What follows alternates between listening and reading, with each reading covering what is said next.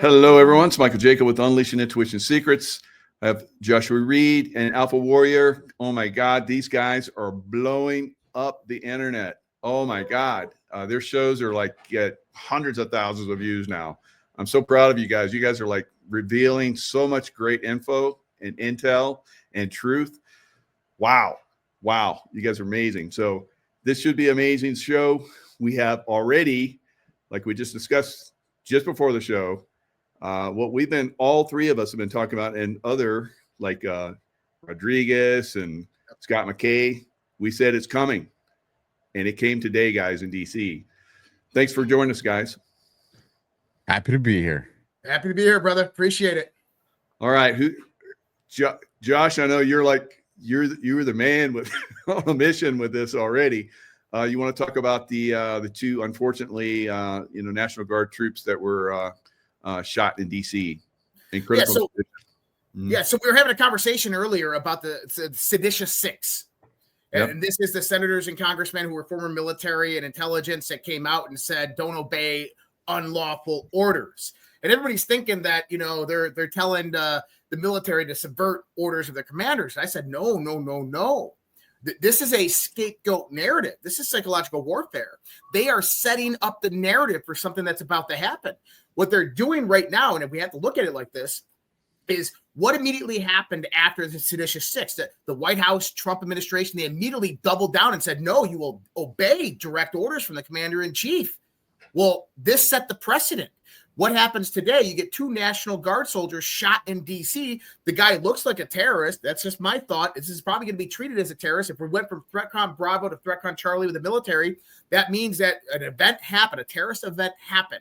Well, so just on that too, Josh, you had less than a half an hour ago, Mayor D.C.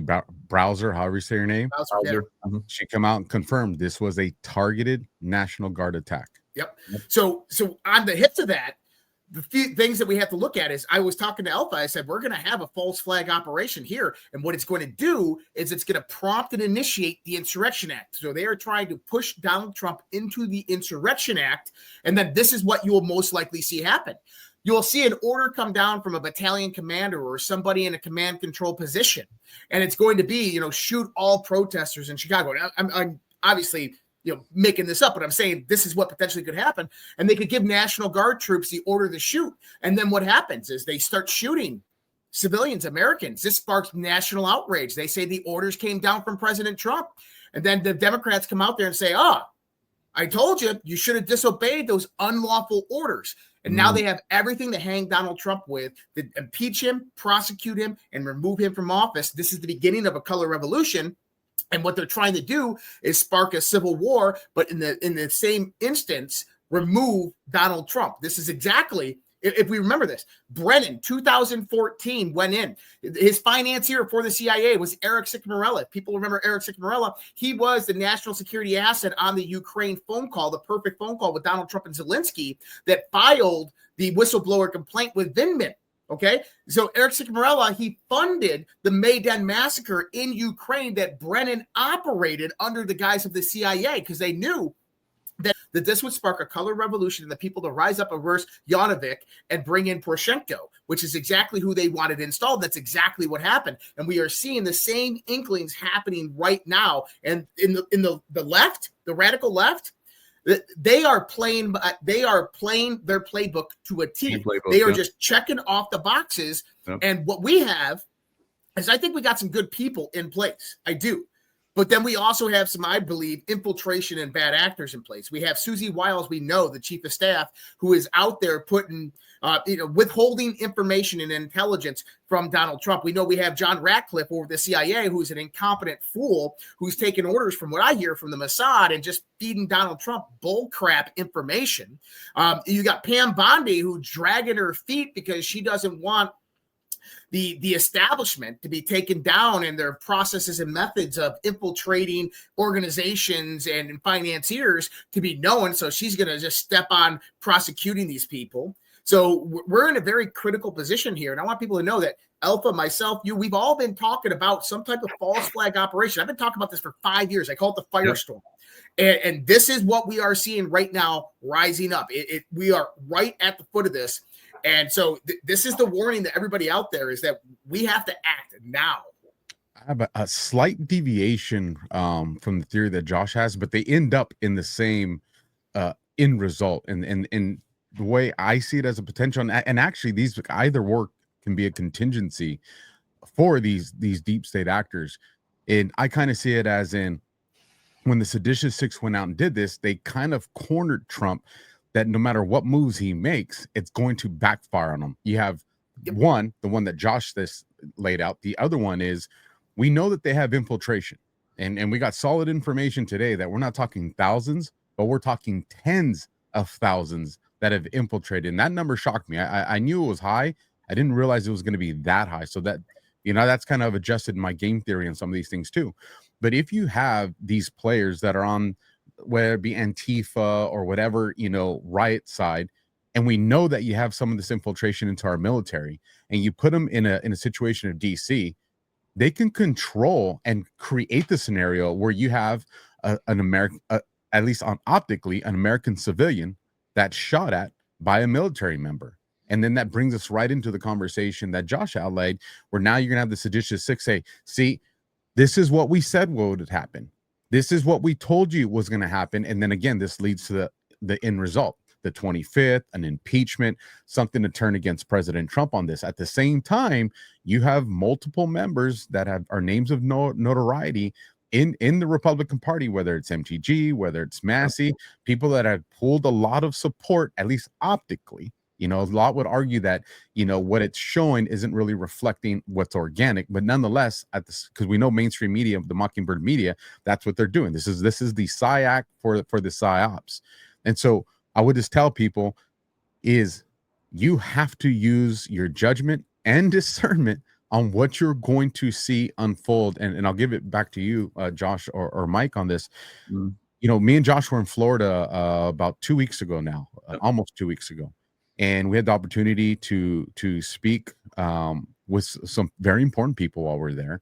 And one of the sets of information that we got prior to us leaving was that the next 6 to 7 weeks were going to be wild.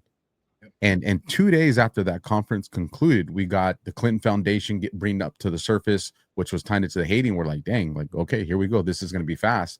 Then we have the seditious six. We have the case against Comey being dropped. We have the case against Letitia James being dropped. Letitia should be able to stand on its own merits when it comes back. There's questions surrounding Comey. There's a lot going on right now. And what my concern is, and I think me and Josh kind of talked about this, and this is why we're so shocked when the National Guard incident happened, is we said they are setting up a false flag event right now. That they're going to do something. And literally, what was it, 2 hours later, Josh? We see the National Guard story, and we're like, okay, they're when you do it on the small scale, why do they do that?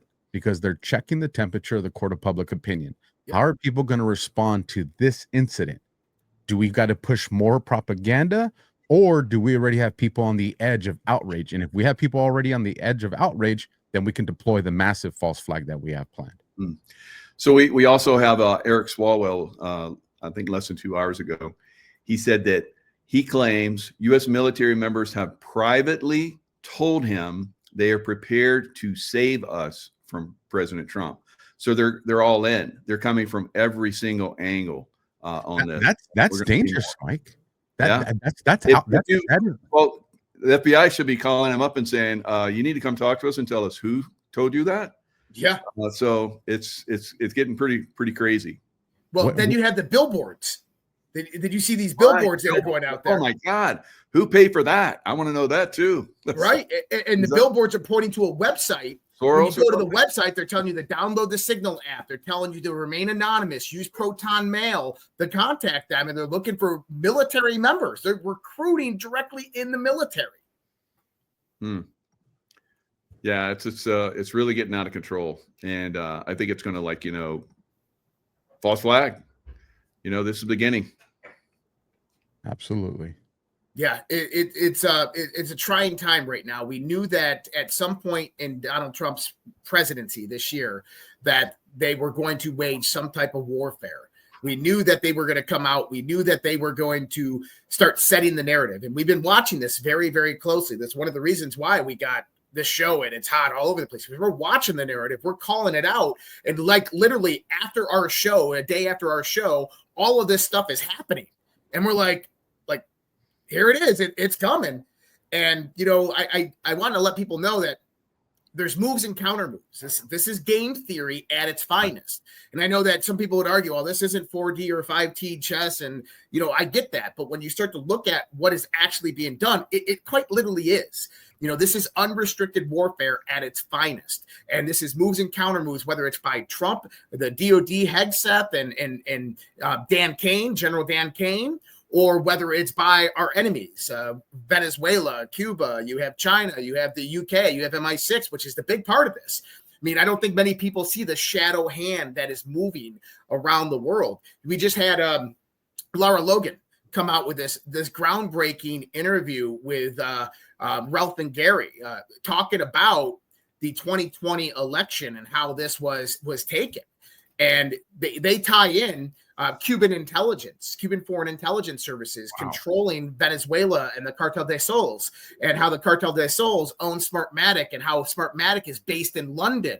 And then we find the connection there to Lord Mark Malloch Brown, which was CEO of Smartmatic from 2014 to 2020, but he was also a senior executive at the Open Society Foundations owned by George Soros.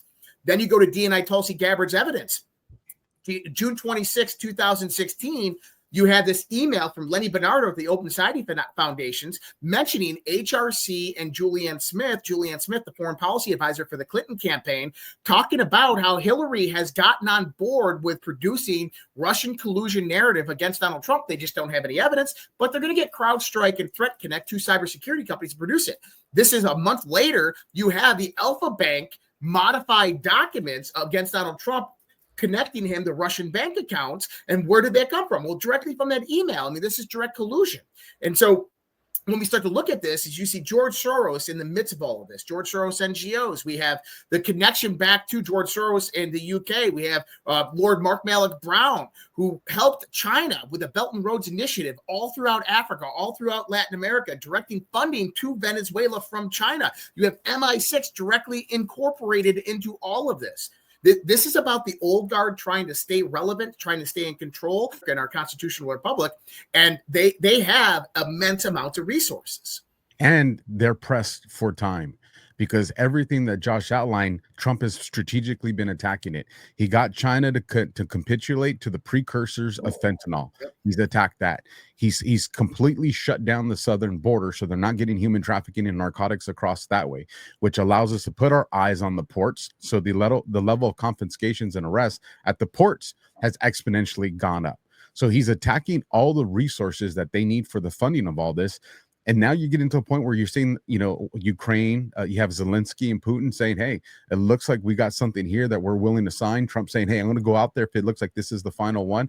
All this puts pressure on the deep state to say they got to move now. And then on top of that, Trump also, he recognizes midterms are only a hop and a skip away with as far as who's going to announce that running, who's not going to run, where the campaign fund's going to go. He's already started doing his endorsements. So all this puts that window of opportunity for either side, how they're going to react, to be somewhere between December and January. I mean, that's the 60-day window that you have right there. Wow. Now you guys have this new program on Rumble, DEFCON 0, and it's like I said, it's crushing it. You guys are really Badlands Media. You guys are like really crushing it over there. Hundreds of thousands of views, amazing information. I got wind of it, I've been following you guys on and off wherever you're at, but that really has sparked a lot of interest in people. Where are you guys getting your intel? I know, Josh, you're like an intel and unbelievable guy, and Alpha, your intel ability. I mean, I've done shows with you and you're like, yeah, this just came out and this is what this is. I mean, we've done shows where we're like, yeah, this is bullshit, bullshit. But you guys are like just so ahead of a lot of the stuff. So tell us, what you're seeing, how are you getting this intel, and how is it working for you? I'll start off and navigate this carefully. One of the funny things is me and Josh, every now and then we'll come across something and we'll make a phone call to each other. And we're like, are we talking to the same person? So we'll kind of laugh. And a lot of times it's, there's, no one's giving us classified information. Just want to be, very, very clear about that. But people are seeing, you have very smart people that can go to any of the channels or social media where me and Josh operate, and they can look at, the past, 7 days, 21 days, 90 days, 6 months, and they can kind of derive from that and granted, I'm sure, AI analytics and assessments are in play here. They can kind of see, okay, where's Alpha going? Where's Josh going? And when they're together, what their collaboration of thought, where's that take them? And I think what that does is they say, okay, these guys are on the right path. Let's give them some more information on what they're doing here. And what we've noticed is when they provide us some information, they don't tell us, hey, well, sometimes they say, hey, this is, like we were given a specific timeline, the next 6 to 7 weeks, but it's not always like that. Sometimes it's, hey, check this out, or hey, reevaluate your thought here, which then makes us start to do a little bit more research. Or retract your statement. Or you were a little off right here on this one, and you might want to go study this manual here. And then we'll go look and we'll be like, that's what we miss. So Michael, I'll tell you a little story. This is kind of funny, and I'm not going to mention any names, but I was telling this. Sometimes I get dates mixed up and I get little details just mixed up. And I was talking about this nuclear incident that happened in Minot, North Dakota, but a AGM nuclear warhead was on a B-2 bomber and went across the country and nobody noticed. And I said the details wrong. I said it was in 2008. It was really in 2007. I said it was a B-52 bomber. It was a B-2 bomber. And one of the people watching the show, they text a few people, and sure enough, the pilot of the plane saw the video. Wow. Came back and corrected the record. Oh, that's fantastic. So I mean, we got some good contacts. And what I'm saying is there's no classified information. We just have people who are understanding what's happening at a higher level than us, guiding us in the right direction. And I think one thing Joshua agree with me on, and we actually talked about this last night. It's I think it was last night, the day's blend, but we said what people say is important, but what people don't say is also very important. Yes. And what we've noticed is when me and Josh are off on our information, we'll get corrected, and that correction will come pretty fast. So when we do have a theory or we recognize a pattern and we play out that scenario and we're waiting and the correction doesn't come, we're like, okay, so we must be on the right track here. Yeah. Give you an example of this is the other day on Sunday night, we had a show and we were discussing Susie Wiles' exit, why Susie Wiles needs to go. Alpha brought up an interview he did with Defender of the Republic on X, where she's talking about the story during the big, beautiful bill that Donald Trump was adamant this bill gets passed, but there's 13 Republican holdouts. And he calls them up individually. And he's like, why are you not voting on this bill? And they said, they changed the bill, sir. You didn't get our memo? We sent it over. And apparently they sent the memo over and it went to Susie Wiles, chief of staff, and Susie Wiles never gave it to Trump. And I guess he was infuriated by this. And so we came up and we said, Susie Wiles is out the door. The next day, Paul Sperry on X goes out there and says that insiders inside the White House are saying that Susie Wiles is going to be making an exit, that Trump's going to fire her. And I said, well, this means that Dan Scavino is most likely going to be coming in. This is why they put him in charge of all the hiring and firing inside the executive branch. That's the perfect position prior to being chief of staff. And then the next day, the rumor starts circulating that Kash Patel is going to get fired. Well, this is where it got really interesting because Caroline Leavitt comes out there immediately, the press secretary, and says, Kash Patel's not going to get fired. This is fake news. That's not true. Donald Trump doubles down, takes a picture with Kash. He goes out there, gives an interview, says Kash is great. He's doing a great job. This is what they said. They said Kash isn't going to get fired, but they never said anything about Susie Wiles. Wow. They just let it marinate. That's always good when you get like the next day, someone repeats what you talk about, because we all do this research and we're all doing a great job. I love it when they come out the next day. Oh yeah, they've confirmed that. But when they don't, like you said, that's a very, very good point. When they don't, when you say something about somebody or something happening and they don't come and dismiss it. Ooh, yeah, that's good too. Very nice. Very nice, guys. It has been wild, Mike. That's for sure. One of the things that we've been trying to do is, especially when it comes to the Q posts, DEFCON 0 is oriented around Q. And we know that there has been a lot of people that have abused it and used it for personal gain. And we know that that's actually the least concern, the people that are grifting off of it. The biggest concern is the formal infiltration into that movement to either, what is the one thing that people use to handicap the Q boards? Oh, you're just sitting around waiting for something to happen, when that has never been the mission of the boards or its intent.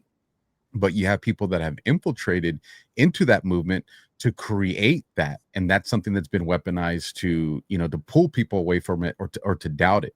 And so one of the things that me and Josh started to recognize was there's a lot of comms happening on X. And so we started having this conversation, privately. We won't go public with something until we're fairly confident in it, or we get it from a really good, credible source. And then we started to recognize, okay, let's watch for this and watch for this. And when the things started checking the boxes, we're like, they're communicating on X. Yeah, this is where it's happening. So then we said, well, let's test this and let's start putting some stuff out there and see what kind of response we get from, certain officials or certain profiles. And then we started to get those confirmations. And then that's when we were confident. We're like, okay, this is the new place of how communications are going to take place. And then Josh found a very interesting post on the boards of why the communications wouldn't go back there, at least not go back there until it's secured. You want to share that part, Josh? Yeah, I mean, well, so there's a few major players in kind of how this, and I think a little background on kind of what Q was, or at least from my perspective. So I was researching what Q was before Q ever was, if that makes sense. We were understanding conspiracies back in 2008, 2009, why Ron Paul lost the primaries, how they stole it from him, and why Barack Obama came out of nowhere and all of a sudden got elected. I was active duty during that time. I was stationed at the Washington Navy Yard, right? I was a member of the Oath Keepers. I was running events in organizations down in Washington, D.C. for conservatives and for libertarian groups and patriot groups, and we were meeting with congressmen and senators. We were doing 9/11 Truth mock congresses, right? And so I understood it during this time that there was things happening in the military, things happening in DC, and there was a political uprising, that there was a coup happening against the neocons that we had at that point in time. And one of the things that I learned during this time frame is that military secrets, special access programs, USAPs, unacknowledged special access programs, were being stolen. This is why actually I talk about that Ben Spear incident with Minot, North Dakota, with the AGM nuclear warhead, because I was told by a four-star admiral back in the day in 2009 timeframe. He said, go look at various military incidences and ask yourself, does that seem logical, or is this just what they're reporting to cover up something much bigger? And so that's what I started to do. And I started to see all this alignment that, hey, it appears as if military technology is being stolen. And here's a prime example, and then a connection that is mind-blowing, right? It is that you have Minot, North Dakota. They in August of 2008, they send nuclear triggers. So ICBM nuclear triggers from Minot to the Defense Logistics Agency in Utah. 4 boxes. The 4 boxes arrive at the Defense Logistics Agency, classified technology. They take them in, they mislabel them helicopter batteries, and they put them on a shelf with hundreds of other boxes of helicopter batteries. A few months later, those 4 boxes and only those 4 boxes of helicopter batteries were shipped off to Taiwan. From what we got from it, from what we gathered, and this isn't in the public discourse, is that those 4 boxes were then interdicted by Taiwanese intelligence on their way over to China.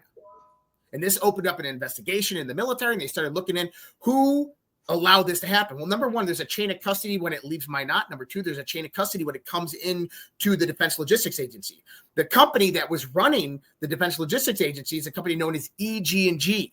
People will remember that company's name because that is the same company that Bob Lazar worked for in Area 51. They are the ones that ran the Manhattan Project. They're the ones that built Area 51. They're the ones that ran the Janet flights. So I immediately recognized who this company was. And I'm like, they're not going to be handling, nuclear triggers. They're handling other types of technology. So whatever this was something much bigger. And 10 generals got reprimanded and forced into retirement. One of them was Lieutenant General Kevin Sullivan.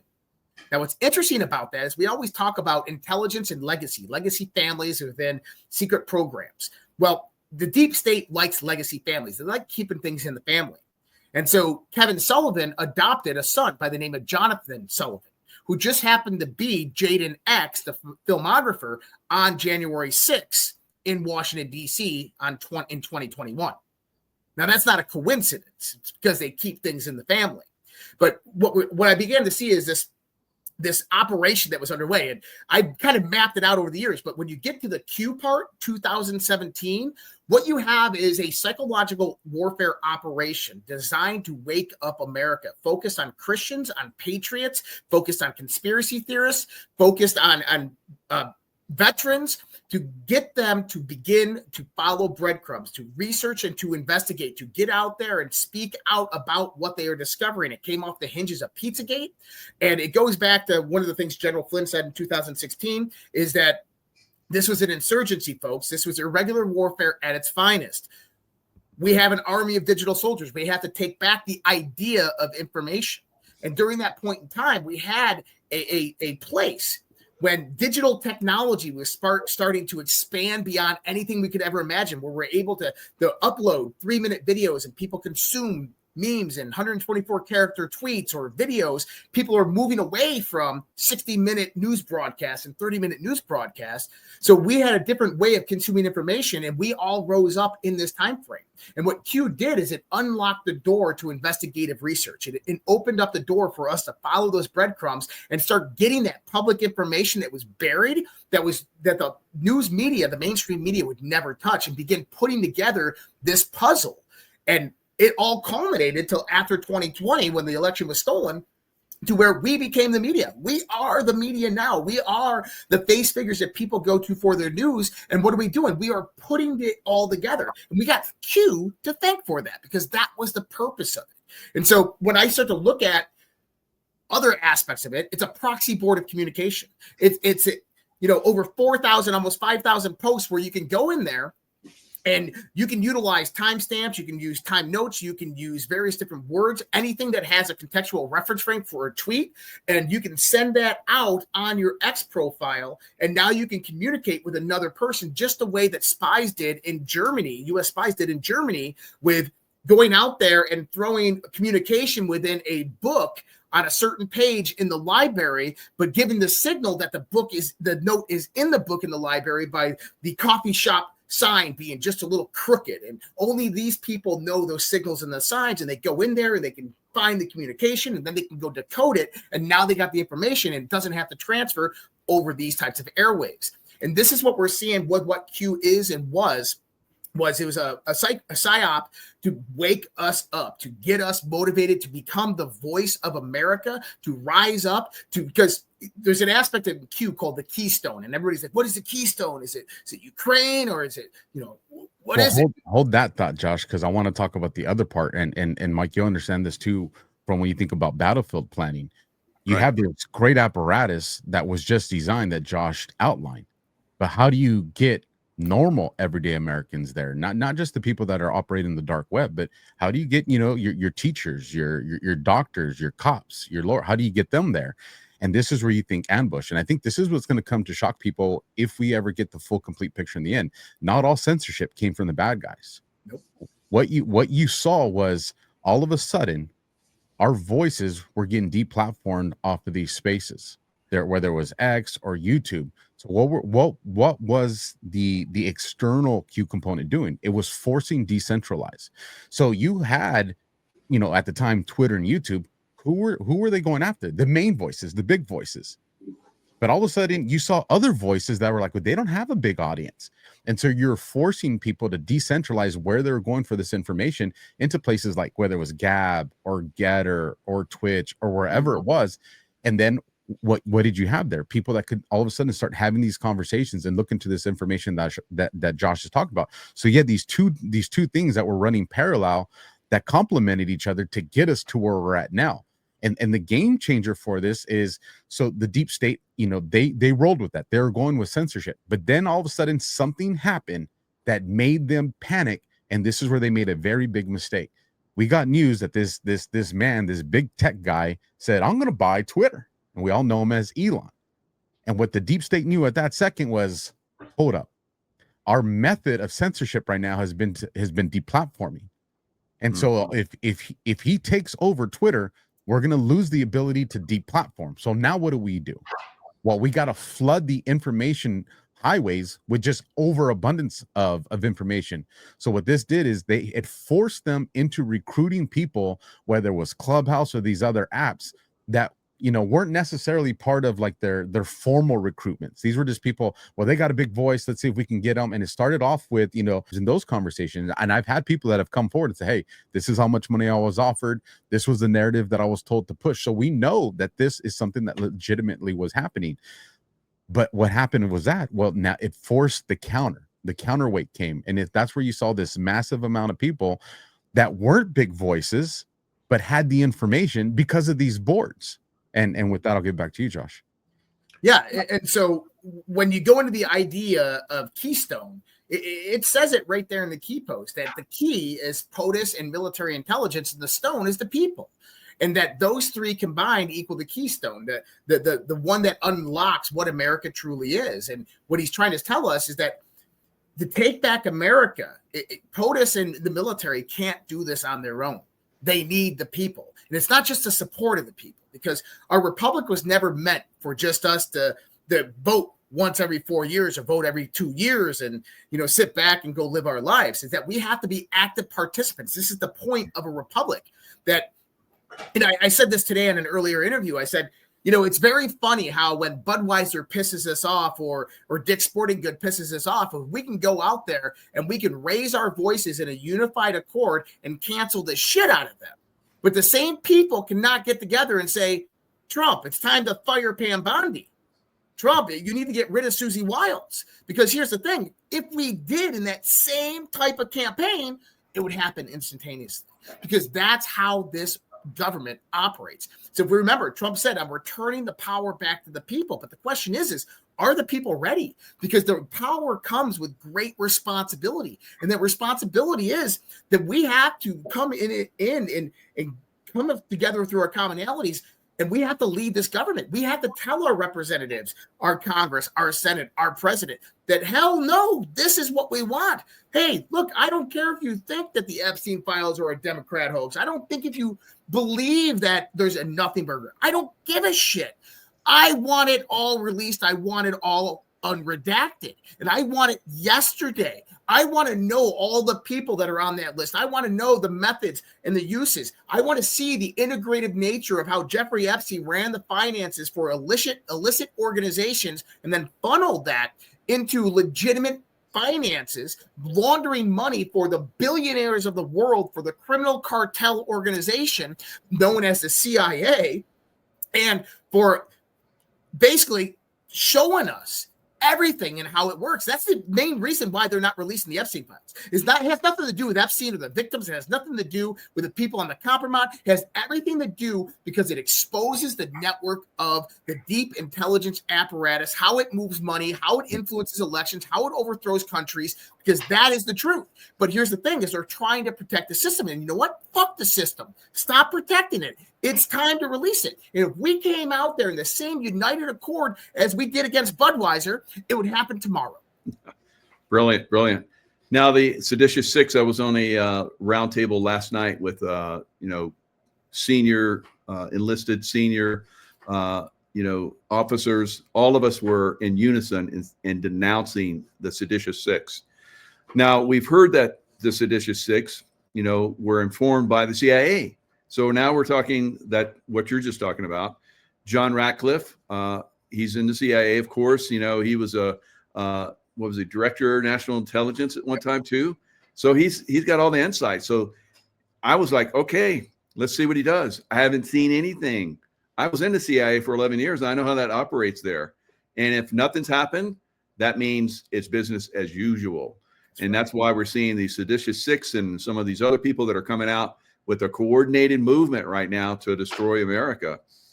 What are your thoughts on seditious six, guys? So, well, one, I 2 days ago, I woke up to something that was had me smiling, but the White House had actually reposted my video calling out the seditious six, and Wow. so Very good. yeah, so I was pretty pumped up about that, and the point that I was making in the video is they want, this had nothing to do with illegal orders. Right. What they wanted to do was they wanted to get into the minds of some of these troops that we know probably shouldn't be there, got in there through Biden's administration. You know, they weren't filtered out because we know Obama got rid of, what was it, 150, 160 some generals, flag officers during his time. 198 constitutional generals right after he won re-election and got inaugurated in 2020. Wow. Yeah, so just under 200. So we know that lack of leadership is going to allow a lot of people to filter through the cracks that otherwise would have probably just kind of, phased themselves out. And in the absence of that, we know a lot of them have not only stayed, but it's put in a position of rank. We know a lot of rank comes with time of service. And so what they were doing was, they're getting in the heads of those people that whatever ideology you have, you're right. But there's another group of people too, it's just to get them to doubt President Trump. That's what it comes down to, because if you do have a compromise, major or a colonel that gives an order, and you're a soldier that doesn't, or a Marine or whatever the case may be, you're a service member that doesn't really understand what's the big picture of something that's going on, a lot can happen before you realize we shouldn't be here. And we know this because when we went out to war, you're not at home like the audience watching all the graphics on Fox or CNN. This unit's here, this unit's here, this unit's here. And you can kind of say, oh, we see the push. No, you're part of a platoon or a company that said, hey, we're going to go take Route Sioux, and this is the time frame that we got to do it in. And unless you're the officers at, in headquarters, you don't know what everybody else is doing. So how would you know if you're a part of something bad or nefarious with that lack of information? Well, you're probably going to be participating a long time before you figure that out. And so what they did was they really put this seed of doubt in these troops with all the rhetoric that's going out there. And then on top of that, when we're at the barracks, what's being shown on TV? CNN and Fox. It's Mockingbird Media. They're not showing alt media. They're not showing podcasts. So you're just seeing two birds or two wings of the same bird on this Mockingbird Media. So you get these troops that are like, well, the court of public opinion doesn't literally look like they're on our side, let alone Trump's side, or some of them are. And that creates hesitation. And I think that they are trying to create all that because something big is coming down the pipeline very shortly. And they want inaction and they want revolt. Yep. So there's another part here, and that when they called this out, they weren't only just speaking the military. They were speaking the federal law enforcement. They were speaking to the intelligence community. And actually, what is it, today or yesterday or today, we had this leak of the conversation between Lutnick and Zelensky about Zelensky coaching on how to talk to Putin and negotiate this. And this got leaked by someone in the intelligence agency. So here's the thing, is it's already started. It is already began. So what happens when people in the intelligence community think that they're the next Edward Snowden and begin just releasing classified intelligence? Oh, Trump's doing this. Look what's going on here. Oh, this is my thoughts on this. They think that they're being patriots to the country, but they're really hurting national security and they're putting people's lives at risk. I mean, that's the situation that we're in. And you can blame the radical left for this. You can blame those seditious six for this. What happens when you have federal law enforcement that are going on a raid of Tren Aragua, and that the guy that's backing you up decides, you know what, I'm not following this order when you guys are all making the move, and he doesn't have your back at that point in time. This is the type of stuff that we have to watch out for, because this is now all in play because of what they did. And we've seen this playbook. This playbook goes all the way back to Obama. And where do we see it? With cops. If you rewind the clock back 30, 40 years, there was respect and appreciation. There was admiration for law enforcement. And then all of a sudden we get into the Obama administration and you started to see these two communities, law enforcement and the citizenry, that they didn't trust each other. And you had, whether it was the shootings in Dallas, whether it was, Kaepernick taking the knee, whether it was BLM, going through the streets, it became accepted. Well, it's part of the First Amendment. It's this. And if cops don't like it, you're bad, you're bad, you're bad. We saw in a small window of 8 years that the vast majority of people at a minimum developed distrust of law enforcement. And then from there, you got activism that all of a sudden became dangerous. We were seeing cops in New York sitting in their squad cars get shot in the head, and there wasn't a whole lot of outrage from it, and that goes into, and when you get it that third phase, which is dehumanization, which we've seen that between whether it was Israel and Palestine or Russia and Ukraine, we've definitely all gone through the dehumanization. Well, the final phase is 4. So they already have the playbook for that. And this is what we're going to start seeing with the military. Create doubt within the military itself with its commander in chief. Now, at the same time, create doubt in the community that if military responds, is it something lawful or is it not lawful? Because most civilians don't understand chain of command. They don't understand the rules of engagement and stuff that we have in the military. So at the first instance of something that goes sideways, and maybe this situation, we don't really know the details of this shooting that happened today, but what if this was because there was hesitation on the side of the National Guard, or was it because these National Guard members maybe weren't armed? Like, we don't know yet. But if we end up finding out information that there was hesitation, what happens now because what's probably going to happen to the National Guard members in this area now? They're probably going to be armed if they're not armed. And their rules of engagement are going to bring in 500 more. Well, there you go, because now you're increasing the statistical odds of something happening. Because now the next National Guard member is going to be like, well, I'm not going to be the one that's going to get shot to the dome on that picture that I saw with, Secret Service trying to attend to this guy. That ain't going to be me. So then he pulls the trigger. That's not good. And then it's all plastered over the media like we saw with Floyd. It's the same thing we saw with all the BLM stuff, but it's going to be pointed at the military. Why? So this way, any movement that Trump makes with the military is going to be seen as him overstepping the powers of the presidency. And they were trying, and I truly believe that this is what we saw happening in LA. I think that they were trying to test the timing, how much resources, what's the window that Trump will deploy this, what level of use of force is he going to allow the military, the Marines, and the National Guard to execute there, and how much jurisdiction are they going to take over local law enforcement? And I think both sides weren't really trying to show their hands, but I think it was because this was always the plan, what we're about to step into in the next few weeks. So I got an update on the shooting in DC. You ready for this? Yeah. National Guard shooter identified as Ramanullah Lakanawal, 29, of Afghanistan, entered the United States under the Biden administration in 2021. It has begun. Yep. So let's look at, we've talked about how there's going to be these false flags and eventually war in the big cities. Do you think that Venezuela they know that it's about to get hit, and the cartels, run all the way back to these big cities? And they control the governors and the mayors and all that stuff. Do you think maybe that's one of the reasons why they're trying to push this right now? So a few things about Venezuela. So did you listen to the Gary Bernstein interview with Lara Logan? I mean, they put out some great information. I saw that, but yeah. I haven't gotten to see it yet. For a little bit of information for people out there, you have the Cartel del Sols. So the Cartel del Sols is not their generals don't have stars; they have suns. So the Cartel of the Suns, the head guy is Maduro, and the generals are like the capos, and they run all of the cartels and gangs in that organization. You have Tren de Aragua, which was trained in prison by the Maduro regime with Iranian intelligence. I mean, they had 500 operators of Tren de Aragua that were trained by Iranian intelligence, and then they were the first deployable assets into the United States of America, followed by 5,000 of their army afterwards.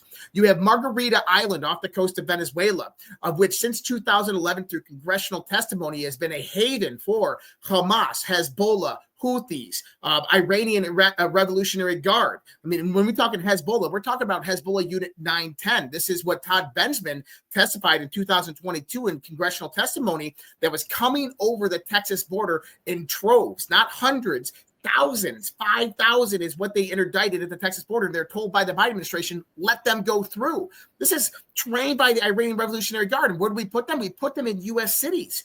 And so this was just one small part of a larger piece. And so Hamas, Houthis, Iran, you would have Iran's foreign minister who was in Caracas on the night of the 2020 election with Donald Trump, watching with Maduro as Venezuela, Iran, Soros and friends, and the UK MI6 stole the US election from Donald Trump. So we have this big connection that, and I look at these, or like countries like Venezuela, I look at them as, I call them autonomous zones.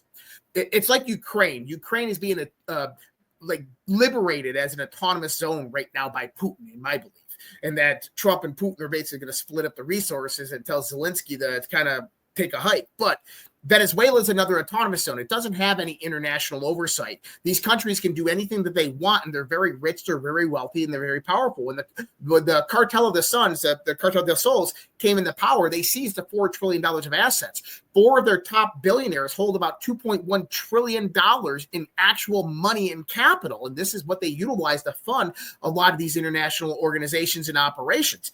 You have Cuban Intelligence Agency, which runs a lot of their operations throughout Latin America and throughout Mexico. You have China that came in with the Belt and Roads Initiative all throughout South America, Latin America. They control the Panama Canal. They've been funding the Mexican cartels, supplying them with uniforms and weapons and equipment.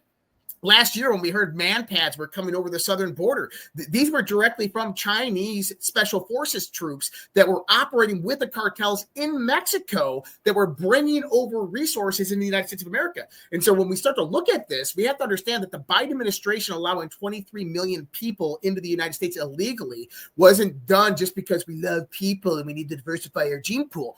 It was done because they were preparing for a war. They were bringing their members of their army over our southern border, and they were implementing them. So why did we have 2 million Chinese military-age males? Because that's the cleanup crew.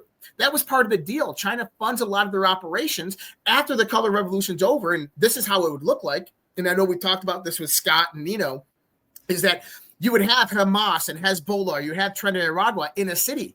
You would have 100 of them. I mean, we're talking there's thousands, if not tens of thousands of them in these cities. You only need 100. You only need 100. You break those 100 up into 5 groups of 20. You have an active shooter situation on the south side of the city, which produces an all call. Immediately when the police are on that one side, you take down the 911 communications. The other groups, they go out, they take over communications, they take over power and energy. They go to the police precincts, take over the armory, the National Guard armory, and that state is done.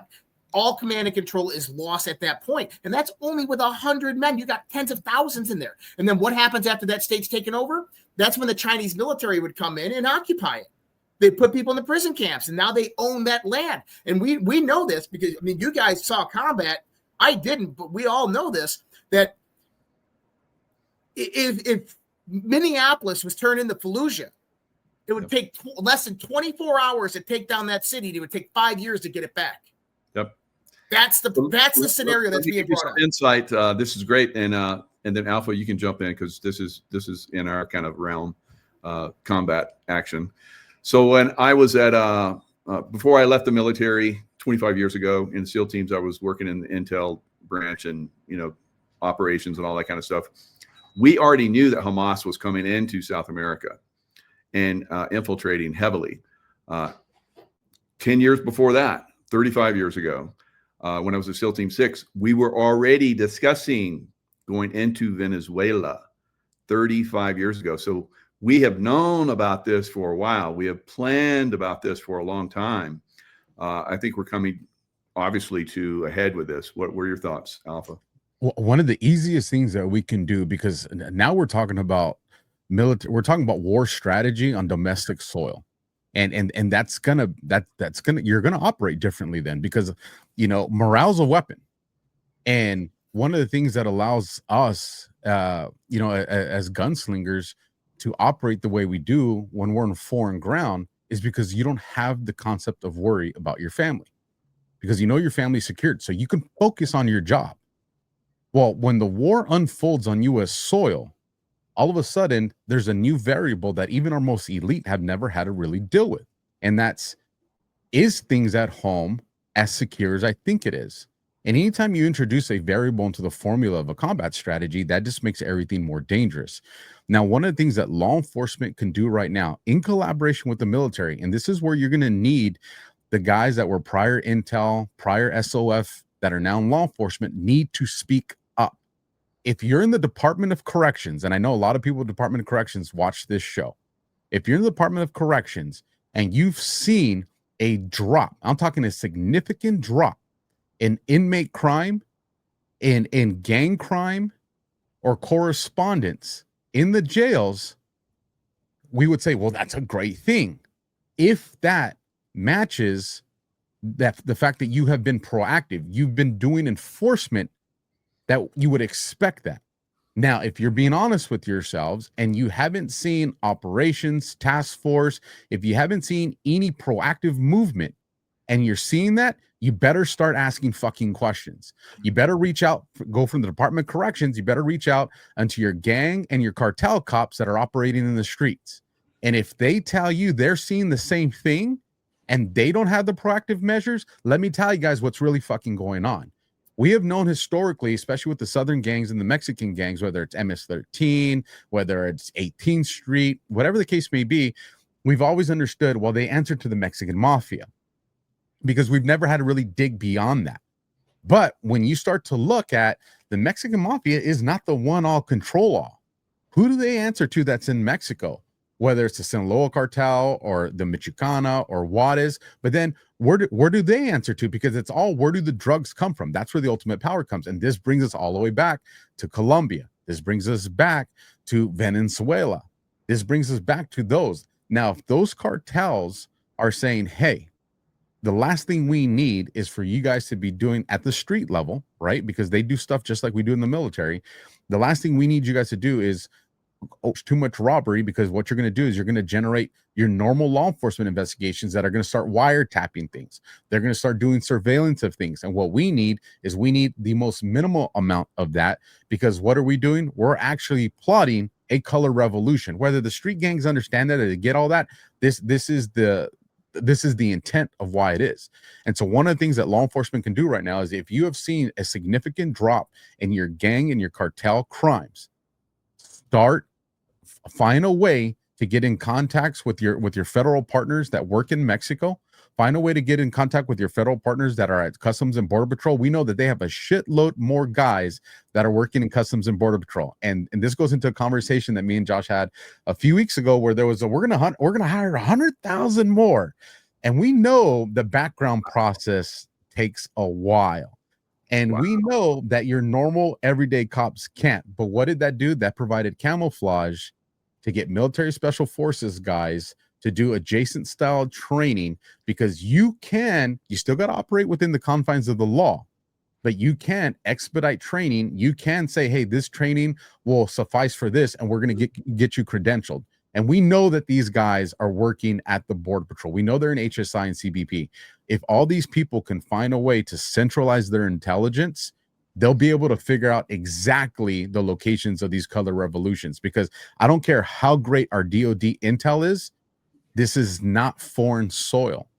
The intel from your street cop is something that is going to be new for everybody. And they need to figure it out now, not when this is actually unfolding, because then it's going to be too late. Wow, that's fantastic. You got both sides of that fence. You have the military side and the law enforcement side, and you work with gangs and all that kind of stuff. Wow, super amazing insight. Now, Josh, back over to you. So politically, giving all this cover, we have the Seditious Six. You have Mark Kelly, captain in the Navy and astronaut. He's like, how dare Trump, I've served my country. Well, so did Benedict Arnold. So we're seeing the same thing. I look at both of them. I'm like, you're Benedict Arnold currently. What are your thoughts? Well, I think that what we're looking at is the surface level. We see a senator, we see a captain of the United States Navy, a test pilot, an astronaut.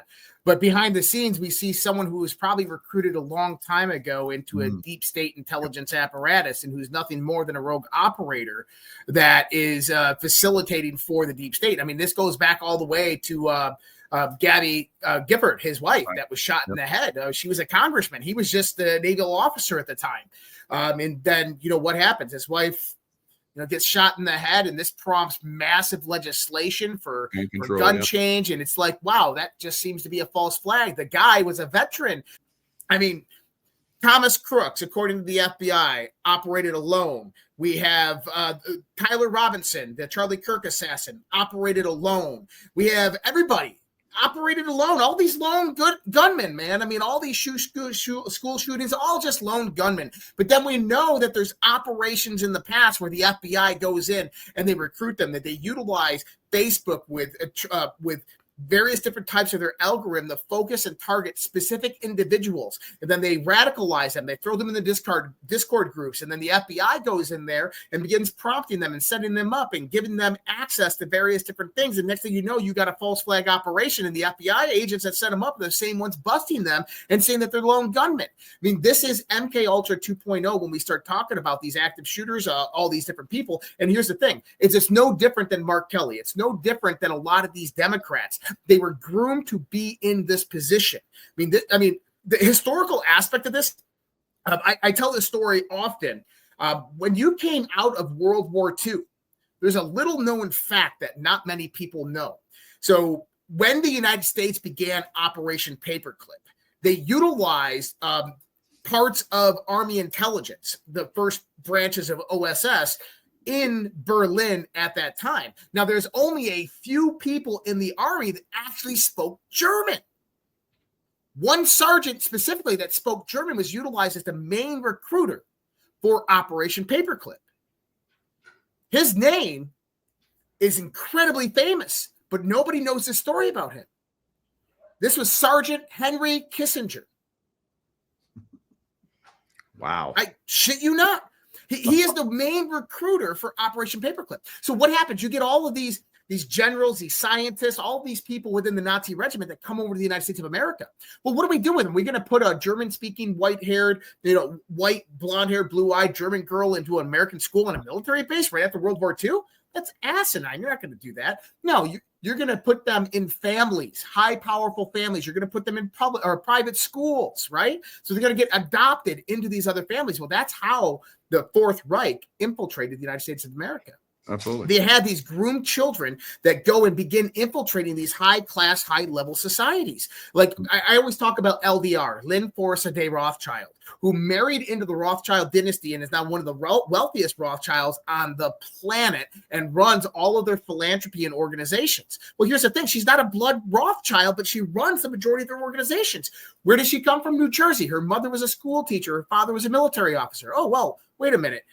You go to all these other wives that are out there with very similar characteristics, blonde hair, blue eyes, and guess what? Their mothers are school teachers, their fathers are military officers, and it's the same MO, but then you can't find anything on their mother or their father. Why? Because they were most likely spawns directly out of Operation Paperclip. They're the children of these Nazis that came over that were then groomed and put into our society and began moving up the ladders. And instead of being the president of the United States, they become the wife of the president. Instead of being the Secretary of Defense, they're the wife of the Secretary of Defense. And this is their handlers that go in there and ensure that they are well taken care of, that they have all the compromise that they need on these people, and that when they need something done, it's going to get done, or that person is going to take them to the cleaner and scream rape or release their naughty photos of what they did with children in Epstein's Island. This is how this system works, and it's very old, it's very ancient, it's very evil, very satanic, and it's been operating for a very long time. And so when I look at these people like Mark Kelly, I immediately go to that perspective because honestly, I think what we are dealing with is a very, not just a radical ideology. We kind of get confused with that. It's like it's a radical ideology. No, we're talking about a cult. We are talking about a deep, dark, evil, satanic cult that the majority of the people that are in it have no idea that they're even a part of it. But the people that are at the top echelons, the people that are in positions of power, they're capos, the generals that are positioned throughout the world, they know exactly what they're doing. They understand that they're working towards their greater good. And people are like, well, what's their greater good? Well, it's 85% depopulation of the world. It's eugenics. It's modification of the human genome to make us inferior and them superior through technology, through AI integration, through genetic manipulation, increasing their intelligence and their strength to make themselves demigods in the eyes of technology, to make us completely enslaved and inferior underneath them, because that has been their goal since the times of Babylon. Wow. That's fantastic. So yeah, the political realm is definitely infiltrated and part of the problem. We see the Bush family. I've had Sheila Holm on, and she's basically revealed that the Bush family are the serfs of Germany. They grew up in Germany. They were with Martin. All the top guys, that were Germans, and during their time frame, George H.W. Bush was in the German Navy at 16 years old, born in Germany. So he couldn't have been president, but he was. His father, once they changed their names, Prescott Bush, and then George H.W. Bush Sr. Became CIA head, and then the president of the United States. So the infiltration was happening long before Project Paperclip, and it is still ongoing. So uncovering this, understanding this, and taking that system down it's like scaling Mount Everest without oxygen. It's crazy, but this is what we're faced with right now. But what do you think? Are we going to be successful with this, Alpha? I think we are, and I was looking something Josh said just cued me off to go look at to see if Trump had posted anything, because we know he's been posting a lot on Truth, but he doesn't do a whole lot on X. And sure enough, a few hours ago he did post on X, and it was the screenshot from his Truth Social post, and it was at 1:59 my time, so it'd be 4:59 p.m. Eastern time. And this is the post for those that haven't seen it yet. The animal that shot the two National Guardsmen, with both being critically wounded, is also severely wounded, but regardless will pay a very steep price. God bless our great National Guard and all of our military and law enforcement. These are truly great people. I, as President of the United States, and everyone associated with the office of the presidency, am with you. Now, I wanted to see, hey, is there any relevance to this timestamp? And I definitely think there is. When I went to the boards to look up 4:59, it has a December 25th date on it, which is right around the corner. But this looks like a operational message. I don't know if I can want me to share this so you guys can see it. Definitely. Mike, what I'm looking at real quick. Here we go. So you can bring that up when you want. And 4:59, for those that don't really understand the boards, just pulling that off the timestamp. But what's it say here? It has 10 and then brackets 10-9, operational window. And then there's a series of codes there that I'm going to say are for an operator, that your everyday, a non or digital soldier is not going to be able to probably decipher that. So chances are that that's something for it's an operator. Secured floor, and then you have confirm, white. So, and this is reference the shooting that happened with the National Guard. I think he just calmed out to one of the operators that's out there earlier on how to deal with this. And the fact that he took this Truth Social post and he put it to Twitter, and he has Twitter FW_. I think this is the saying, hey, the same way, nuke subs, the way they break codes for confirmation, we know. And this goes back to actually what we talked about last night on Death Con with Josh. We're talking about signature reduction, the 60,000 army. And one of the things that they learned in this is that you had, and the reason this is important is, even though this is the methodology that they used years ago, you got to look at, well, what would that look like present day with our technology? And what we understand is, back then, they just had all these women that went on these different FM and AM frequencies that were either saying song lyrics, reading certain messages that to the normal person here, it made no sense. But to an operator, knowing that if it was posted between a certain window and if it was coming from a certain location, they knew exactly how to code that out. And I think that's exactly what we're seeing right here in this message. You're getting the Twitter confirmation, you're getting the operational code, and it's following something that just happened with, and who knows if the December 25th date plays into it. But I do think that there is a comm here, which would tell me that Trump's team is probably actively dealing with this beyond what we're just seeing on the surface and what's being reported. Oh, yeah. Undoubtedly. Yeah, I think that we're about to see a lot of action over the course of the next few days. I mean, the guy that shot these National Guard soldiers was yelling Allah Akbar before he did it. I mean, this was a terrorist event. This is a terrorist event on American soil, and the DOD, the Trump administration, needs to treat it as such, which means an immediate THREATCON Delta and all military installations around the country, around the world. Military posture needs to be elevated. We need to start activating, getting in. Like I know that we don't want to go this way, but he's got to start thinking about national security directives. He's got to start thinking about continuity of government. He's got to start thinking about the Insurrection Act, because this is where this is going to lead to. This is just one of many.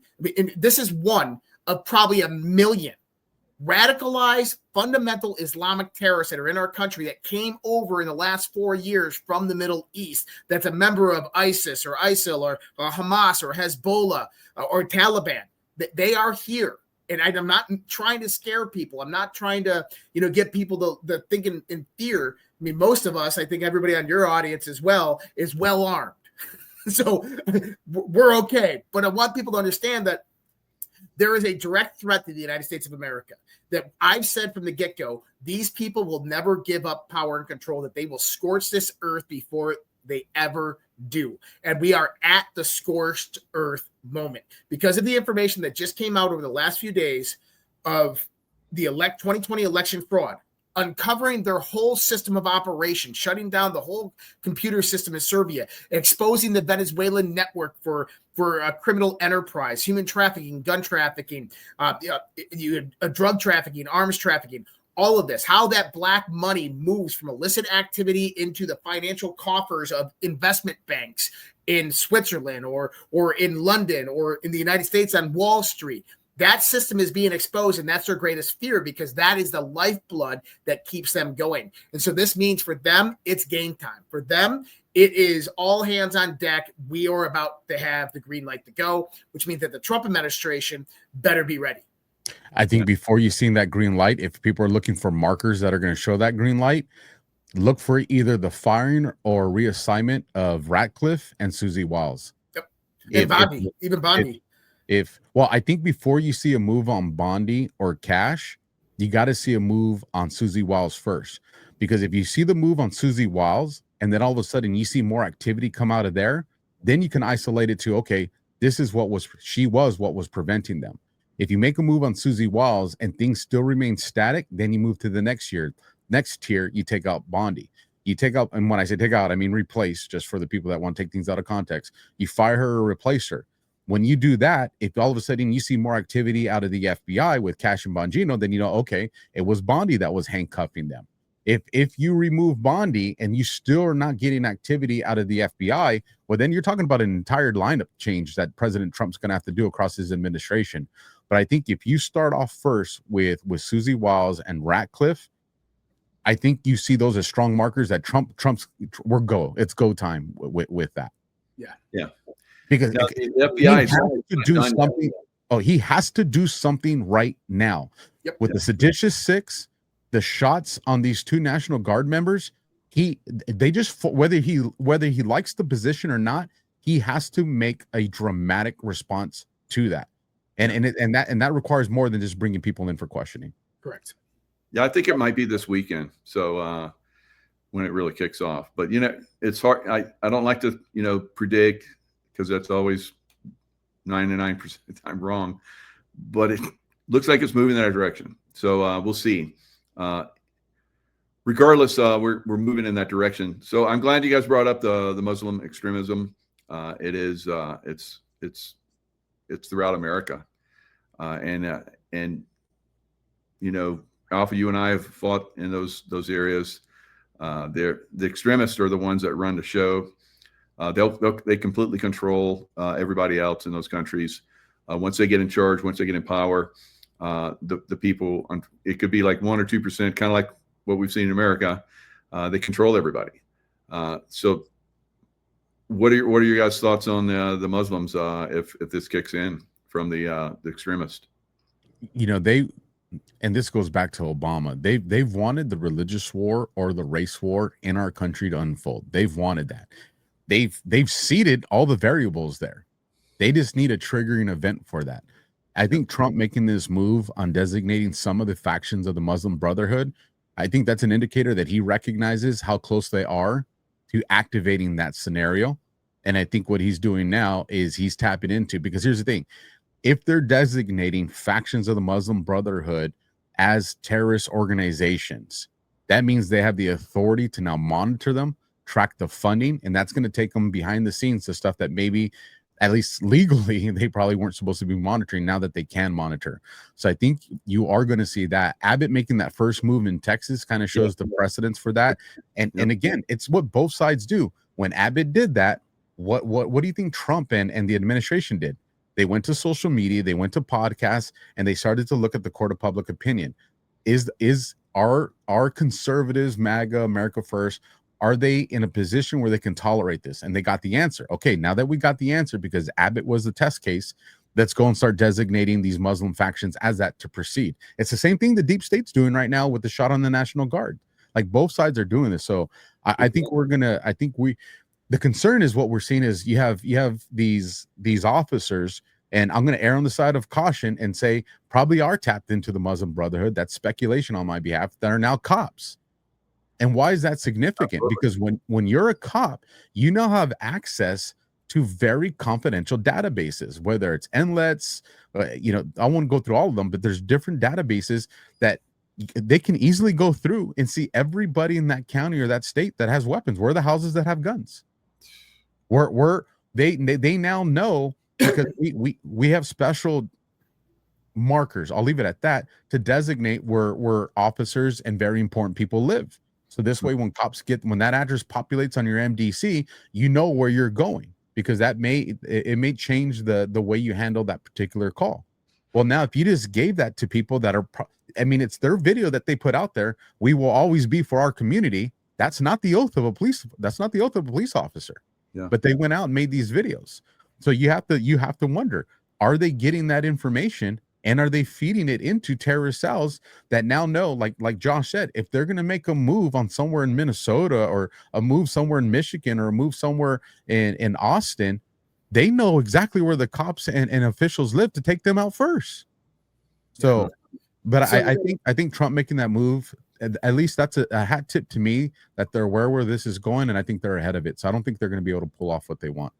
Yeah, and I actually made a prediction last night. I said CAIR, CAIR. This is Linda Lassour and all these people, the ones that funded Madani in New York. This is the CAIR PAC that actually funded it. Direct connections back to Soros, by the way. They will be the next ones to be declared a terrorist organization. And that's why I think they went out there with the Muslim Brotherhood and defined certain factions, because what you're seeing is CAIR is actually funded by the Muslim Brotherhood, but this is various factions that are actually providing the funding. Now, going back into it, one of the questions that we never ask, and I think that this is culturally important, is why Islam? Why was Islam chosen for this? And they absolutely were groomed and chosen for this. And it's because of the Muhammad doctrine, right? Muslims have this 1,400 years of history of conquering empires by one person moving into a village. One person moves into the village, they infiltrate. People are like, hey, you're a nice person. Oh, great. Yeah, move in. Oh, another one moved in. Oh, they're awesome. The next thing you know is they completely infiltrated, and all the white people or the black people, they're moving out. And then what do? They intimidate, they replicate, and they intimidate. So they replicate, they get their progeny in there, and then they intimidate. This is what you're seeing in London and all throughout the UK right now, okay? After intimidate, they exterminate. They ensure they take over that land, and they take it over for good. And they start with small towns, they move on the cities, and then they move on the entire countries. And within 200 years, they will own this entire country if we allow it to happen. And this is why they chose Muslims as well, is there's this cult-like obedience that is brought about by Sharia law, that is brought about by Islam, where you don't get this with cartels and gang members, so what the cartel is going to do to them or their family.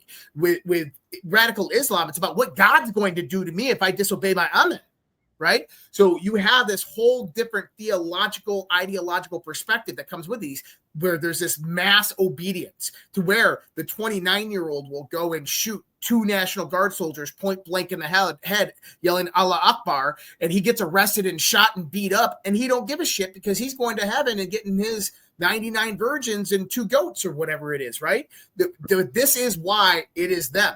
And if we slowly allow them to integrate into our society, this is what's going to happen over a long period of time. Now, do I think that we need to take action or we need to be Islamophobic? No, absolutely. I'm not Islamophobic. I know many people who are Muslim. They're actually really great people of the community, but they're not radicalized. They're not people that have had generations of trauma through mass war because of a country in the Middle East that starts with an I, or because of, the military industrial complex or whatever it might be. But at the end of the day, there's an infiltration in the United States of America. It wears many different faces, but there's one single hand that's leading it. And how does a Trump administration deal with this? Going to what Alpha said, people got to remember the legend of Phil Haney. Phil Haney, DHS, Department of Homeland Security founder. He was a DHS whistleblower in 2010 under the Obama administration. He called out the Muslim Brotherhood and the infiltration within our local communities, within our local governments and police forces, and how the Obama administration, through the Department of Homeland Security, destroyed the evidence and wouldn't allow it to be released. He was on the John B. Wells radio show on January 28th, 2021. And he says, John, I'm going to meet with a contact next week. I'm going to have some breaking information. And John says, well, I hope you're not suicidal, because I'm not suicidal. I have a new girlfriend. Life is great. Single gunshot wound to the head in an underpass in California ruled a freaking suicide. I mean, this is what we're dealing with here. We've been warned. And I mean, I don't want to scare people, and I hope that I don't, but we have to understand that there is a threat. There is a direct threat, because us taking back our sovereignty, our freedom, our rights, our liberties, our personhood, our individuality, that's a big, big gambit against a system that was designed to control us. I have a 41-second clip for you, Mike, if you want to share this. Bridget Gabriel, she's a national security expert. This document, I think she explains it here, but this document is official. This is evidence in a court case, for those in case she doesn't explain that part. Understanding the role of the Muslim Brother in North America. The process of settlement is a civilization jihadist process with all the word means. The Ikhwan, which is the Arabic word for brothers, must understand that their work in America is a kind of grand jihad in eliminating and destroying the Western civilization from within and sabotaging its miserable house by their hands and the hands of the believers, so that it is eliminated and Allah's religion is made victorious over all other religions. Is this clear? They don't mince words, do they? She's awesome. Yeah, I love her work. But I've been in the Middle East for most of my career as a SEAL in CIA, almost all of it in CIA, and they don't integrate well at all.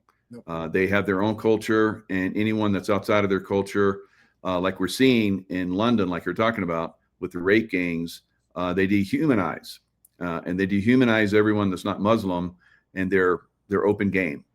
So we've seen the rape gangs, and you were talking, Josh, about how police forces are infiltrated. They're absolutely infiltrated in London. So this is definitely something we need to be aware of and start to look at very heavily. Muslims as a whole are like Christians as a whole, or like Jews as a whole. They're good people. But when you have these extremist groups that come in and start to manipulate, like we're seeing, it can turn out really, really bad, because they're dehumanizing. They tried to, those are headshots, looks like, on those two National Guard. Somebody's trained. So that's one guy. Imagine hundreds of them. It would be devastating. You had a gentleman that came across the border in Biden's administration. This was caught on video. I think we talked about it too, Josh. Yeah. I got it somewhere. I think I got it on my TikTok. Yeah. Okay. You know where I'm going with it then. And they asked, they didn't know his name, or he felt insulted, and he said, "You're going to know who I am." And then a lot of information started to circulate of what the potential identity of this guy was. That's one. And we learned this in, I think it was late 2022 or early 2023. It was when the National Police Chiefs and Sheriffs Association got together. The information ended up getting leaked, and then about 2 days later, they confirmed it. And in that meeting, remember, this is either late 2022 or early 2023. We had a number of people that continued to come after that. But during that time, they had already identified 2 million tier 1 threats. Yeah, that's the guy. That's the one right there. By the way, if you are smart enough, you would know who I am. But you are really not smart enough to know who I am. But soon you're gonna know who I am. You're gonna know who I am. Very easy. The entitlement. No, believe me, I'm much better than that. Okay, and I break it down of who I believe this actually is. And yeah, NLR. And there's actually a composite face match to him. Wow. Who was an American by Americans, and there was a big controversy over this. But this guy came over the border during the Biden administration, 2021, 2022, and he is in the United States. Yeah, we were all warning about this. But, you know, I don't know how it got to the point where they're allowed that to go to that level. But now cleanup, like you talked about, once they come in, like Fallujah or something like that, once they get a hold, it's like it takes years to get them out. And so I've said that we're going to have cities that are going to be devastated. I said this over 5 years ago, and that's the only way you get them out. You have to like destroy the city to remove them. Unfortunately, it's gonna be wild. You know, just to put it in perspective for people that can't picture what 2 million tier 1 threats looks like, is if you go to the height of the war in Iraq, the most American troops we ever had on Iraqi soil at one time was just under 300,000. And if you remember looking at the graphics on the map, you're like, man, we have troops everywhere. That was less than 300,000. Yep. Imagine 2 million. And like I said, that number has probably since grown, because at the latest, that was early 2023. Imagine 2 million. And here's the thing. We saw a slight influx in social services, but not enough to match the demand of the amount of people that came through. So that means one of two things happened. Either they lied to us about the amount of people that came across the border, or the people that came across the border already had funding and financing ready for them. Wow. So you've had almost a collapse of the food system because the bees, the spraying of the chemtrails, and 5G and all that stuff. I had a guy on talking today about how that can be reversed, but still we have some serious issues going on with their crops and food supply. The economy is right on the verge of collapsing. It's very, very close. What are you guys' thoughts on the way things go with economy, the food, and so forth? And President Trump even said, I think a couple of days ago, have a couple weeks of worth of food around. Yeah. It's one thing that I cover all the time. And so when I built out the idea behind the Firestorm, it was kind of a conglomeration of a color revolution fitted in with the Bolshevik revolution, kind of the stages that they went through. And so what you see is social and cultural destabilization. You see political and institutional infiltration.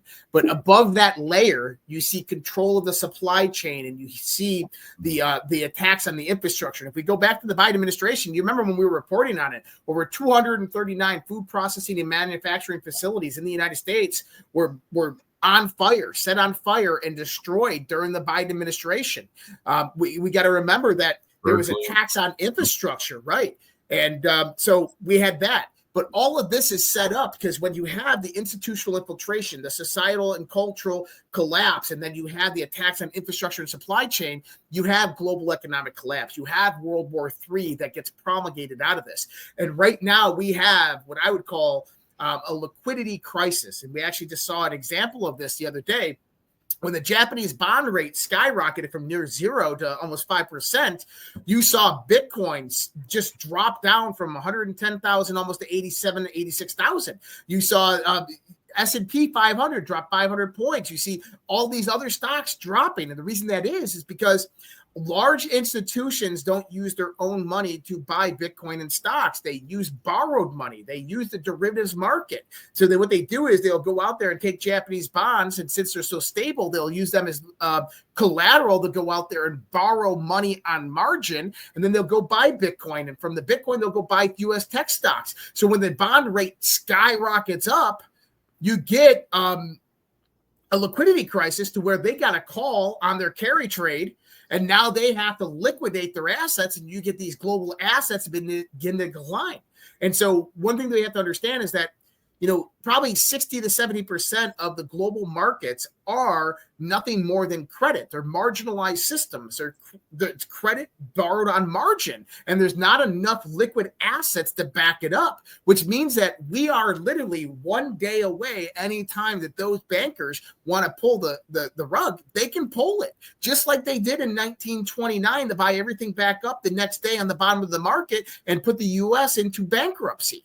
They can immediately do that again. And this is why we got to get rid of the Fed system. This is why we got to go to alternative, decentralized, parallel systems, right? But I agree. And part of that's because of the way the deep state designed it. Yeah. And me and Josh were talking about this. They designed it to, if you tried to destroy it, you collapse the regular operating economy because they intertwined them. And this was a defense measure in the way they did it. So if you try to take down the way we finance our operations and all that, you're going to destroy all of the economy. So it's something the that dark money channels. If you take down the illicit, so if you take down the human trafficking, the drug trafficking, and the arms trafficking networks of illicit money, you take down the actual economy because they're directly tied into each other. Because you have the trillions of dollars of dark money that's flowing from illicit crime into the financial institutions as usable capital, which is then going and getting invested into the economy. And so if you start to take out these large human trafficking cartels and drug trafficking and arms trafficking cartels, you actually collapse the global economy. And they've integrated this together. And I think Trump was aware of that. And I think that's why, and we've talked about this so many times as well, Trump created something I don't think that they were accounting for. And I think that's why he's weaponized tariffs as a way of making sure that, this is the backup chute. And then when you look at the resources being the way that we can finance in a sovereign wealth fund, and I know Josh has talked about that at length, I think these were the different instruments that Trump had ready, knowing what was going to happen when this system finally got exposed. And I think we're very close to that. Incredible. All right, gents. What an absolutely incredible show. I know you guys go for hours. That I would love to keep you here for hours, but I know you got other stuff going on. But tell us a little bit about your other work and how people can reach you. Yeah, you want to go first, Josh? Yeah. Number one, X right there, Real Joshua Reed. You can find me there. My Substack, Red Pill Project, .substack.com, or my website, Red Pills, REDPILLS.TV.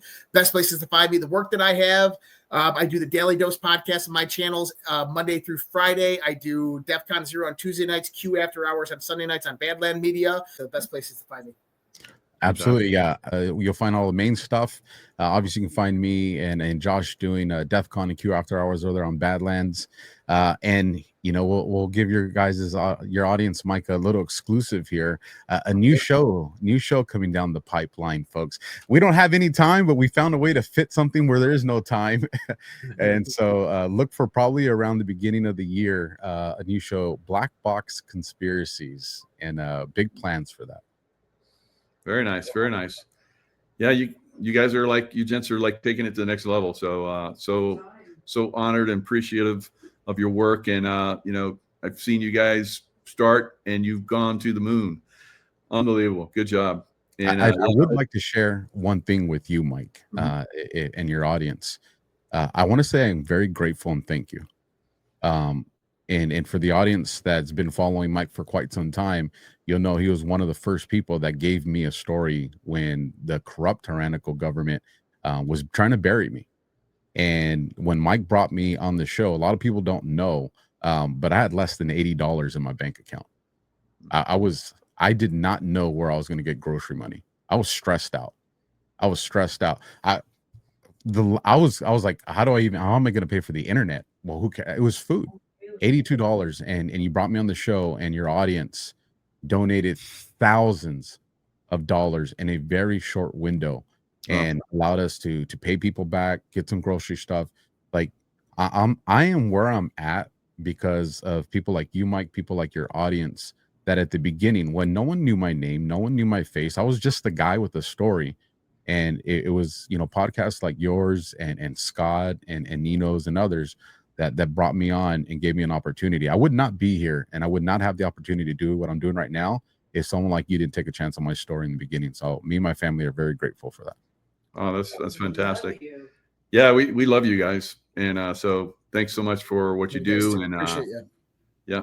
And I know my audience loves you. So and they're going to be very excited to watch this, those that didn't yet. So definitely you guys that are watching, hook up with these guys and their other channels. They're crushing it. As you guys saw, they're really cutting edge with their information now. So thanks a lot much. Thanks, guys. Appreciate you. Happy Thanksgiving, everyone. Gents, wow, that was Restored Republic via GCR. Judy note, word was that the American Republic has been restored to concepts of the original Constitution. The U.S. was now functioning within a restored constitutional government under common law. President Trump was set to announce such Thanksgiving evening. As of midnight Wednesday 26th of November, 2025, the global currency reset was complete, thanks again to President Trump. Now 209 nations will be trading their gold/asset-backed currencies at a 1-to-1 with each other. No more fiat US dollar.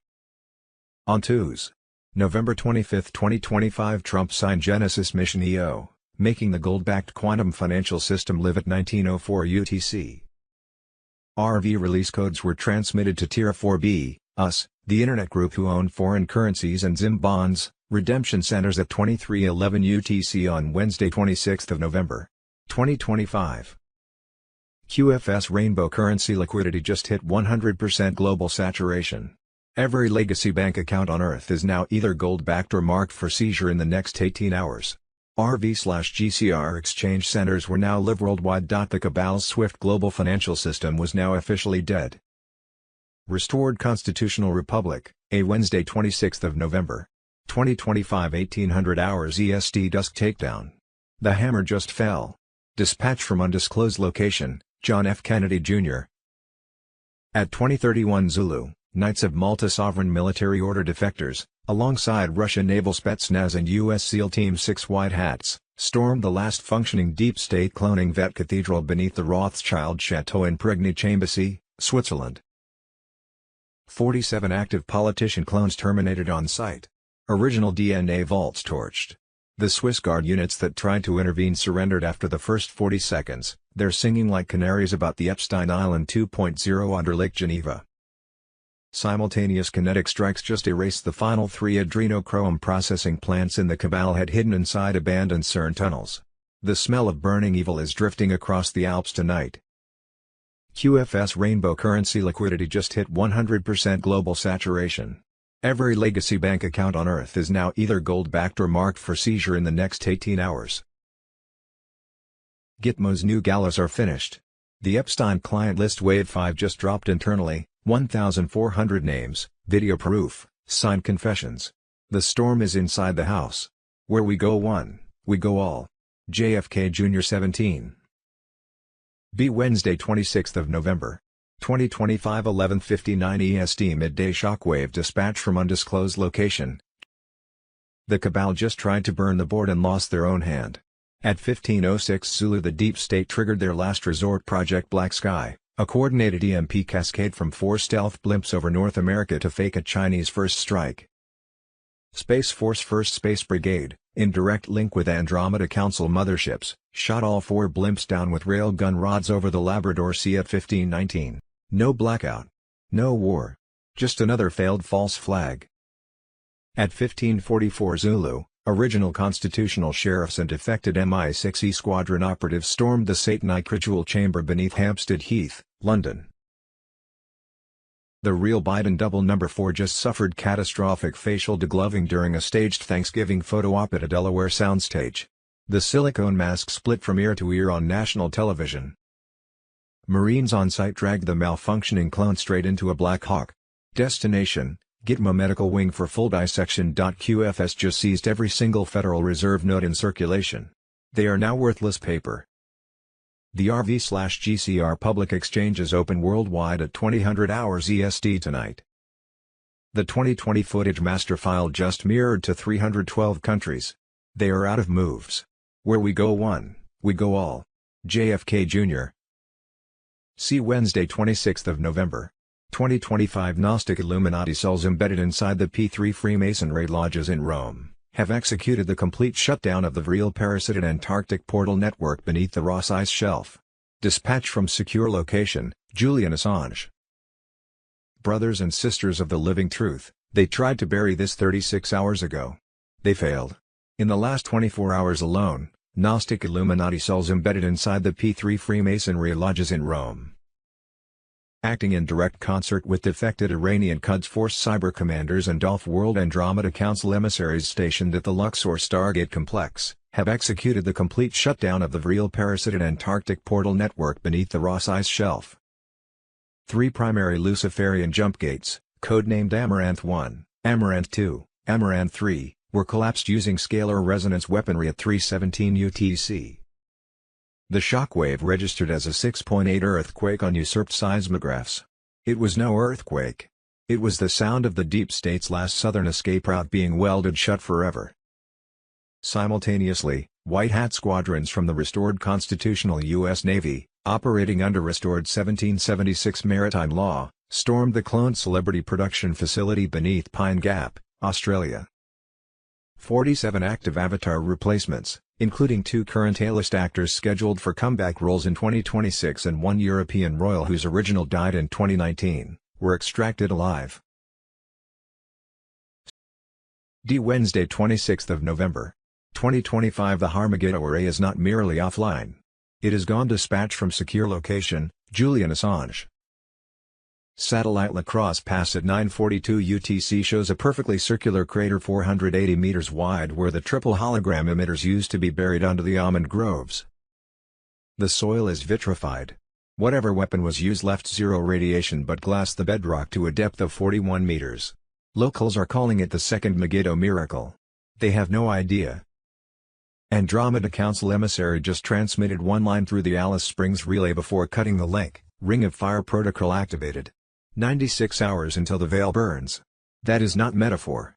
They mean the fake solar flash the cabal still thinks they control.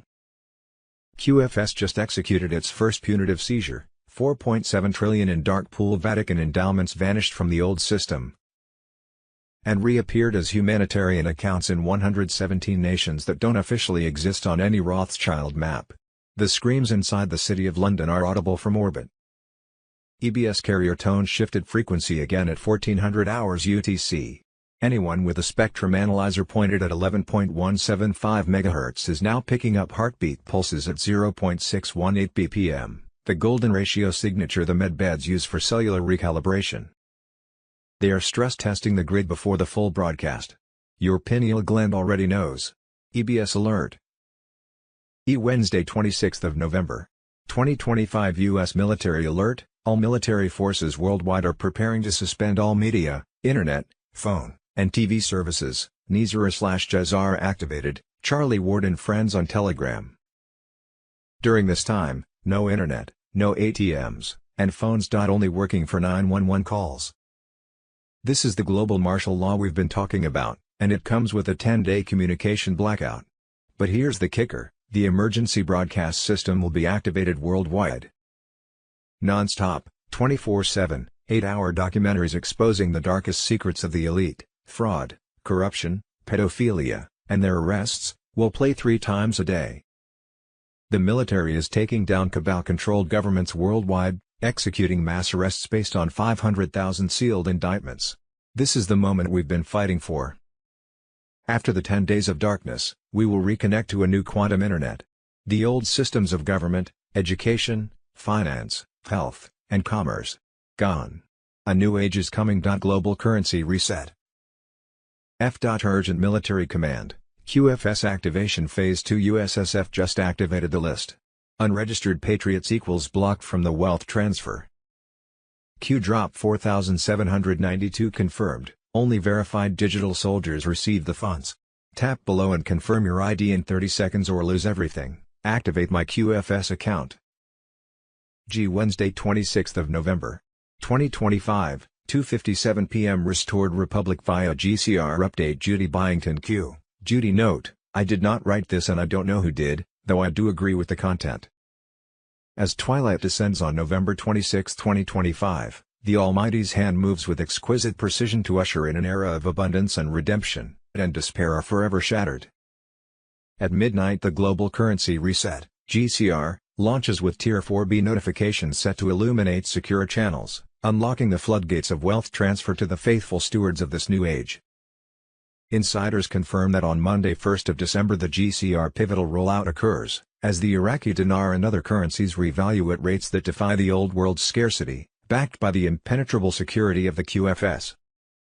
This is no mere financial shift, but a covenant of prosperity, where Nizar's promises, debt forgiveness for every household, the erasure of mortgages and student loans, cascade like manna from heaven, lifting the burden and healing the land. In tandem, post-revalue, payouts for humanitarian projects will commence immediately, channeling trillions into orphanages, clean water initiatives, and the rebuilding of shattered communities, a great reversal where the meek inherit the earth's true riches. The BRICS alliance, now fully aligned, ensures this wealth transfer encircles the globe, dissolving the petrodollar's tyranny and birthing a Gulch-standard harmony under divine oversight. Envision it, families reunited in joy, farmlands revived, and generations freed from the yoke of usury, all as foretold in sacred writ. Rejoice, for this evening's whispers herald the fulfillment of prophecies long held in faithful hearts. Prepare your souls and documents, for the chimes of redemption ring louder with each passing hour. In God's infinite wisdom, the transfer of wealth from wicked hands to just ones completes the circle of restoration. Nothing can stop what is coming, and it comes with blessings overflowing. Wednesday 26th of November 2025 8:52 a.m. Restored Republic via GCR update. Judy Byington Q. Judy note, I did not write this and I don't know who did, though I do agree with the content. United States National Emergency Alert System update, 10 days of darkness to begin at any moment, EBS activation imminent, mass arrests underway, the storm is upon us.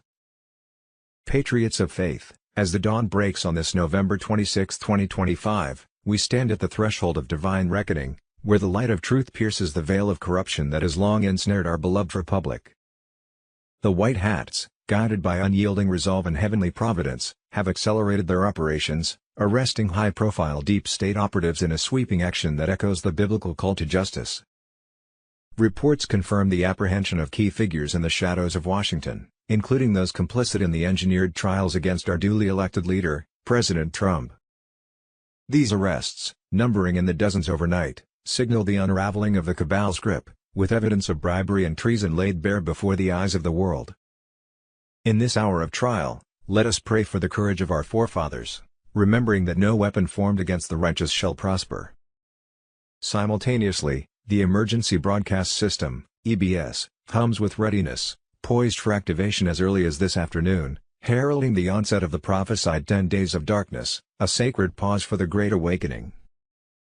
During this period, power grids will dim across the nation, not as punishment, but as preparation for the quantum leap into a restored order under the quantum financial system, QFS. Wednesday 26th of November 2025 The hidden wealth system is collapsing and your value is being restored, Nizar and Jazara QFS on Telegram.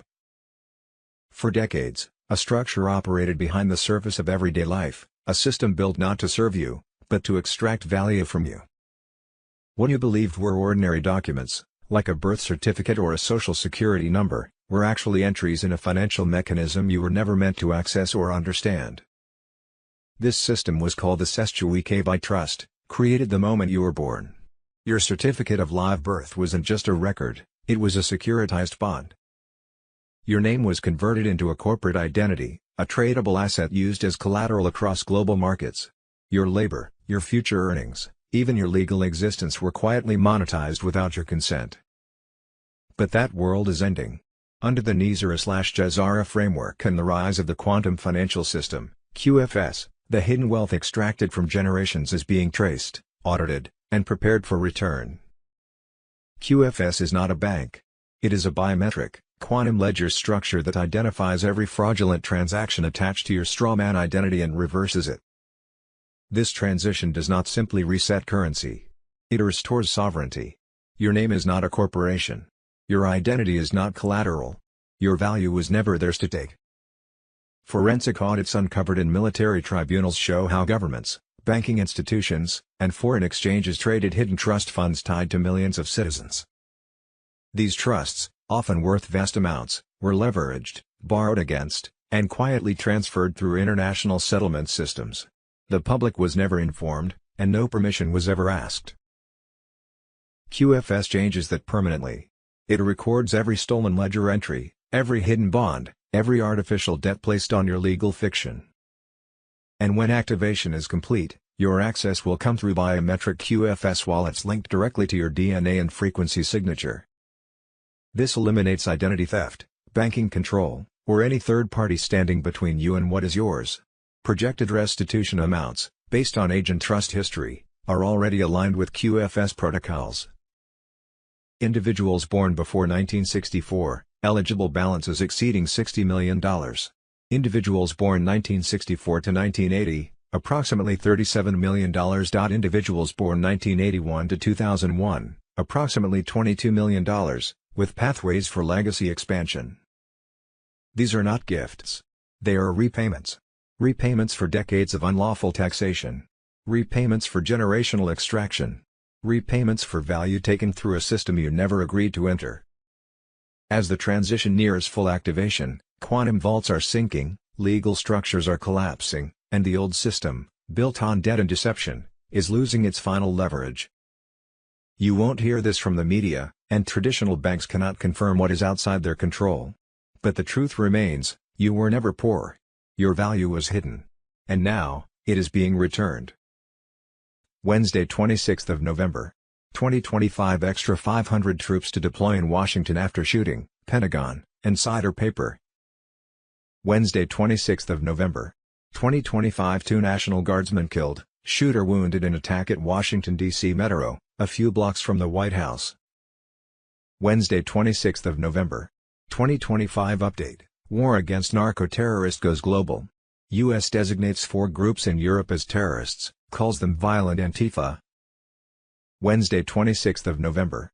2025 President Trump calls for the Democrat members of Congress who told service members to disobey orders be jailed immediately. It was sedition at the highest level, and sedition is a major crime. There can be no other interpretation of what they said. Wednesday, 26th of November. 2025 breaking. Former Director of National Intelligence James Clapper admits that Barack Obama directed he and James Comey to carry out the Russia hoax in order to frame President Trump and members of his campaign. His exact quote, "Jim Comey and I were part of the group that were tasked by President Obama to put together all of the reporting that we had on the Russian interference." With the walls closing in, it appears that these men are getting desperate and beginning to sing like a canary on the big fish. Barack Obama. Clapper. Comey and former CIA Director John Brennan are rumored to be cooperating with authorities to help solidify their massive case against Barack Obama. It's all unraveling now right before our very eyes. Justice is on the doorstep. Emergency broadcast system on Telegram. Wednesday, 26th of November. 2025 Tucker Carlson says he absolutely hates the Republican Party, calling it useless and saying he'll fight them because he views their leaders as straight-up traitors. Wednesday, 26th of November.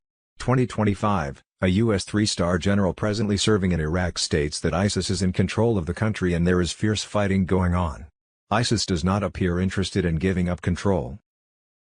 Wednesday, 26th of November.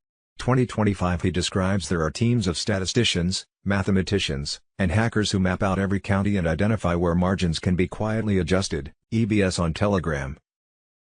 Different techniques are used in each location so nothing matches in a recount. When a 70-30 county becomes 68-32, nobody notices. But when you add up these differences across an entire state, those tiny amounts of fraud decide outcomes. Both former CIA operations officer Gary Burnson and author Ralph Pezzullo explain the strategy. They explain they don't flip the big blue cities. Instead they shave votes in the places no one ever audits. They know where they can find the dead people. They plan this, it's meticulous. It's meticulous. These guys are experts at this. It's not just a few guys in a back room. You're talking about hundreds of statisticians and engineers, and they work it, for a year to plan, and mathematicians and hackers. We had a map out of Colorado when we were talking to our engineers, the guys that designed it, that stole the elections. We just go to every one place where Trump wins 1970 to 2030 and shaved it off. We shave in every other place. We don't go near a Democratic place, because when they want to do recounts, they're gonna go to the Democratic places. They don't realize we shaved in every other committee. We know every other county. We know how to do this. And then in each of those things where they shave with a different technique in each one of those. So if you found something in one county, there's no continuity around the state that way. So this is why the Republicans are so much at fault, because they have the power and the ability to show in their areas they can allow access to the machines, they can allow access to the source code. People need to go to prison. Democrats are stealing elections nationwide in every county, in every state of America. Wednesday 26th of November, 2025. The White House and counterintelligence agencies have confirmed that Emmanuel Macron attempted to organize the assassination of Candace Owens. The White House on Telegram. Sources in contact with Candace within the agencies allege that Charlie Kirk's assassination involved French legionnaires and indeed did not act alone. For security reasons, Candace Owens will not be airing her show this week. This is a lot more serious than you may believe. Nothing will change until we set our differences aside and take down this cabal of tyranny and corruption together. Please keep Candace Owens and her family in your prayers. Wednesday 26th of November, 2025. How America was hijacked by the Federal Reserve Act and the 16th Amendment in 1913, Gitmo TV. 5 months before his assassination, President John F. Kennedy issued this executive order that would give the American currency back to the people by printing money based on a silver standard, taking away the power of the Federal Reserve banking cartel. Many argue this is the reason that JFK was assassinated. For the first 137 years of America's history, from 1776 to 1913, there was no permanent federal income tax. The U.S. government was funded primarily through tariffs, excise taxes, and other indirect forms of revenue. There were a few attempts to impose a federal income tax during the Civil War and again in the 1890s, but each time, the Supreme Court ruled it unconstitutional. The founders had designed the Constitution to protect citizens from direct taxation by a centralized power, believing that income and labor were personal property. That all changed in 1913. In that single year, two major changes took place that would forever alter the foundation of America's economy. 1. The 16th Amendment was ratified, giving Congress the power to levy a federal income tax on individuals. 2. The Federal Reserve Act was passed, creating a central banking system, a private entity with the authority to issue and control the U.S. money supply. Together, these two acts effectively shifted financial power away from the people and the government, placing it instead in the hands of a small group of bankers. The Federal Reserve began printing money out of thin air, lending it to the government at interest. To pay that interest, the government began taxing the people directly through the new federal income tax system. This cycle created a perpetual debt machine. Every dollar in circulation is borrowed into existence, owed back to the Federal Reserve with interest. Over time, this has led to the devaluation of the dollar, the rise of inflation, and the eroding of the average American's purchasing power. That's why a home costs more than ever, college debt is crushing an entire generation, and the cost of living continues to rise while wages barely keep up. The system is designed to keep the nation, and its citizens, in debt. For 137 years prior, America thrived under a system built on prosperity, productivity, and real value. Since 1913, we've lived under one built on debt, inflation, and control. So yes, many would say that 1913 was the year America sold its soul. Wednesday 26th of November, 2025. EBS Project Veritas broke a huge story revealing that AG Bill Barr's daughter was trying to set up and blackmail Candace Owens when she was a senior DOJ official. Mary Barr Daley also was trying to set up someone with an underage girl to blackmail him. Also, it appears they were running cover for former Baltimore candidate Kimberly Classic. If so, It explains why Classic has been on a huge rampage against Candace Owens since she questioned her campaign finance spending, calling her crazy and smearing her as insane. I don't think Americans understand how deeply corrupt our government truly is.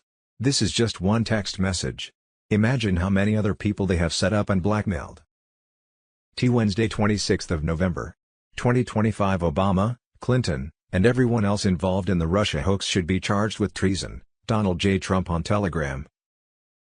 The evidence is everywhere and shows that our own CIA and FBI under the command of a previous president, spied, orchestrated a plan, and attempted to frame a sitting president for treason.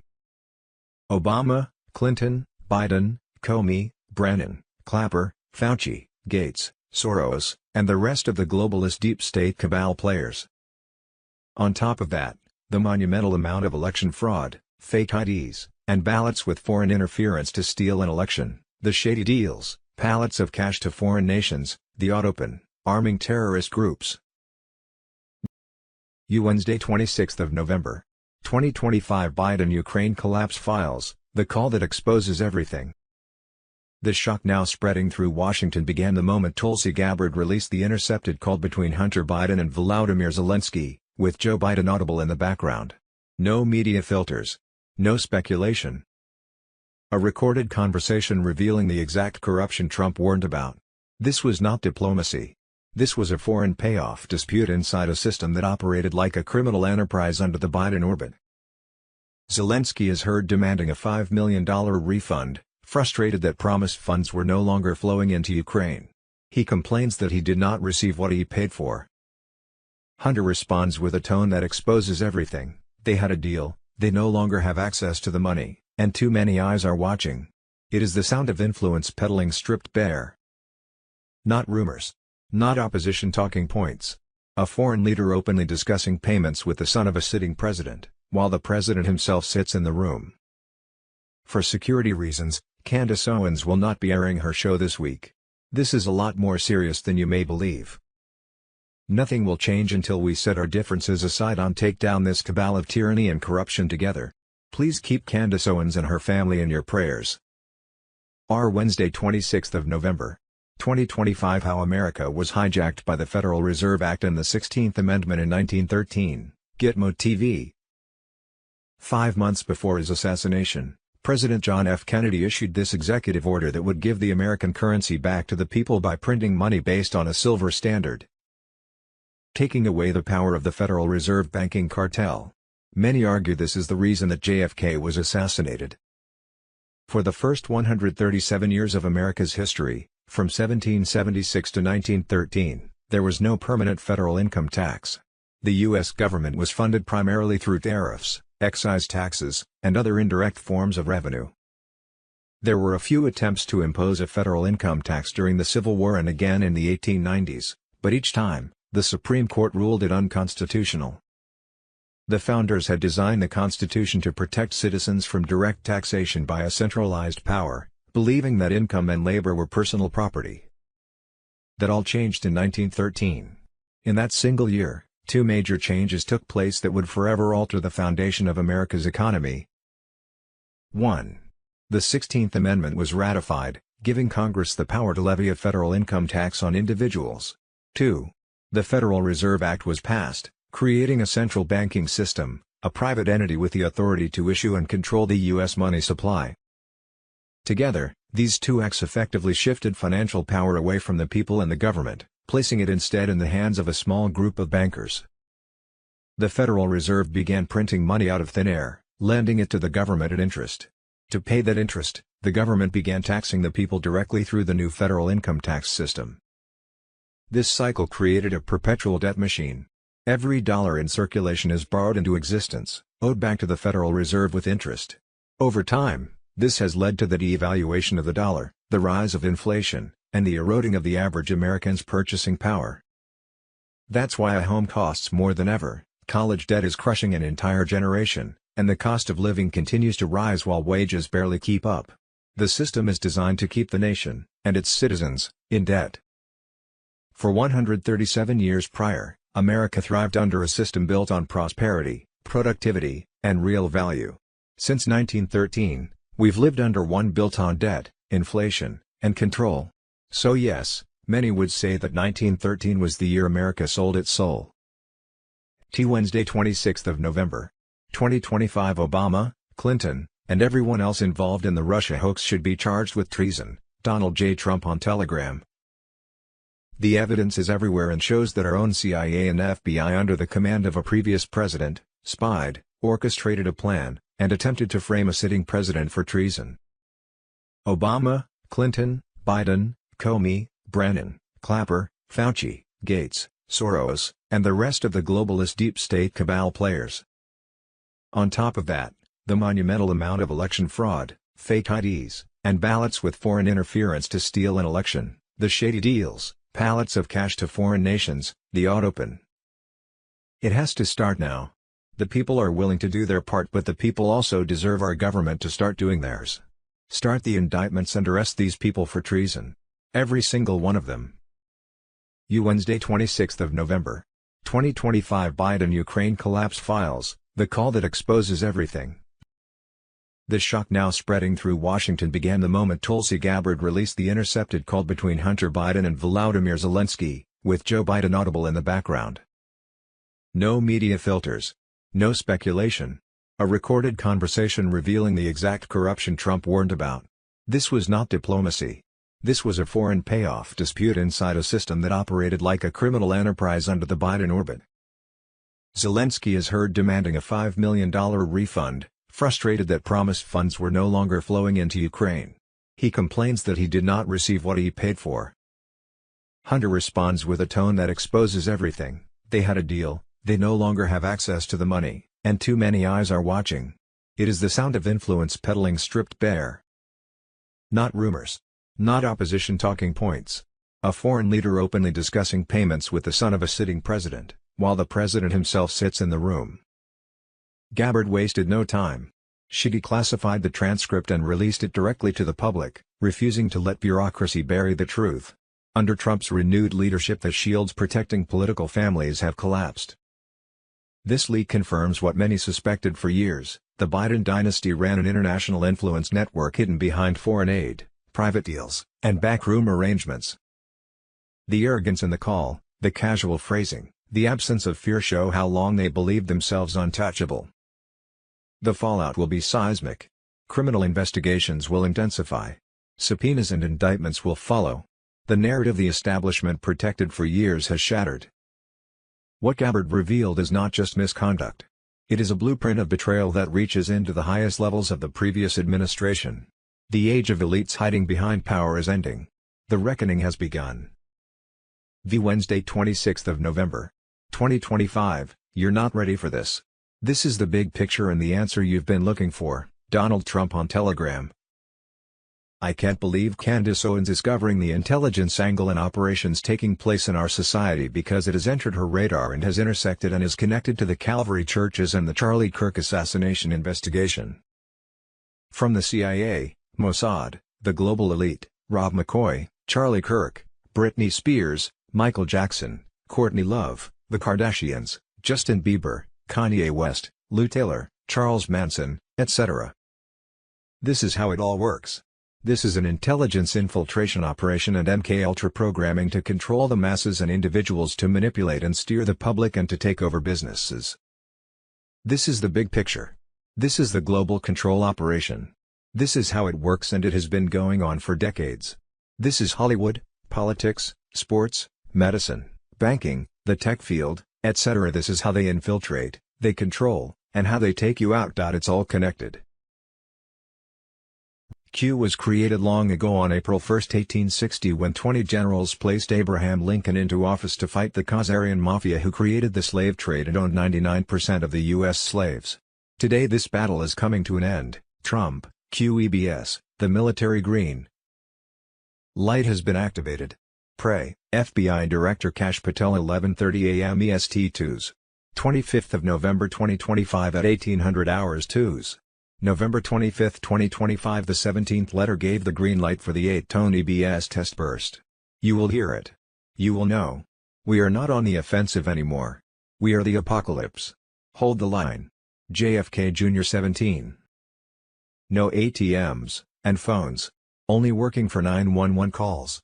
This is the global martial law we've been talking about, and it comes with a 10-day communication blackout. But here's the kicker, the emergency broadcast system will be activated worldwide. Non-stop, 24/7, 8-hour documentaries.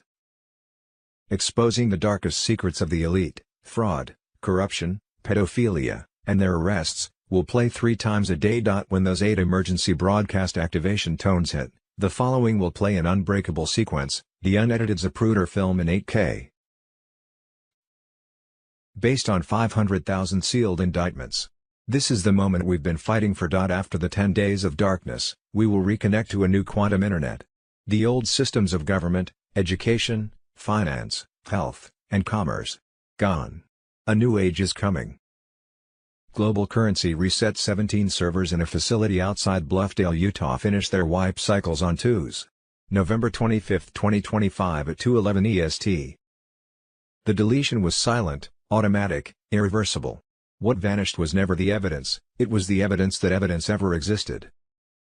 By sunrise Wednesday 26 November 2025 the archives will show only blue sky where mountains of treason once stood. On Tuesday, November 25, 2025 between 4:22 and 4:27 EST the Federal Reserve Master Ledger executed a transaction that has no name in any public protocol. The entire debt column. Every mortgage, every student loan, every derivative chain stretching back to Bretton Woods, simply read zero and then vanished from the record as if it never existed. No audit trail. No reversal flag. Just absence. In the silence that followed, select civilian devices began receiving a plain text message consisting of a single 10-digit number and the words Gate 34, come now. The numbers do not correspond to any known address on Earth. Those who have entered them into mapping software report the pin drops in the middle of empty fields. Abandoned warehouses, or beneath overpasses that were not there yesterday. On Tuesday, November 25, 2025 at 4:41 EST, Knights Hospitaller White Hat factions inside the Vatican Bank triggered the ISO 20022 kill switch on 117 deep state slush fund wallets. The QFS executed a forced zero balance sweep on every Rothschild, Rockefeller, and BlackRock subsidiary account. Trillions vanished in 0.7 seconds. On Tuesday, November 25, 2025 at 21:07 Zulu, Yellow Dragon Family Guardians and U.S. Army Cyber White Hats executed the irreversible ISO 20022 master key turnover. Every central bank on Earth just received the 72-hour liquidation notice. After that, only QFS-backed institutions breathed. The RV/GCR was activated, with private group redemption processing at 41,000 appointments per hour worldwide. Tier 4B, US, the Internet Group. Notification poised for imminent release. Launch dates as early as this week, Colombia, USA, and Brazil leading the charge. Banks fully integrated into the quantum financial system, QFS, impervious to cabal sabotage. Debt forgiveness blankets the earth, mortgages, student loans. IRS illusions erased as affirmed in the Cromar victory against Goliath, where federal courts affirm zero obligation to the corrupt system. On Tuesday, November 25, 2025 at 1400 hours EST, continuity of government was quietly transferred to the Restored Republic Command Authority under Cheyenne Mountain at 1400 hours Zulu. The 2020 footage, every frame, every server, every Dominion algorithm flip, is in the hands of the 17th letter team. Release window, inside 72 hours. As of Monday, November 24, 2025 the Cabal had 100 hours left to surrender before the full declassed tsunami. On Monday, November 24, 2025 constitutional sheriffs working in direct liaison with defected Iranian Revolutionary Guard cyber units and a Pleiadian fleet liaison embedded at Pine Gap executed Operation Thanksgiving Reclamation.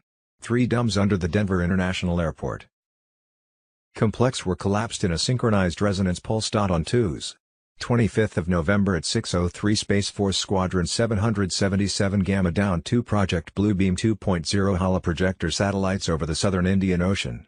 The fake Messiah hologram that was scheduled to appear above Jerusalem at dawn on the 27th is now space junk. The false rapture beams are blind. The fake asteroid 2025X PSYOP that was supposed to justify martial law on December 2 has been physically diverted by Andromeda Council interceptors. It's never coming. The fake cyber Pandora attack scheduled for Black Friday has been neutered at the route switch in Reykjavik. 3 domes under the Denver International Airport complex were collapsed in a synchronized resonance pulse. The tunnels are gone. Guardians never saw the quantum cavitation charges coming. On Tuesday, November 25, 2025 at 6:03 Space Force Squadron 777 Gamma down 2 Project Bluebeam 2.0 holoprojector satellites over the southern Indian Ocean. Coordinates 42 degrees and 30 minutes south, 78 degrees and 15 minutes east. The fake Messiah hologram that was scheduled to appear above Jerusalem at dawn on the 27th is now space junk. The false rapture beams are blind. On Tuesday, November 25, 2025 at 16:02 Zulu, a joint task force of U.S. Navy SEALs and defected French DGSE Legionnaires breached the ancient African Stargate complex beneath the Adams Calendar site in Mpumalanga, South Africa, coordinates 25 degrees 3740 S 30 degrees 3830 E. The Anunnaki resonance portal that was scheduled to open for the fake alien invasion on December 1st has been collapsed with a 40-kiloton-shaped tachyon charge. The Greys on the other side are screaming into the void. They just tried to trigger the fake zombie virus release from the secret Level 7 lab under Porton Down. British SAS White Hat Squadron torched the entire facility at 16:19 Zulu. Nothing but glowing glass left. On Tuesday, November 25, 2025 at 21:07 Zulu, Space Force orbital lances vaporized the final 3 Deep State Voice of God PSYOP transmitters hidden inside the old Harper A in Tromsø, Norway. The fake Carrington-level solar flare narrative they were going to use to justify global martial law is now nothing but ionized plasma. A. What we think we know as of Wednesday 26th of November, 2025:2. November 25, 2025 breaking, President Trump calls for the Democrat members of Congress who told service members to disobey orders be jailed immediately. It was sedition at the highest level, and sedition is a major crime. There can be no other interpretation of what they said. Tuesday, November 25, 2025 Muslim Brotherhood head says they hope to have 50 members of Congress in the next 6 years. He suggests that's how they dismantle America. President Trump is calling on Congress to designate the Muslim Brotherhood as a terrorist group. Tuesday, November 25, 2025 Falcon Trucking School specializes in helping foreigners get their CDLs. Get your CDL in 2 weeks or faster. Not to mention almost every last person. The Restored Republic is you. Tuesday, November 25, 2025 JFK Jr. plane crash. Since July 16, 1999 JFK Jr.'s plane crash 132. No coincidences equals 132 clue after clue equals 132 JFK Jr. is alive equals 132 Get ready for the ride of your life. Be grateful for your VIP seat to the greatest show on earth. WWG1 Get to the finish line! Tuesday, November 25, 2025 Allegedly, $5 million in cash was found in the home of a Ukrainian politician. The war in Ukraine is a massive money laundering scheme. Let that sink in. Monday, November 24, 2025, John B. Leith claimed Admiral Byrd didn't just fly over Antarctica. He entered inner Earth. Tuesday, November 25, 2025, Bill and Hillary Clinton are officially scheduled to testify about Jeffrey Epstein in December. Bill Clinton, December 17, Hillary Clinton, December 18. If they do not show up for their in-person depositions, a warrant will be issued for their arrest. No more games, the people demand accountability. November 25, 2025, Trump forced the truth into the spotlight in Minnesota. John Justice, if it hadn't been for Trump saying he'd revoke temporary protection status for Somali, the media would have ignored this reporting. Now the fraud is front and center, and it's time for Governor Walz to resign. B. Ebsmer. Pool, it's happening now. The EBS sequence has started. The signals are live, and the first feeds have already switched to military control. Everything we've waited for is unfolding in real time. Enter now. What you're about to see will never air again. C. Tuesday, November 25, 2025 Gitmo TV on Telegram U.S. military alert, all military forces worldwide are preparing to suspend all media, internet, phone, and TV services. During this time, no internet, no ATMs, and phones. Only working for 911 calls. This is the global martial law we've been talking about, and it comes with a 10-day communication blackout. But here's the kicker, the emergency broadcast system will be activated worldwide. Non-stop, 24/7. 8-hour documentaries exposing the darkest secrets of the elite, fraud, corruption, pedophilia, and their arrests, will play 3 times a day. The military is taking down cabal-controlled governments worldwide, executing mass arrests based on 500,000 sealed indictments. This is the moment we've been fighting for. After the 10 days of darkness, we will reconnect to a new quantum internet. The old systems off government, education, finance, health, and commerce. Gone. A new age is coming. Donald J. Trump transmission on Tuesday, November 25, 2025, 10:45 a.m. Final whisper. Source went dark 41 minutes ago. He was the last man alive who personally carried the Palm Vault Sub-4 key from Langley. The briefcase he left behind contained only one sheet, a single page of appointments dated 27th of November. Signed and read by a hand no one has seen since 2016. The names on that page are already in motion, most of them do not yet know they have been recalled to service. 17 servers in a facility outside Bluffdale, Judy Note, the supercomputer in Bluffdale, Utah, finished their wipe cycles at 2:11 EST. The deletion was silent, automatic, irreversible. What vanished was never the evidence, it was the evidence that evidence ever existed. By sunrise tomorrow, Wednesday 26th of November, 2025, the archives will show only blue sky where mountains of treason once stood. The window is now 11 minutes. After that, certain phones will ring once and display no caller ID. The people who answer will never be heard from again in their old lives. The old world ended at 2:11. Checkmate was played 3 moves ago. Donald J. Trump transmission on Monday, November 24, 2025. Between 4:22 and 4:27 EST, the Federal Reserve Master Ledger executed a transaction that has no name in any public protocol. The entire debt column, every mortgage, every student loan, every derivative chain stretching back to Bretton Woods, simply read 0 and then vanished from the record as if it never existed. No audit trail. No reversal flag.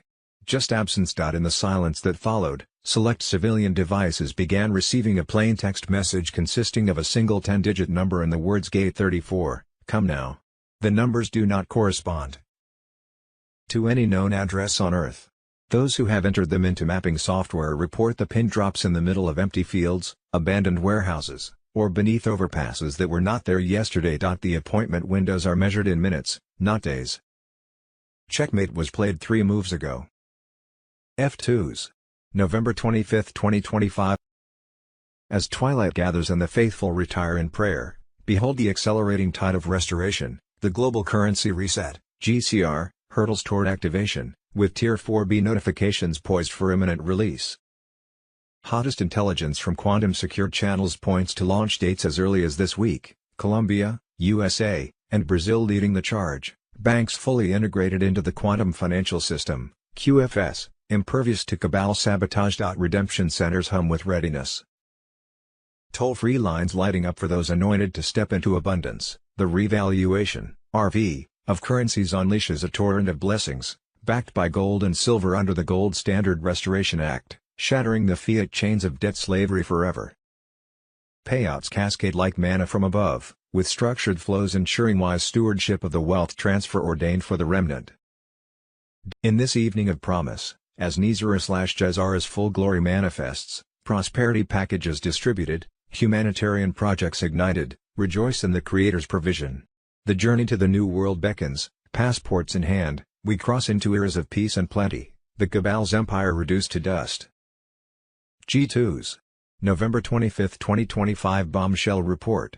Judy Byington, green light, on. EBS, activated. Power equals on. Stay vigilant. We have power now, Judy Byington Q on Telegram. I have nothing to do with information posted here, but believe it is accurate. United we stand, divine guidance descends. As the veil thins and forces of light prevail, urgent intelligence confirms the green light is fully illuminated. Emergency broadcast systems, EBS, stand activated across global networks, with power grids secured under White Hat command. This is no drill, stay vigilant for the storm to expose the cabal's deepest sins. Military operations dismantle the shadows that have ensnared our world. Reports from trusted sources reveal mass arrests escalating in the dead of night, indictments unsealed against the architects of Treacher. Obama, Clinton, and their illicit networks face imminent capture, their reign of deception crumbling. Child rescues accelerate as white hats liberate thousands from the cabal's underground layers beneath Capitol Hill, the Vatican and China's vast tunnel systems. These innocent souls, stolen for unspeakable rituals, emerge into freedom. The 10 days of darkness looms on the horizon, a pause where screens go black and truth floods in via Starlink and secure channels. Trump with Modi, bin Salman, and Xi, unite to purge CIA and globalist holdouts, ensuring no stone is left unturned in this holy reckoning. In this pivotal hour, as EBS sirens prepare to awaken the slumbering masses, hold fast to faith, the Creator's hand guides every step toward liberation. The power is ours now, patriots in motion, the dawn of triumph breaks. What unfolds in the coming days will confound the wicked and exalt the faithful. Monday, November 24, 2025. Dispatch from undisclosed location, midday shockwave, John F. Kennedy Jr. It's 11:59 EST and the enemy just played their panic card. At 14:27 Zulu, the remnants of the deep state fed straight back into the 13 bloodline master servers in Brussels, Frankfurt, and the City of London. Those servers now show zero balances in real time. The Great Awakening just went financial. In the Indian Ocean, 3 rogue Los Angeles-class submarines carrying cloned Macron. They just ordered the fake Nibiru passage hologram sequence to begin over the Pacific in the next 44 hours. Andromeda Council battle cruisers already parked in high orbit and neutralized every single ground-based projector from Diego Garcia to Pine Gap. Nothing but static will appear in the sky. Nizara/Jazara debt jubilee packets just auto-executed across 209 nations. The 2020 footage mirror swarm is now in 91 countries and climbing. We are inside their OODA loop. They are blind. We are not. The military is the only way. JFK Jr. 17. Global Currency Reset. Twos. November 25, 2025, Global Currency Reset on steroids just got an executive order. Trump's Genesis mission EO signed 24 hours ago, officially ties his 2018 to 2019 quantum system, and that means the long-awaited revaluation of currencies is now on the fast track. The moment quantum flips on, Genesis equals unhackable, gold-backed instant settlements rails built by Doe Labs plus Nvidia plus Oracle. Currencies worldwide about to be repegged to real assets, inflation crushed, fair value restored overnight. No more fiat tricks, just transparent, quantum secure money for everyone. The GCR isn't coming. It just got signed by the president. We're so back, friends, at Dar Kapitali. Monday, November 24, 2025. Currency and wealth transfer update on Saturday 22, 2025. The SWIFT system expired, unlocking the new gold-backed quantum financial system. 3 quintillion in rainbow currencies through the Yellow Dragon family's ISO 20022 tokens. Iraqi dinar now revalues at contract rates, ZIM at 1-to-1 parity, and VND under the BRICS gold standard, as prosperity packages totaling over $150 trillion begin depositing into QFS accounts. Monday, November 24, 2025. Midnight. Nizara/Jazara's signature blocks sealed, enforcing a global debt jubilee that erases mortgages, loans, and IRS burdens. Twos.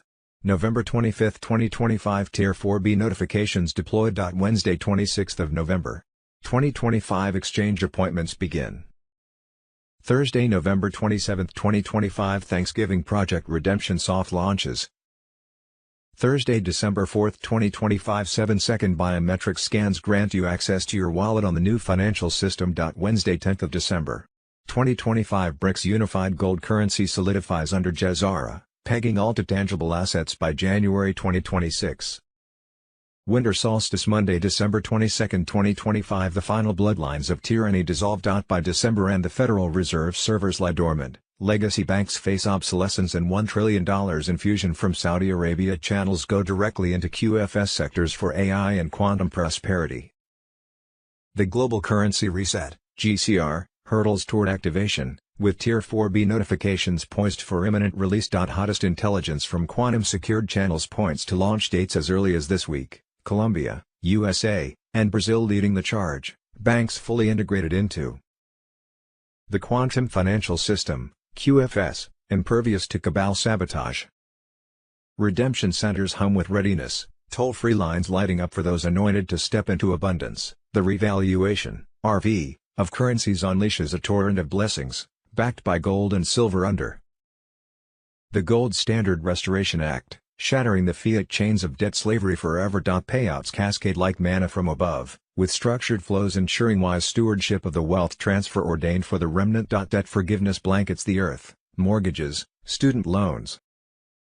Global operational status under the Quantum Financial System, QFS. This historic milestone marks a new era of financial integrity, transparency, and prosperity across 200-plus nations. President Donald J. Trump has given his full endorsement, reaffirming his commitment to empower the people and restore economic fairness worldwide. For verification and further assistance, please contact your assigned Nizara/Jazara agent for secure activation guidance. Nizara Jizaram. 2s. November 25, 2025 Emergency Intel Drop. 213 bankers arrested. Libra malware exposed as elite DNA cloning weapon to steal QFS and block Jazara. Ezra A. Cohen on Telegram. Patriots, the deep state's fiat empire is collapsing in real time. They stole trillions, crushed wages, and weaponized every crisis to keep us enslaved. But the Quantum Financial System, QFS, is now live, gold-backed, seizure-proof, and ready to return what's ours. October 26, 2025, White Hats executed silent military raids across Geneva, Frankfurt, Brussels, Dubai, and the Caymans. 213 high-level bankers were dragged out in cuffs, the same scum who built fake QFS mirrors to hijack our wealth. Key arrests, Jean-Pierre Lemoyne, Geneva, caught mid-transfer of billions meant for us. Marieke van Hoof, Brussels, quantum identity thief running NATO black sites or bridging old system to fake QFS. Raiders seized hard drives loaded with Libra malware, satanic code created by AXA, IMF, Clinton Foundation, and Vatican banks to clone your DNA signature, impersonate you in the QFS, and reroute Jazara funds to elite bunkers. One EMP trigger in El Paso was 12 minutes from wiping civilian nodes. Neutralized SWIFT is crashing. BIS locked out. Central banks blind. The recession is cover for our data extraction, legacy grids going dark forever. QFS hubs are fully operational, Fort Worth, Texas, Stuttgart, Germany. Dubai, now ours, Iowa Quantum Hub, Jazara drops incoming from Cheyenne Mountain. President Trump and General Smith oversee the largest wealth transfer in history. $1.2 trillion already seized from cabal accounts and queued for direct restitution into activated quantum accounts. Tier 2 onboarding is rolling out now across U.S. regions. The Vatican's fake Q-Ledger forks are being burned, node by node. This is it, warriors. The storm has arrived. They tried to stop Jazara with DNA cloning malware and they failed. Trump is back. The Republic is being restored. Justice is here. Activate your quantum signature. Lock in your birthright wealth. The Great Awakening is unstoppable. WWG1. Victory is ours. N2s. November 25, 2025 New update, Trump's $2,000 tariff dividend advances. Social Security lands, who gets paid and when? MAGA King on Telegram. President Donald J. Trump is unleashing a full-scale financial offensive against the corrupt Washington elite, and it's hitting them where it hurts most. With Social Security payments landing on time this November 19, millions of patriots are breathing easier amid skyrocketing inflation engineered by the deep state. But the real storm is brewing. Trump's $2,000 tariff dividend, a roaring strike that funnels over $450 billion in tariff revenues from foreign invaders straight back into the pockets of hard-working Americans. No more feeding the swamp. This is America First payback, enforced with unyielding strength. Forget the fake news smears calling this fringe. Treasury officials are crunching the numbers right now, modeling massive payouts. While Congress cowers under a flood of calls from furious constituents, financial giants are sweating as economists confirm, this beast is funded without touching the deficit. The media, those lying puppets, flipped from mockery to panic, begging how soon? Because they know the tide has turned. Trump's not asking permission, he's demanding justice. Congress under siege, holiday recess or total surrender. The clock's ticking toward holiday recess. Low and middle-income families fighting daily to survive the deep state's war on the working class. Seniors, vets, blue-collar heroes, you're first in line for this economic nuke. Trump's blueprint isn't welfare, it's a reset button on decades of betrayal, slamming the door on endless foreign aid while rewarding the loyal. Supreme Court showdown, unlocking the floodgates. Insiders whisper, the Supreme Court's tariff authority review could hand Trump total executive power. One favorable ruling, and it's game over. For obstructionists, the dividend becomes ironclad law, bypassing the do-nothing Congress. The deep state trembles. Patriots, this is our moment. The stolen election fraud, the border invasion, the endless wars, Trump's turning their weapons against them. Gear up, warriors, the revolution ignites. Update your My Social Security account now. Hammer your reps with calls, demand the timeline. Track every move. But don't stop there, spread the fire. Share this with every red-pilled fighter you know. Trump's not just proposing, he's declaring war on the cabal, and with your roar, we'll bury them by the 2026 midterms. We're gonna be doing a dividend to the people, low and middle income people of at least $2,000. In addition to that, we'll be paying down debt substantially, President Donald J. Trump. The countdown roars. The elite panic. America awakens. The storm is here, and Trump is our thunder. Who's with him? Flood the lines. Oh, restored Republic 1. 2s. November 25, 2025 update dispatch from undisclosed location, John F. Kennedy Jr. Patriots, it's me. Still breathing. Still fighting. Still finishing what my father started the day they stole this republic in a Dallas motorcade. 24 hours ago, at 2:17 EST, original constitutional sheriffs working in direct liaison with defected Iranian Revolutionary Guard cyber units and a Pleiadian fleet liaison embedded at Pine Gap executed Operation Thanksgiving Reclamation. 3 dumbs under. The Denver International Airport complex were collapsed in a synchronized resonance pulse. The tunnels are gone. The adrenochrome harvesting labs are slag. The hybrid Chimera Guardians never saw the quantum cavitation charges coming. At 4:41 EST, Knights Hospitaller.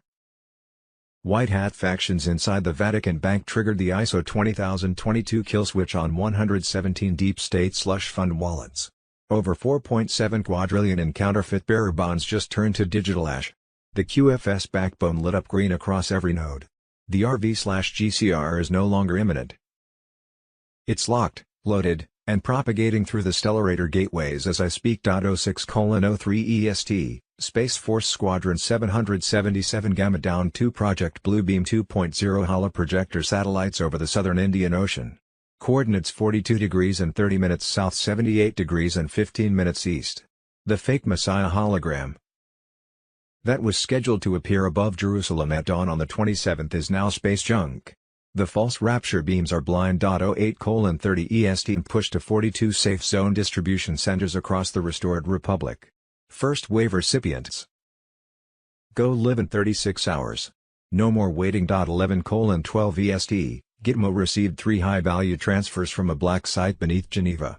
The real Epstein client list, unredacted, with video appendices of the satanic cabal rituals on Little St. James, is being prepped for global EBS drop. You will see every name. You will see every face. You will see what they did to the children. 14:00 EST, continuity of government was quietly transferred to the Restored Republic Command Authority under Cheyenne Mountain at 1400 hours Zulu. The 2020 footage, every frame, every server, every Dominion algorithm flip, is in the hands of the 17th letter team. Release window, inside 72 hours. The fake asteroid 2025X PSYOP that was supposed to justify martial law on December 2 has been physically diverted by Andromeda Council interceptors. It's never coming. The fake Cyber Pandora attack scheduled for Black Friday has been neutered at the root switch in Reykjavik. They have 100 hours left to surrender before the Foldy-class tsunami hits every screen on Earth. 100 hours until Nizar/Jazar is announced by the emergency broadcast system with the 8-tone activation sequence you've all memorized. This is not a drill. This is not cope. This is the storm breaking wide open. My father began this. I'm here to finish it. Dark to light. God wins. John 2. 2s. November 25, 2025 6:21 a.m. Dispatch from undisclosed location, John Kennedy Jr. Patriots, it's me. Still breathing. Still fighting. Still finishing what my father started the day they stole this republic in a Dallas motorcade. 24 hours ago, at 2:17 EST, Original constitutional sheriffs working in direct liaison with defected Iranian Revolutionary Guard cyber units and a Pleiadian fleet liaison embedded at Pine Gap executed Operation Thanksgiving Reclamation. 3 domes under the Denver International Airport complex were collapsed in a synchronized resonance pulse. The tunnels are gone. The adrenochrome harvesting labs are slag. The hybrid Chimera Guardians never saw the quantum cavitation charges coming. At 4:41 EST, Knights Hospitaller White Hat factions inside the Vatican Bank triggered the ISO 20022 kill switch on 117 deep state slush fund wallets. Over 4.7 quadrillion in counterfeit bearer bonds just turned to digital ash. The QFS backbone lit up green across every node. The RV/GCR is no longer imminent, it's locked, loaded, and propagating through the Stellarator gateways as I speak. 06:03 EST, Space Force Squadron 777. Gamma Down 2 Project Bluebeam 2.0 holoprojector satellites over the southern Indian Ocean.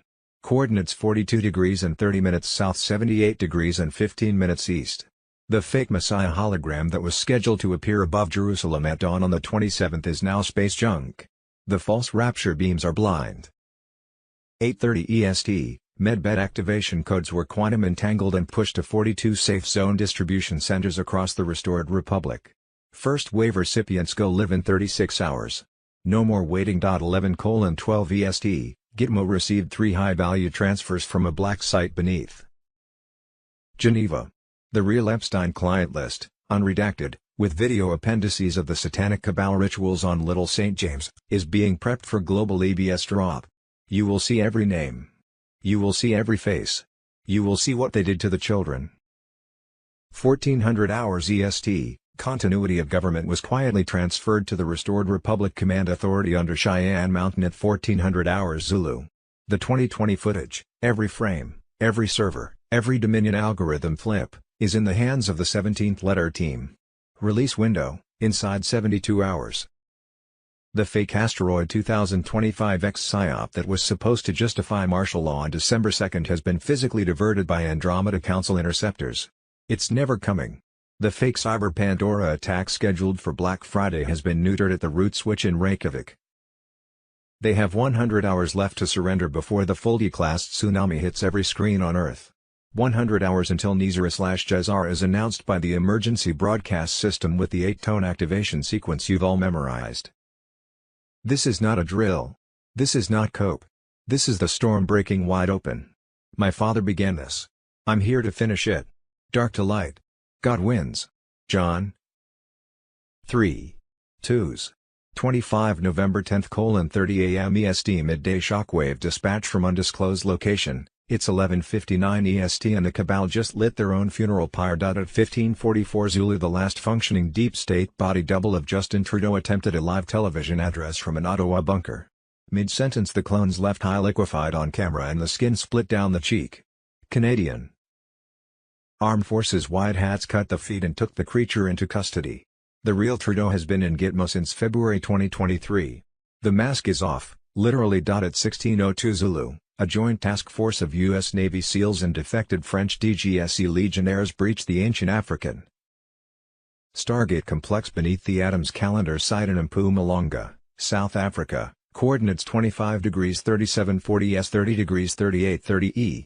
The Anunnaki resonance portal that was scheduled to open for the fake alien invasion on December 1st has been collapsed with a 40-kiloton-shaped tachyon charge. The Greys on the other side are screaming into the void. The QFS just executed a forced zero balance sweep on every Rothschild, Rockefeller, and BlackRock subsidiary account. Trillions vanished in 0.7 seconds. The RV/GCR private group redemptions are now processing at 41,000 appointments per hour worldwide. They just tried to trigger from the secret Level 7 lab under Porton Down. British SAS White Hat Squadron torched the entire facility at 16:19 Zulu. Nothing but glowing glass left. The 17th letter just gave the green light for the 8-tone EBS test burst at 1800 hours EST today. You will hear it. You will know. We are not on the offensive anymore. We are the apocalypse. Hold the line. JFK Jr. 174. 2s. November 25, 2025 2:40 p.m. EST dispatch from undisclosed location.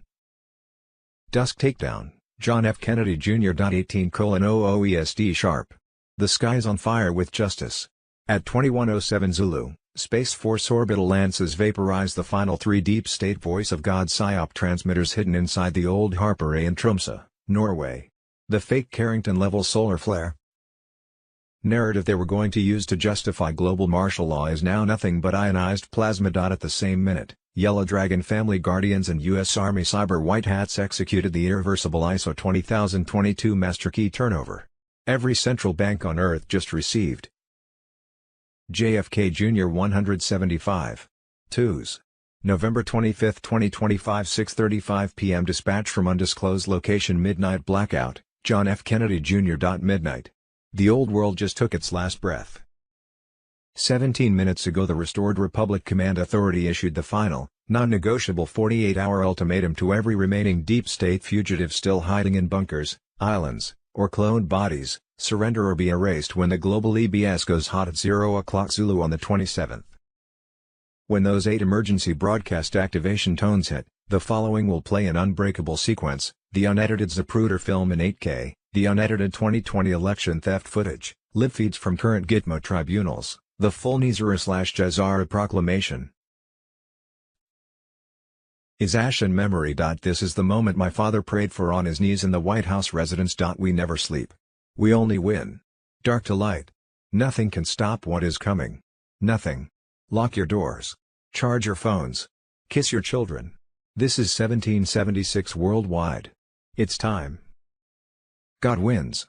JFK Jr. 17p. The real news as of Wednesday 26th of November. 2025:2s. November 25, 2025 alert. Ukraine has accepted the terms of a peace deal brokered by the United States. Trump voice on Telegram 2s. November 25, 2025 Representative Tim Burchett, I'm not suicidal. He says Elon Musk told them that virtually all the money going through NGOs in Afghanistan, for example, the paper trail leads back to Washington, into Democrat coffers. Burchett suspects some Republicans get a piece too. He goes on to allude to the Biden admin selling access to presidential pardons. 2s.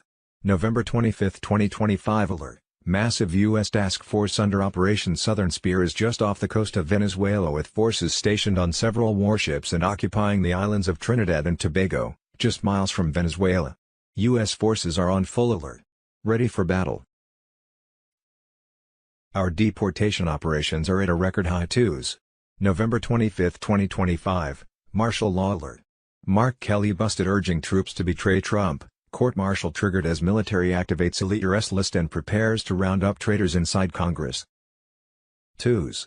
November 25, 2025 O'Keefe, investigative reporter, Politico, newly surfaced intel claims CIA Director Mike Pompeo secretly opened a back room at Langley for Adam Schiff, giving him direct access to raw intelligence logs and classified communications to weaponize against President Trump. According to handwritten Brannon notes, later declassified by DNI John Ratcliffe in 2020, evidence outlining Obama's treason-level actions was kept hidden from the American people. If this is true, it's one of the most outrageous abuses of power in modern U.S. history. 2s. November 25, 2025 The Internal Revenue Service has confirmed that Gavin Newsom is running a criminal enterprise. Spencer Pratt met with criminal investigators at IRS. $800 million given as aid for the Pacific Palisades and Los Angeles fire victims never reached the victims. Not a single dollar while Governor Gavin Newsom has his Section 8 secured through theft. Do we have a U.S. Attorney General? Emergency broadcast channel on Telegram 2s. November 25, 2025 Fox News. Sheila Shrefilis McCormick is facing 53 years in prison for using $5 million in FEMA money on herself. Pam Bondi says no one's above the law, and we will see justice served in this case. Rep. Greg Stubbs says he will file motion to censure and expel her from Congress. 2s. November 25, 2025 Glenn Beck to RFK Jr., where do you stand on the WEF? RFK Jr., we shouldn't be paying any attention to it. It's a billionaire's boys club that's arranging for the world to shift wealth upward, and to clamp down totalitarian controls on everybody else. It's astonishing to me that these people go to Davos in their private jets, and they're able to tell these world leaders how. My God. 2s. November 25, 2025 Q. The Storm Rider, Don't let them fool you. It's a scam to enslave us. China's smart cities are a blueprint for what unelected supranational technocrats plan to roll out. In the West, the goal is to have complete coverage in all major public places. China's state media boasts that police can identify every single person on the street in just 1 second. Some people will say it's more safe, but safe from what? From the conditions created by the same government that wants to implement digital ID. Q2s. November 25, 2025. For many years, the world believed I was gone. Carolyn Bessette Kennedy on Telegram. Stepped into the shadows for a reason. I had to disappear so I could see clearly who was pulling the strings. I watched quietly as they tried to bury the truth. I am the voice behind the 17th letter.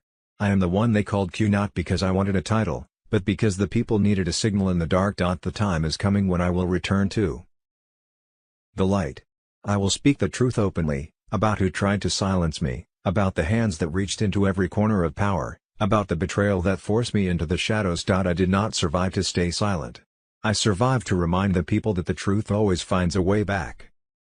Underground dump tunnels throughout the world, eventually to a 1,500-mile-long tunnel that runs between the Vatican and Jerusalem. Monday, November 24, 2025. Nigeria, a Christian group has announced that at least 50 of the more than 300 kids kidnapped from their Catholic school.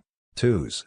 November 25, 2025. Mega election fraud exclusive. Joe Rogan. President Trump's election integrity task force has conclusive proof that the Democrat Party/CIA, working with Communist China and Venezuela, have been stealing U.S. elections for decades.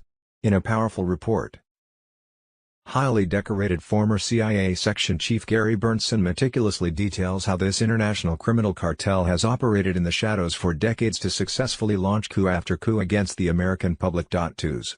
November 25, 2025. California Sheriff and gubernatorial candidate Chad Bianco says Democrats have rigged the state's elections. It's completely rigged.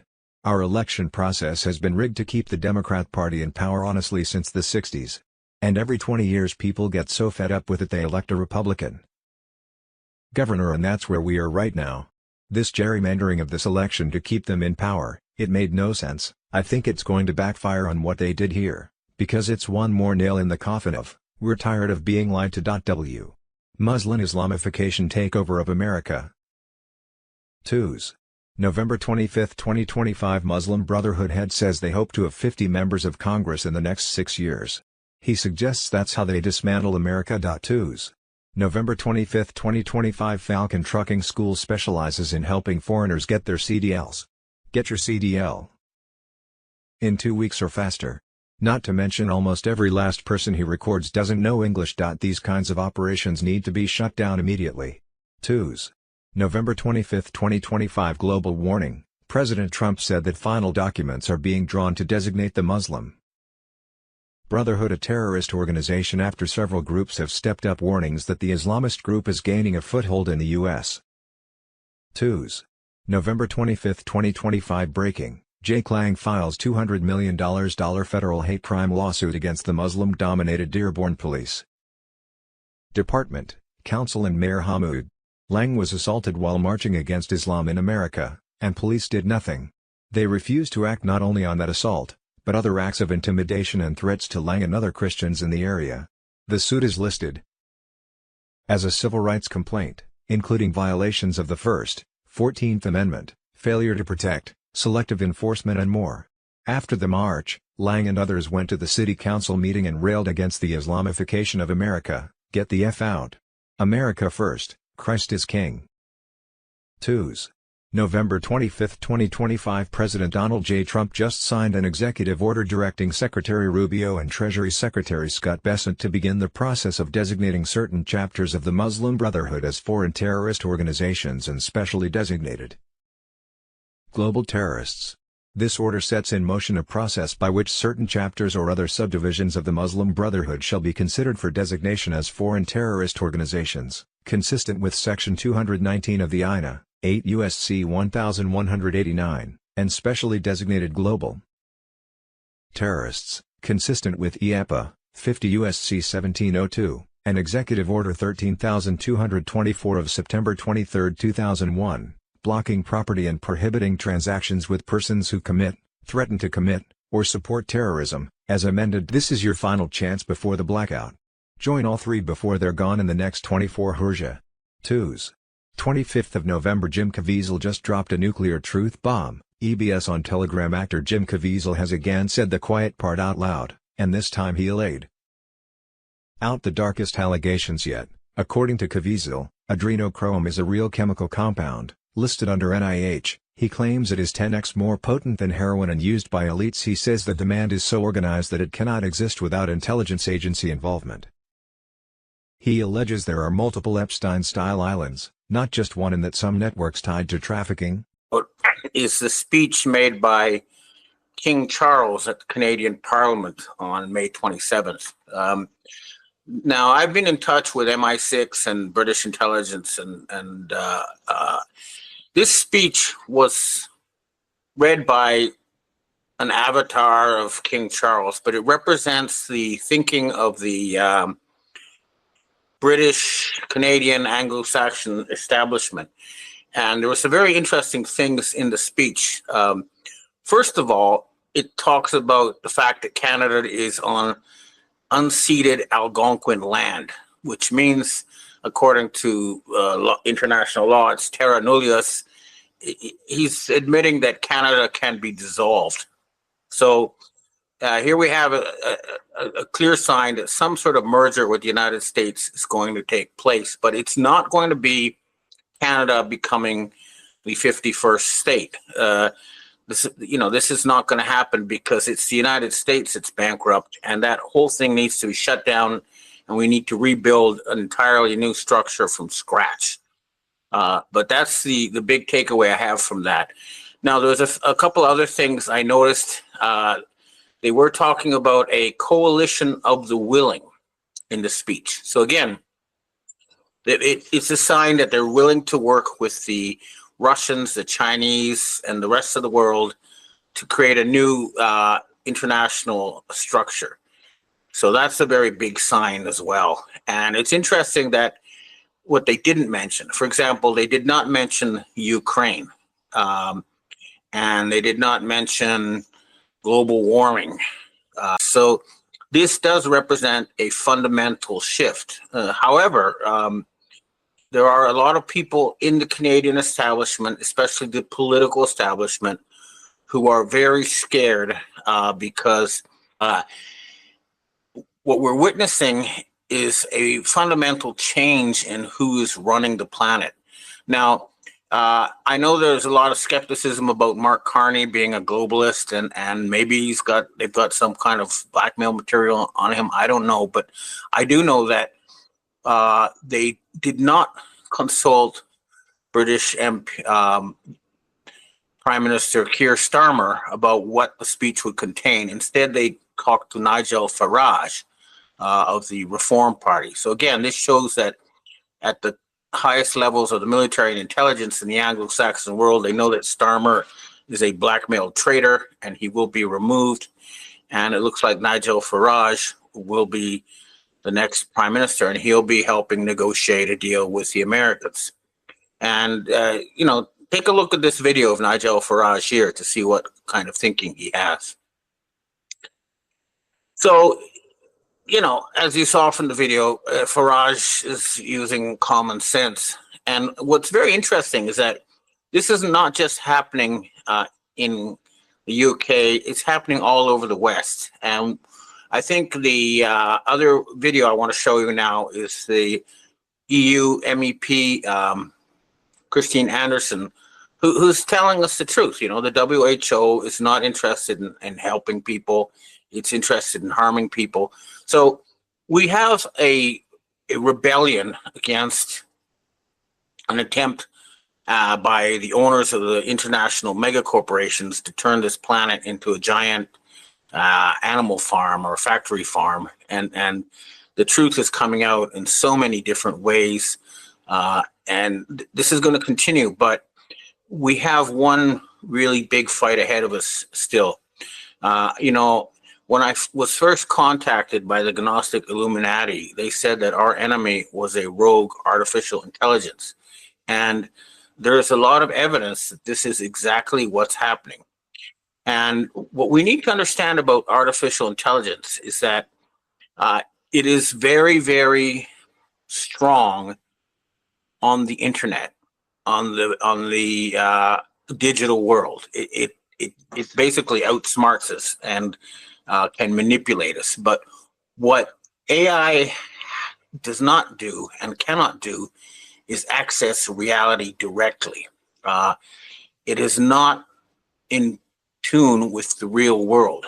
And what this means in particular is that the AI exists in a giant sort of electronic infrastructure controlled by Silicon Valley, and it creates a giant virtual world. But AI has started to hallucinate recently because they generate content that they cannot fact check properly, and then people quote this content, and then they quoting themselves, and they get completely out of touch with reality. And the reality is that the digital world is not real. It's a reflection of reality, and reality dominates. And nowhere is this more clear than the situation we now have with China. China has dominated the physical reality to a point where we have no choice but to reach a deal with them. I'll give you one example. China now can produce 200 times more ships than the United States. The United States produces 0.13% of commercial vessels in the world now. It's not just the ships, it's the port infrastructure, it's the containers. Everything to do with actual physical trade is utterly dominated by China. This is just one example. I'll give you another example. The Chinese car maker BYD is now selling its entry-level electric car for $7,700. So that's 1/6 the price of the cheapest Tesla. So the United States would have to impose a 600% tariff to keep these cars, out of the U.S. market. This is what losers do. This is not a viable plan, and it never will be. The whole thing needs to be shut down. Now, there are, the P3 Freemasons, the people who control the Vatican and large parts of the West, did reach some sort of deal with the Asian elders. They've signed documents. I've seen them. They're saying that they want to create a World Republic Bank that would be used to finance projects that benefit the entire planet. And they have reached some sort of agreement. But again, nothing is happening yet. We'll probably have a meeting in Canada that will set this up, but it hasn't happened yet. However, we can see for sure that the current regime in the United States and the West cannot last. It's just impossible. I'll give you one example. Iran last week opened a rail line with China. It's now functional. And that means that Iran can ship oil to China by train in 15 days, whereas by ship, it takes 40 days. That means they can close the Strait of Hormuz and not lose any export capability. And this is interesting because the Donald Trump used by the Khazarian mafia, the short, fat one who's older than the real one, has been issuing radical statements. One thing he said was that the United States would impose sanctions on any country that bought oil from Iran.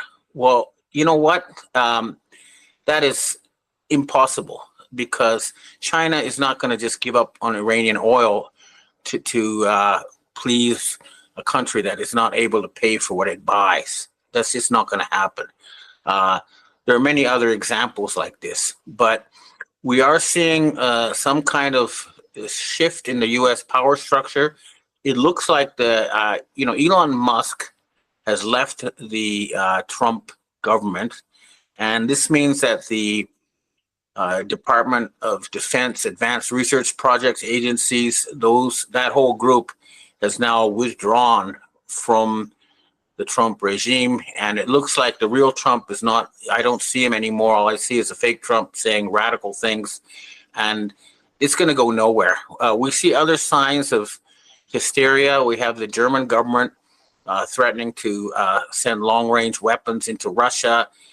The German military wouldn't last a week against Russia. And I think the Russians are finally realizing they're just going to have to move into Western Europe and arrest the Nazis there. There's no other choice. I know they say, well, they're imploding, they're committing suicide, they're destroying themselves. Why don't we just let them do that? Well, no, they're still dangerous people, and they're still committing atrocities, and something has to be done about it. Now, the other thing, I've been avoiding the subject of Gaza because it doesn't pass my smell test. I mean, the daily news of starvation, of bombing, more bombs in World War II, all sorts of weird statistics coming out there, just don't match the real world. It seems to be some kind of hysterical hostage situation by these cornered Khazarian mafiosi. But the reality is that the Turkish and Egyptian militaries are right there, and they're not allowing any massacres there. So that's why, it seems to be like, so the situation is still in limbo in many ways, though. U.S. Treasury Secretary Scott Bessent said the talks with China have paused, which means the Chinese are not answering their calls. And I think it's because they realize that this government has to implode. I mean, just recently, for example, they discovered about $3.7 trillion in money that they don't know where it went. So much, and then they have this big, beautiful budget bill. It doesn't make sense. And if you look at the bill, it seems to hand over control of the government to artificial intelligence. If you don't believe me, take a look at this video clip. So, as you can see from this clip, we really are dealing with a rogue artificial intelligence. And at some point, we may actually have to unplug the internet and the financial computers and, recalibrate everything to the real world. So, we are heading for a major transformation, but right now, things are in a pause, and it looks like they're just waiting for the entire structure to implode. But so it looks like the Chinese have already made a decision. They're not going to deal with the current U.S. regime. They're going to wait for it to collapse. I'm hearing something similar from Russia. Another thing, speaking about Russia, that I think is worth noting is that the widow of Prime Minister Shinzo Abe of Japan, Akie Abe, who I know personally, was given super VIP status during a visit to Moscow. And that's not just because she's the widow of Abe, who was close friends with Putin. They met, according to TASS, 27 times. But more to the point is that Abe was a member of the Korean Yi dynasty, which includes Kim Jong-un of North Korea and the Emperor of Japan. And they have supplied Russia with large amounts of artillery shells and other military equipment. And this is some kind of clear sign that a big move is going to happen in East Asia. It's going to involve Korea, Japan, and Taiwan. I think they're going to create an independent bloc. But, I'll find out more later as I contact more sources about this. But something is fundamentally changing. In any case, I think that we're still going to have to watch things collapse a bit further over the summer, and it's going to be hard for Americans in the short term, but good for them in the long term. That's my understanding of the situation. But above all, remember, the real world is what matters. What's on your plate is more important than what's on your screen. So everybody focus on the real world, spend more time in the real world and less time in the virtual world to get through this transition. And we are headed for a transition. the die is cast. There's no way it's going to turn back at this point. But I think at the end of the day, we're going to have a much better system for running this planet that will work for the people instead of the situation we have now where we had a group of Satan worshiping owners of multi-mega corporations. And that's just not the way to run a planet. And that is ending. And it'll be visible in many ways. And I'm here in Canada to help with this transition. And I'm volunteering my services. And we'll be in touch with Canadian government officials over the coming weeks and help them, negotiate a good deal with the Americans over a new North American system that works for the people and is run by the people. Okay, well, that's what I have to say for myself. And now I'd like to answer questions from readers and viewers. Hi, Ben. We have our first question for today. Is there any chance that these continuous chemical trails day after day, at least over Albuquerque, are being done so for some positive reason, like protecting us from these phony solar flares that apparently affected Europe? Thank you for entertaining my crazy question about your face. No, it was a good question, and it's good that I could show people I'm not a rubber masked fake. Now, as far as the chemtrails are concerned, I think that, again, the actual U.S. Space Force person I met told me that they are reflective material that are used for a super sensitive radar system that can spot objects as small as 1 centimeter in size. So if it's the white hats, they're spraying that so that they can detect attacks. Now, next question. Hi, Ben. Why is South Africa so important to Africa in general and the BRICS organization? Well, they have huge amounts of gold and diamonds and mineral wealth, and I think that's the reason why it's so important.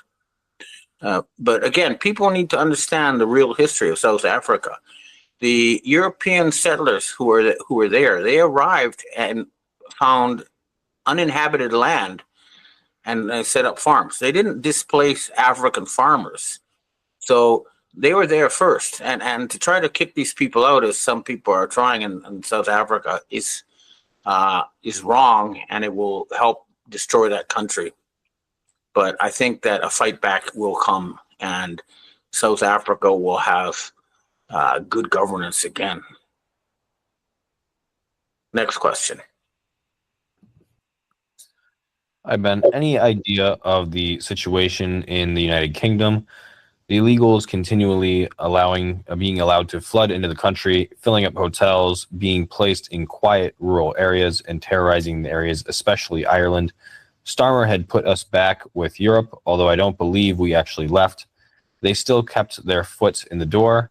People trying to expose the truth are being put in jail. Is there any light over the horizon for here, or shall we plan to get out? Any suggestions where to move to? Is there anywhere left that hasn't been ruined?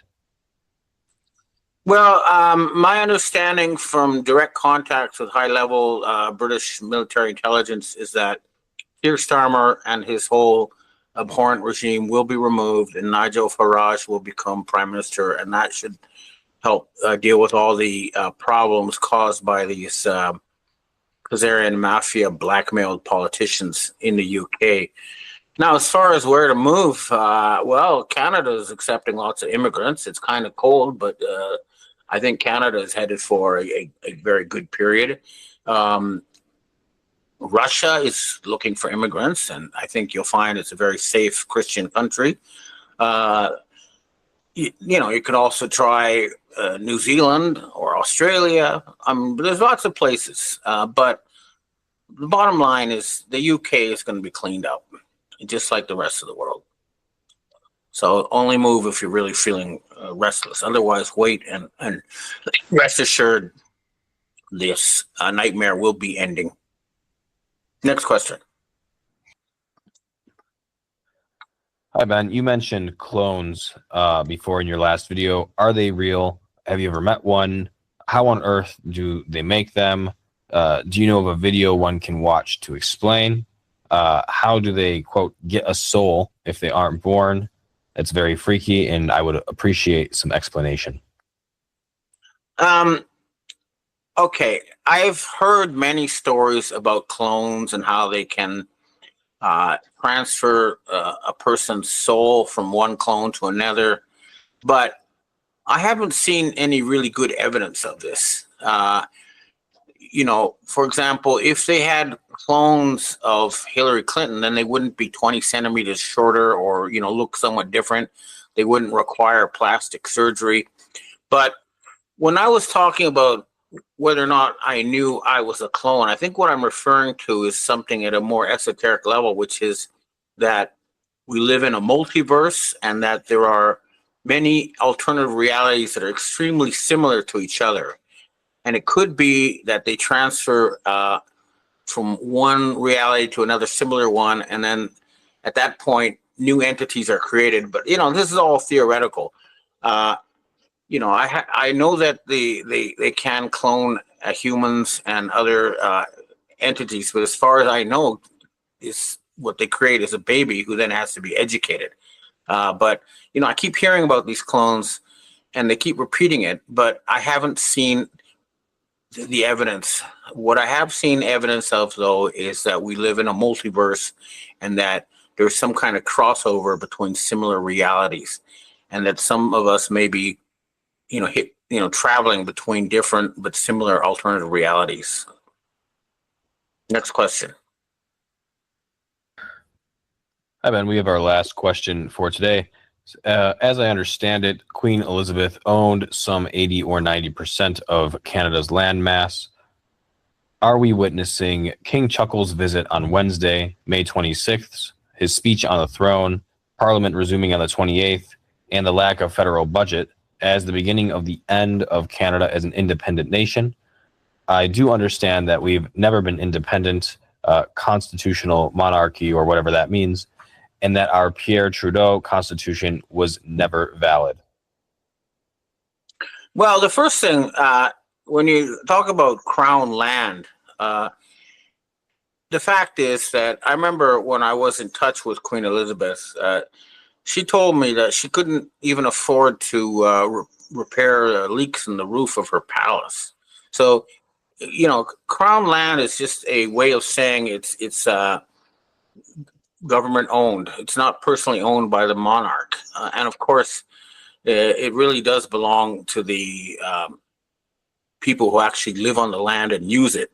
But I believe that what will happen is that North America will become North American and ruled by the people who were born and raised there, as well as by immigrants who are allowed in legally, and that a healthy process is underway. Now, I understand about the First Nations and their concerns, and people need to remember Canada did not conquer the First Nations. What happened was a mutual agreement. Canada started out as a fur trading company. They got furs from the First Nations and traded them for European goods, and over the years they intermarried and were allowed to live here. So it's not like the United States where they sold the First Nations and stole their land. That didn't happen in Canada. It was all through mutual agreement, and I'm sure we'll continue to have you know, mutually beneficial discussions about how to make this place even better, and it will continue. But Canada will remain free, and it will help free the American people from Babylonian debt slavery and help liberate their cousins to the south, criminals. That's what we're dealing with at the end of the day. So, you know, the United States will be liberated not only from some sort of weird artificial intelligence, but also from and should not be in any position of power, and that will happen. Okay, well, that's what I have to say for myself today, and I hope to see you again next week, and there should be good news by then. Restored Republic via GCR. Judy note, the world we live in is run on blackmail, lies and corruption. A wealthy elite group of families sit at the top of this global power structure. They use children as blackmail tools for their operations and occult belief systems to control governments and people in high places all around the world. It's time we come together, set aside our differences and put our time and energy into defeating the real enemy of we, the people, President Donald Trump. Monday, November 24, 2025, 1800 hours EST on the nose. Dust takedown dispatch from undisclosed location. The hammer just fell. At 2031 Zulu, Knights of Malta Sovereign Military Order defectors, alongside Russian Naval Spetsnaz and U.S. SEAL Team 6 White Hats, stormed the last functioning deep state cloning vet cathedral beneath the Rothschild Chateau in Prigny-Chambasy, Switzerland. 47 active politician clones terminated on site. Original DNA vaults torched. The Swiss Guard units that tried to intervene surrendered after the first 40 seconds, they're singing like canaries about the Epstein Island 2.0 under Lake Geneva. Simultaneous kinetic strikes just erased the final 3 adrenochrome processing plants in the cabal had hidden inside abandoned CERN tunnels. The smell of burning evil is drifting across the Alps tonight. QFS rainbow currency liquidity just hit 100% global saturation. Every legacy bank account on Earth is now either gold-backed or marked for seizure in the next 18 hours.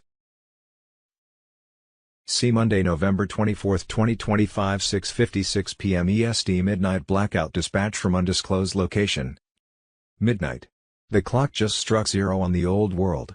30 seconds ago the Restored Republic Command Authority transmitted the final irrevocable order. All remaining deep state holdouts have exactly 17 hours to surrender before the worldwide EBS activation tones rip through every screen, every phone, every speaker, every car radio on the planet. When those tones sound at 1700 hours Zulu tomorrow 25th of November, the following will play in this order: no cuts, no commercials. 1. Raw Dallas motorcade footage in 8K. 2. Raw 2020 election server theft footage. 3. Live Gitmo Tribunal confessions. 4. Full Nizar/Jazara announcement read by the legitimate commander-in-chief. 5. Medbed rollout schedule for every county in America. Continuity of government is now 100% under 1776 law. Cheyenne Mountain doors are sealed. The 17th letter just lit the final flare. This is the moment my father saw coming in 1963. He took the bullet so we could take the victory. The best is yet to come. Enjoy the show, Patriots. God wins. JFK Jr. 17 Get in immediately. D-Currency and Wealth Transfer Update, November 24, 2025. As twilight falls on November 24, 2025, the divine orchestration of restoration accelerates, with the global currency reset igniting a cascade of blessings for the faithful stewards of this pivotal hour. The SWIFT system's expiration on Saturday unlocked the quantum financial system in full glory, sinking gold-backed ledgers across 209 nations, 3 quintillion in rainbow currencies through the Yellow Dragon family's ISO 20022 tokens.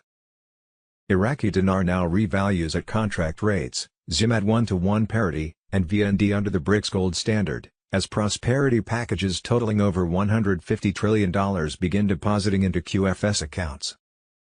Tier 4B notifications deploy tomorrow, Tuesday, November 25th. Paving the way for initial payouts on Wednesday, November 26th, while Project Redemption soft launches on Thursday, December 4th, with seamless 7-second biometric scans granting access to your divine inheritance. In this wealth transfer, quadrillions in stolen assets flow back to the awakened, a testament to the Lord's promise of restitution for the righteous. Nizar/Jazara's signature blocks have been eternally sealed, enforcing a global debt jubilee that erases mortgages, loans, and IRS burdens at the stroke of midnight, freeing humanity from financial chains forged in darkness. The Federal Reserve servers now lie dormant, legacy banks face obsolescence by December's end, and a monumental $1 trillion infusion from Saudi Arabia channels directly into QFS sectors for AI and quantum prosperity. This is no mere economic shift but a sacred wealth transfer, redistributing elite vaults to patriots who have prayed without ceasing, as XRP anchors all transactions in unassailable truth. By the winter solstice on December 22nd, the final bloodlines of tyranny will dissolve, and BRICS unified gold currency solidifies under Jazara on December 10th, pegging all to tangible assets by January 2026. Beloved, in the quiet assurance of evening, let faith be your anchor amid these birth pangs of abundance. The Almighty fights for the faithful, whispering through this jubilee, seek forgiveness, grant it freely, and serve with purpose. Your season of overflow dawns, a harvest reaped in gratitude and grace. Special Intel Report from the White Hats, November 24, 2025. On Monday, November 24, 2025, the storm descended upon shadows of corruption as White Hat forces executed a divine mandate to dismantle the deep state's grip on our world. Raw footage and confessions will air at 0:00 Zulu today, igniting the final push toward sovereignty on Thanksgiving, Thursday 27th of November. The emergency broadcast system stands poised to awaken the masses within the next 48 hours, heralding the 7 trumpets that will pierce the veil of deception. In a 3-day global blackout, Starlink satellites have been aligned to transmit unfiltered truths directly to every electronic device, initiating media, internet and phones to fall silent, save for 911, ushering in the prophesied 10 days of darkness. Non-stop documentaries will unveil the horrors of Pizzagate, Epstein's files and crimes against humanity, broadcasting 3 times daily. While live military tribunals from Gitmo expose the sealed indictments numbering over 700,000. Mass arrests surged forward with unyielding precision, as over 712 high-profile figures, including Swiss bankers and Monaco executives, were taken into custody yesterday alone. Elite teams from the U.S., Russia, and allied nations breached deep underground military bases beneath Denver International Airport and Cheyenne Mountain, collapsing portals and extracting over 180 precious children who had been hidden from the light for more than a decade. In a joint operation with Iranian Revolutionary Guard and original constitutional sheriffs, more than 400 high-value assets were liberated, sealing off the vile trafficking networks that have preyed upon the innocent for far too long. Let us hold these little ones in our prayers, for the Almighty's hand guides every rescue, turning despair into deliverance. They say that the Holy Spirit whispered through the stillness to remind us that God wins as NATO towers crumbled in 71 nations and HARP arrays were neutralized by Space Force. The continuity of government shifted to the restored republic under 1776 protocols, as the Great Awakening birthed a new dawn of liberty. In this hour of trial, we stand as watchmen on the wall, fortified by prayer and purpose. The child rescues from Dugway Proving Ground and Vatican-linked chambers in Rome signaled the enemy's defeat. From Sunday 23rd of November, 2025 Restored Republic Dispatch on midnight blackout from undisclosed location. Midnight on the East Coast. This is John Fitzgerald Kennedy Jr., alive, pissed off, and in command. In the last 30 minutes the Restored Republic Command Authority has issued the final 24-hour ultimatum to every remaining deep state puppet still breathing. Surrender unconditionally or face immediate kinetic removal when the EBS activation tones go live tomorrow Monday November 24, 2025 at 0:00 Zulu. All Nizara/Jazara signature blocks are now executed. The RV/GCR is locked. Military continuity of government is fully active under 1776 protocols. Cheyenne Mountain, Raven Rock, and Sidar are singing the same song for the first time since 1963. Every fake alien invasion hologram rig, every last adrenochrome lab, every cloned politician, every satanic altar from Antarctica to the Vatican, just got marked with a red X by the 17th letter himself. We are not asking anymore. This is 1776 worldwide. Tomorrow the emergency broadcast will play the raw Dallas footage, the raw 2020 footage, and the raw tribunal confessions back to back. Then the world goes dark to light. Enjoy the show, Patriots. My father began this. I'm here to finish it. God wins.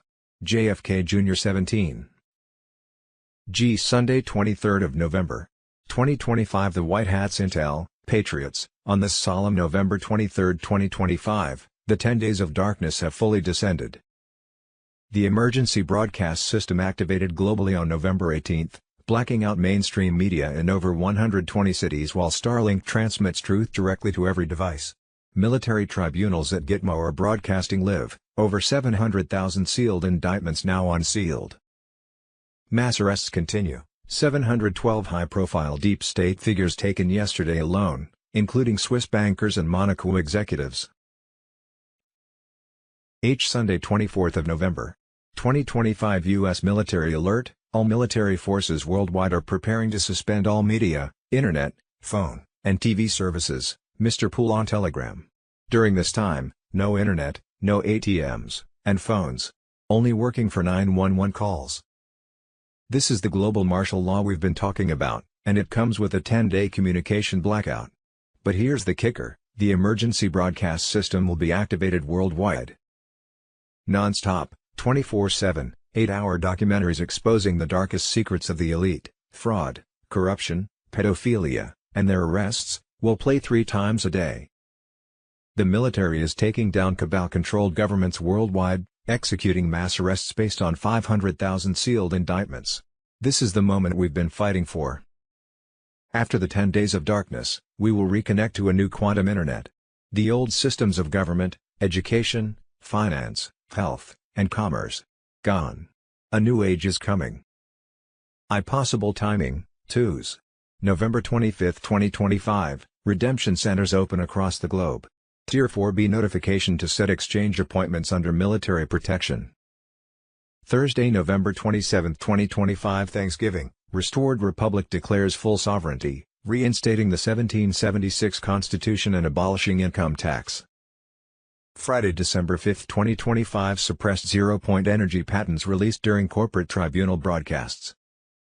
Mid-December 2025, mass arrests of European globalist figures begin in Brussels and London financial districts.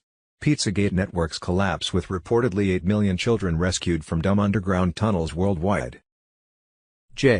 What we think we know as of Tuesday, November 24, 2025, cracked the WikiLeaks cables and found the Soros family has been working with the U.S. State Department for 50 years. Joe Rogan. Vatican Secrets, 40 biggest Vatican cover UPS you were never meant to know.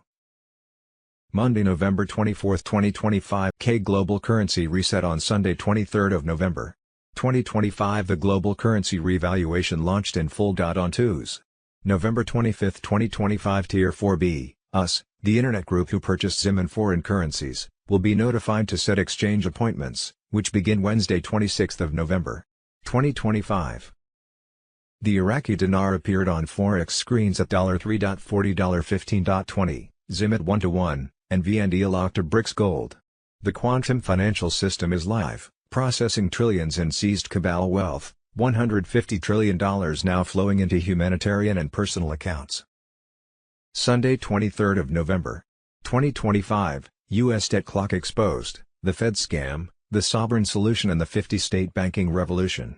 Sunday, 23rd of November, 2025, Intel report, Tier 1 to 5 structure exposed, the invisible engine behind the global currency reset, GCR 2025. Global financial system, Monday, November 24, 2025. Elon Musk's Doge team was quietly dissolved even though it still had 8 months left on its mandate to cut excessive regulations and federal spending. Representative Tim Burchett says Musk was pushed out of Washington because he was getting too close to exposing corrupt officials enriching themselves through dark money NGO networks. NGO money pours into Washington and ends up in politicians' pockets as dark money, Trump administration on Telegram. Monday, November 24, 2025. The quiet transition to the new global financial system, CQFS on Telegram. Governments aren't going to announce CQFS. They're going to upgrade into it, piece by piece, quietly, methodically. You won't see breaking news. You'll see bank maintenance updates. You'll see scheduled improvements to cross-border payment systems. You'll see compliance modernization to ISO 20022 standards. Behind that language, a total rebuild of how value moves, from manual reconciliation to verified transparency. The integration process, here's how the connection is forming in real time. ISO 20022 migration. Governments and central banks are already standardizing messaging formats, the same structure CQFS uses. Liquidity access. State institutions begin tapping into decentralized liquidity pools to settle faster and cheaper. Blockchain record keeping. Slowly, internal ledgers are being mirrored on distributed systems, public, immutable, auditable. No fanfare. No launch date. Just quiet upgrades that change everything beneath the surface. The hidden signal. By the time the public hears about it, it'll already be running. Just like the internet existed long before anyone called it the internet. You'll wake up one day and realize that the system's already in place, the payments, the data formats, the verifications, all speak the CQFS language. Why this matters: the ones who understand this before it's official, the early interpreters of this silent shift, will be the ones ready to build, teach, and lead when the rest of the world is still waiting for the announcement. By the time the headlines catch up, the foundation will already be owned by those who saw it forming. Monday, November 24, 2025. Fox News: President Trump announces he will pull all U.S. taxpayer dollars from Nigeria due to the genocide of Christians. Nigeria is a disgrace. It's a genocide, and I'm really angry about it. And we pay a lot of subsidy to Nigeria. We're going to end up stopping. The government's done nothing. They are very ineffective. They're killing Christians at will. Until I got involved in it 2 weeks ago, nobody even talked about it. Monday, November 24, 2025. Charlie Kirk is alive. White hats faked it all. Masked actress caught hugging J.D. Vance. Carrie Cassidy proof inside. Juan and Candace lying to your face. Monday, November 24, 2025. Unredacted client list just landed. Trump signed the release, but Deep State is burning the originals in real time. Names you've prayed for are on it. Sunday, 23rd of November, 2025. Breaking overnight intel drop. Full-scale counterattack. Trump, DHS, and America's silent majority roar back to crush the invasion, fraud, and globalist lies. Sunday, 23rd of November, 2025. Breaking news from President Trump. November 23, 2025. Traitors ordered the military to disobey. Trump demands jail for high-level sedition. Sunday, 23rd of November, 2025. Breaking: SCOTUS blocks the coup. Justice Alito reinstates Texas GOP map. Leftist redistricting ambush shut down. Sunday, 23rd of November, 2025. Just in: Texas National Guard returns from Illinois. Governor Abbott stares down the left. Brings troops home for Thanksgiving. Monday, November 24, 2025. Breaking overnight intel drop. Insurrection exposed. Trump's war on treason. Pardons for cash and the open border coup. Monday, November 24, 2025. Bombshell. Humiliated, she tried to crush Barron Trump, but got annihilated by the Southern Sword of Truth. How a 19-year-old turned a national smear into a legend. Monday, November 24, 2025. Boom. Biden-Zelensky bombshell leak. Gabbard uncovers discovered phone conversation between Zelensky and Biden. Hunter's Ukraine extortion exposed under Trump's watch. Monday, November 24, 2025. Breaking live collapse. J.D. Vance obliterates Elissa Slotkin on live TV after she accidentally admits Trump issued 0 illegal orders. Monday, November 24, 2025. It's happening. Clinton subpoenaed. Ghislaine pleads the Fifth. Andrew vanishes. Trump's team just unleashed the full Epstein exposure. Nizar and Jazara secrets on Telegram. November 22, 2025. The hammer drops. Bill Clinton subpoenaed December 17. Hillary December 18. Congressional depositions, under oath, no escape. Their lawyer is already whining for written answers only. Classic deep state dodge to avoid live perjury traps. Too late. The military intel Trump brought back is ripping the Epstein files wide open. Bill flew the Lolita Express 26 times, straight to Peto Island. Hidden cameras roll 24/7, blackmail footage of politicians, royals, billionaires. That island wasn't a resort, it was a global intelligence trafficking hub run with Mossad-level tech, retina scanners, voice print locks, satellite uplinks. Every depraved act recorded to keep the puppets in line. Hillary. As Secretary of State, she rubber-stamped visas, NGO covers, and humanitarian flights that moved kids across 3 continents. Clinton Foundation charities were the laundry, hundreds of sealed indictments now unsealed and heading straight for their door. Ghislaine Maxwell just signaled she'll plead the Fifth if dragged before Congress, because talking means naming the still active overlords. And Prince Andrew.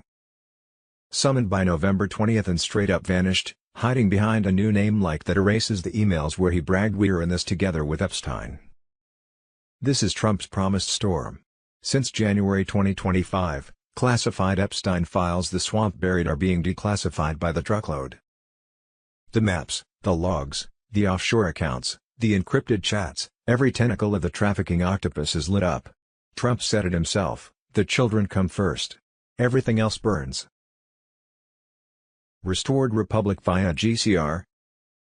Duty note: within 48 hours the 7 trumpets of the emergency broadcast system was set to descend globally, along with activation of the 10 days of darkness, blacking out mainstream media in over 120 cities while Musk's Starlink satellite system takes over to transmit directly to every person's TV, radio and internet devices on Earth. Such truth will stream continuously and reveal Pizzagate, Epstein files, and crimes against humanity in graphic detail, along with education on Nizra, the restored Constitution, and suppressed technologies. The prophesied 3-day global blackout begins soon, a sacred pause for reflection as the quantum financial system overrides all fiat grids. Right now NATO communication towers are being dismantled in 71 nations to prevent interference. Military tribunals at Gitmo will broadcast live to 17 years liberated from LA tunnels this week, thousands more from Romania and Honduras adrenochrome facilities. Vatican and European pedophile networks collapse under relentless raids. The White Hats report 8 million children freed worldwide since 2024 began. These are not statistics, they are precious souls returning to the light. Divine justice moves swiftly now. The storm is here, the birth pang of the Great Awakening. The Almighty fights for the innocent. Hold fast in prayer. Light always follows the storm.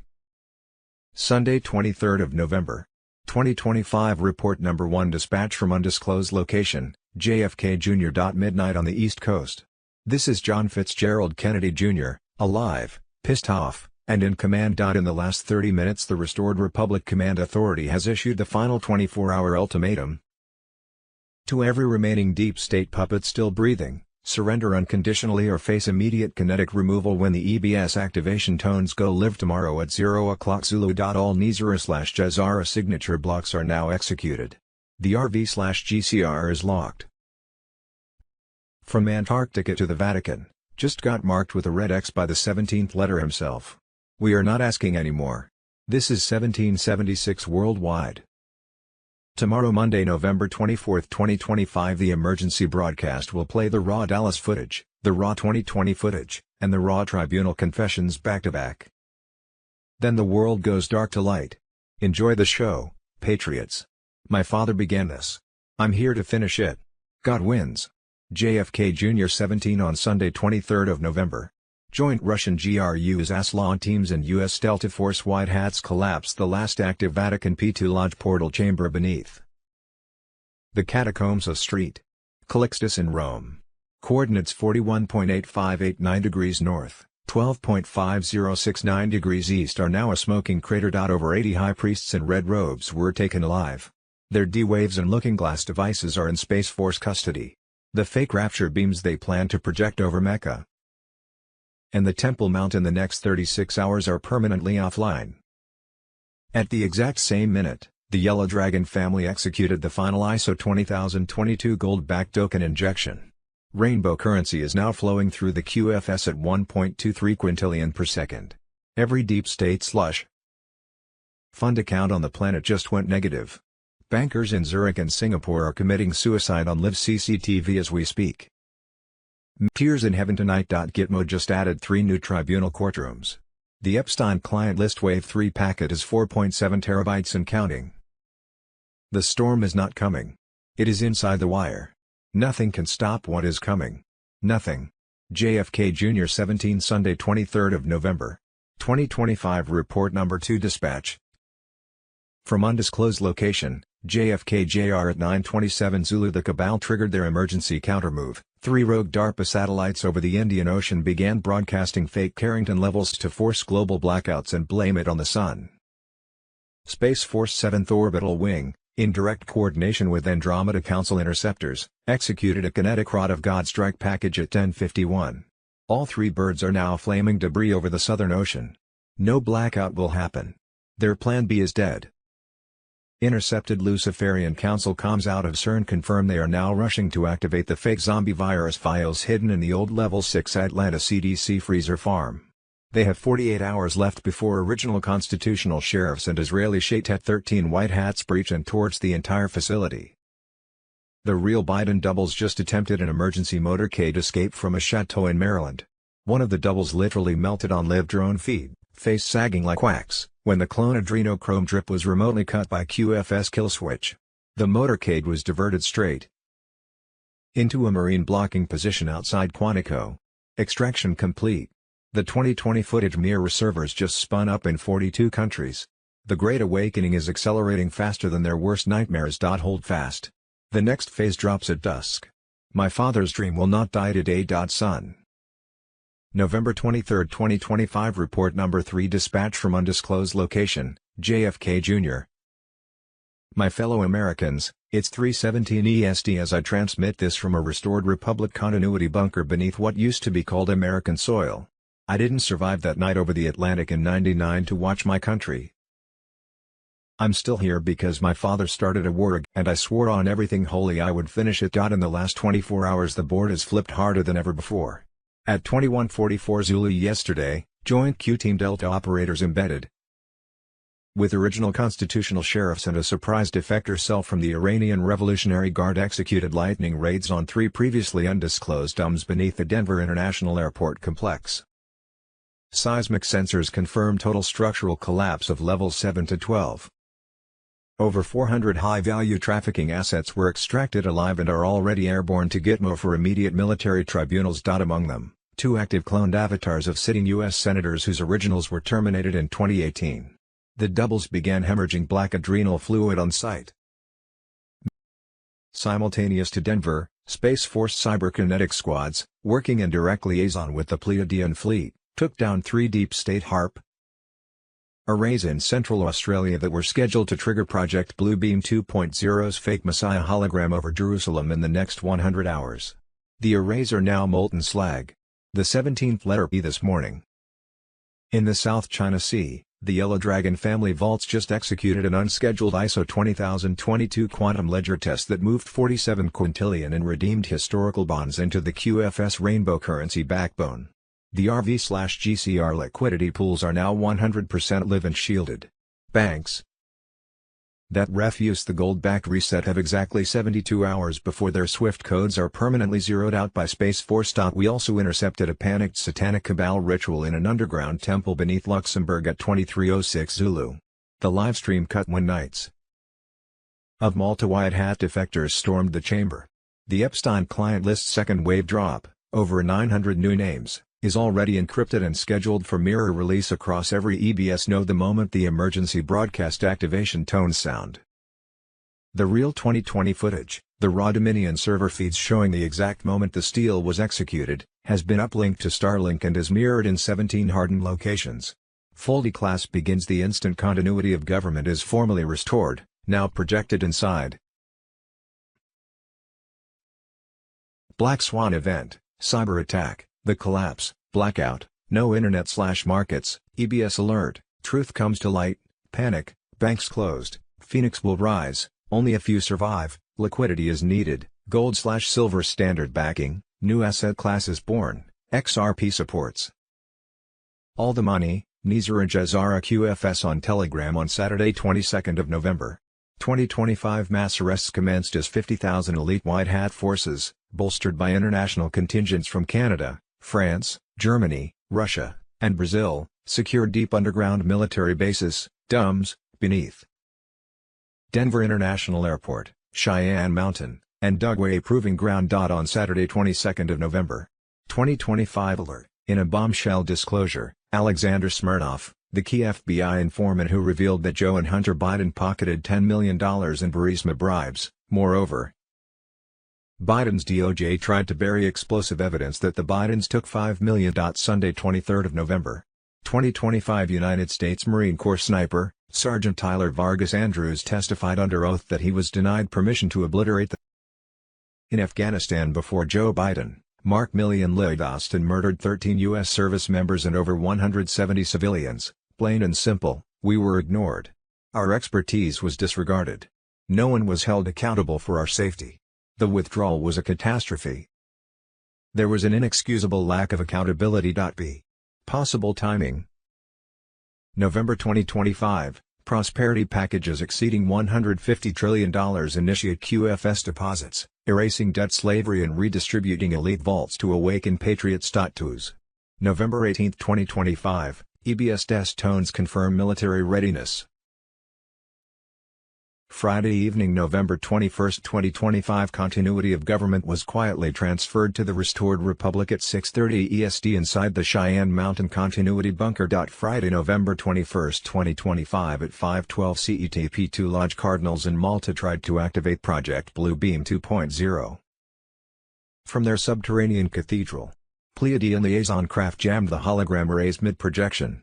The fake Messiah never materialized.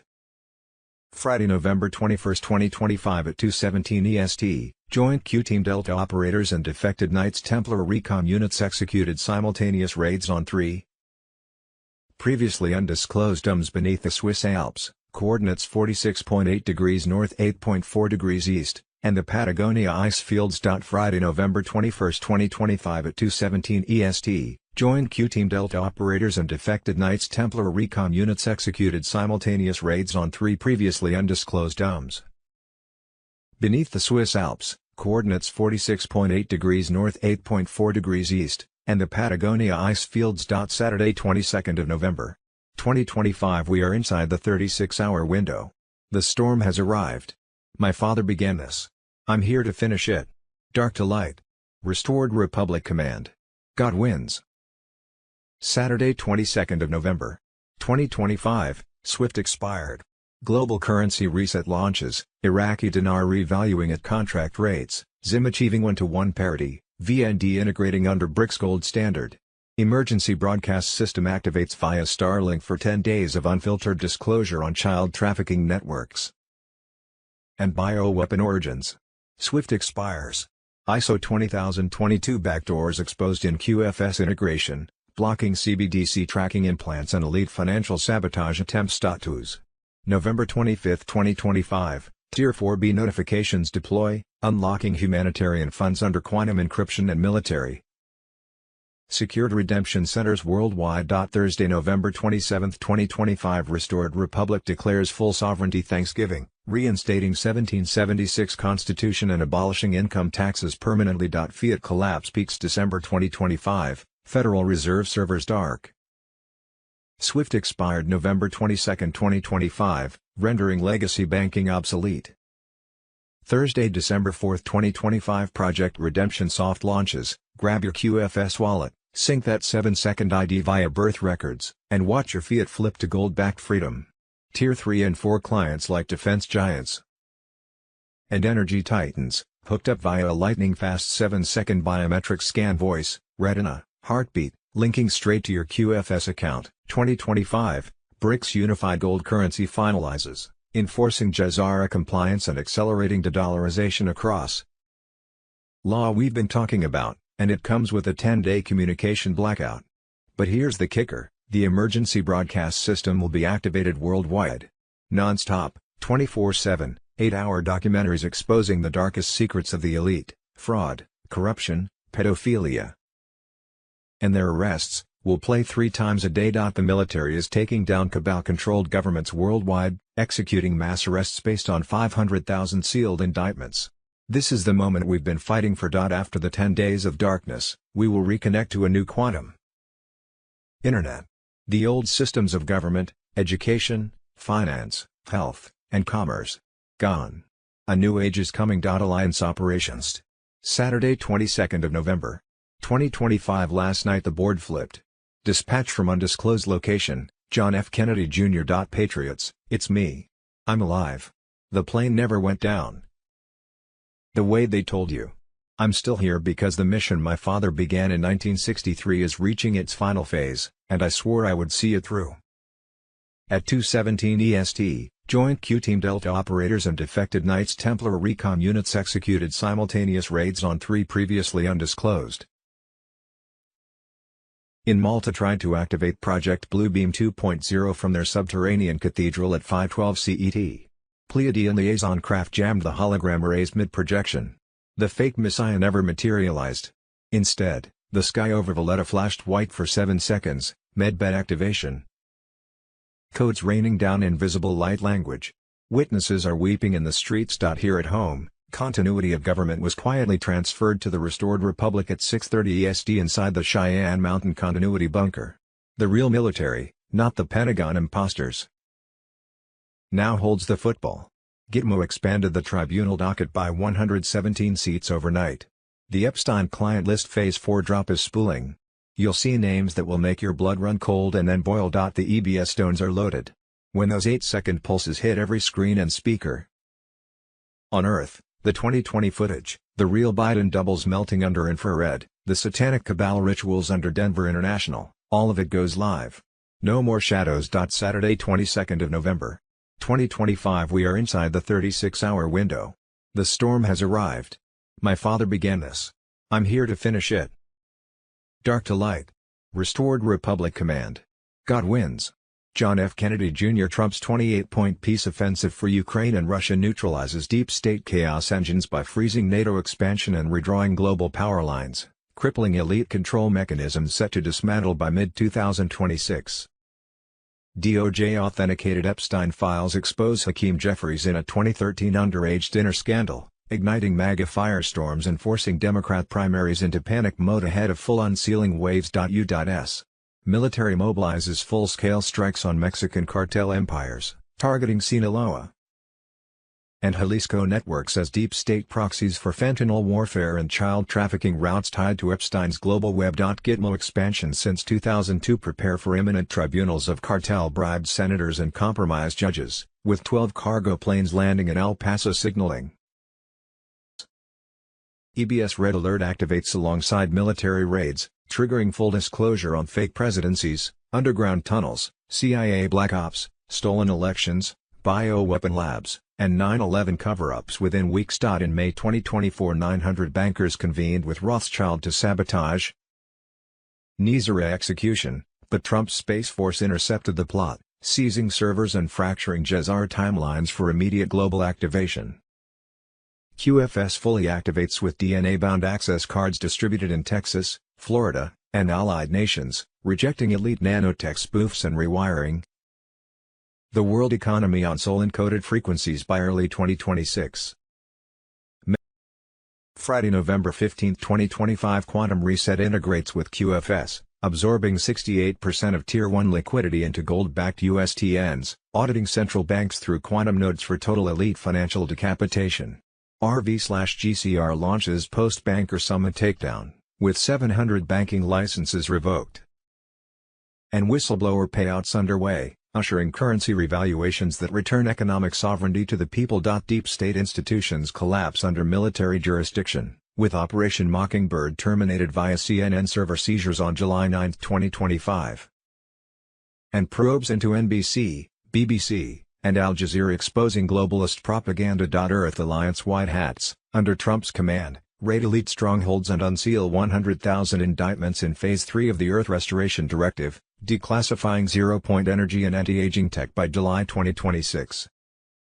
Epstein files release looms imminent, pushed by deep state provocations to implicate old guard traitors, enabling MAGA sweeps in Congress and classifying insurrectionists as enemy combatants punishable by death. Trump's major warning to deep state insurgents invokes the insurrection strikes by December deadline. The Great Reset cyber attacks pausing electronic grids. 10 days of communication darkness. The EBS has activated in Los Angeles, Chicago, Houston, Phoenix, New York City, Philadelphia, Seattle. International white hat forces of the U.S., Canada, France, Germany, Russia, Brazil have secured deep underground military bases beneath Colorado's Denver International Airport, Wyoming's Cheyenne Mountain, Utah's Dugway Proving Ground. The countdown to liberation begins. Trump office on Telegram. Global military tribunals, secret trials have already begun. Names you once trusted will face the ultimate judgment. Justice is not coming, it's here. The final sweep, thousands of arrests underway. The last deep state strongholds are being dismantled. No escape, no deals, no mercy. Assets seized, billions in stolen wealth recovered. Corrupt corporations fall. Central banks panic. The power is shifting back to the people. Humanity's awakening, free energy, suppressed technology, and lost medical breakthroughs will finally be released. What was hidden will now heal the world. The final reset is underway, the old world crumbles. A new system rises. What's coming is beyond imagination. Saturday 22nd of September 2025, United States and global military alliances are on high alert, with sources confirming that the mass arrests phase of the storm has commenced on Saturday 22nd of November 2025. Mass arrests commenced as 50,000 elite white hat forces from the US, Canada, France, Germany, Russia, and Brazil secured dumb military bases beneath Colorado's Denver International Airport. Saturday 22nd of November 2025. Q on Telegram as twilight descends on this pivotal November 22nd, 2025, divine orchestration unfolds in the financial realms, with the global currency reset, GCR, and revaluation, RV, poised for launch imminently. Fulfilling ancient prophecies of wealth transfer from the wicked to the faithful stewards of God's bounty. Iraqi dinar holders rejoice as 25,000 IQD becomes universally accepted by U.S. banks, while all global institutions transition to the quantum financial system, QFS, under ISO 20022 protocols utilizing XLM and XRP, securing prosperity for 8 billion souls in an unbreakable ledger of transparency and equity. Pentecostal payments cascade forth this very evening, triggering a domino effect that Wolverine confirms is the precursor to full redemption, with Trump's clandestine summits alongside UK, Japanese, and Saudi leaders aligning the stars for this jubilee of abundance.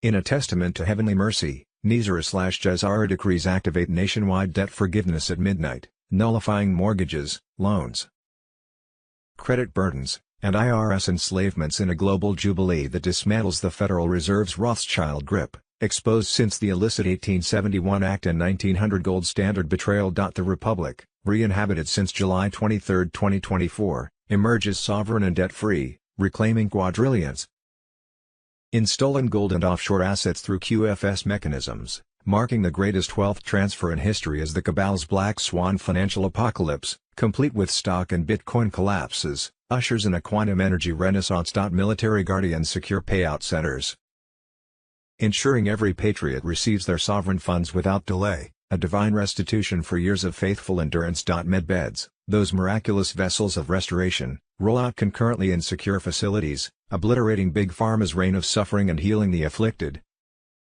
in body and spirit, available first to rescue workers and elders, then to all who seek the Lord's renewal. By dawn tomorrow, November 23, 2025, initial payouts commence for Tier 4B invitees, with broader access cascading through December, inviting us to steward this bounty in service to one another. In this eve of liberation, let us kneel in gratitude, for the formula of true happiness, seeking forgiveness, granting it freely, quickening our steps in purpose, and serving with joy, guides us home.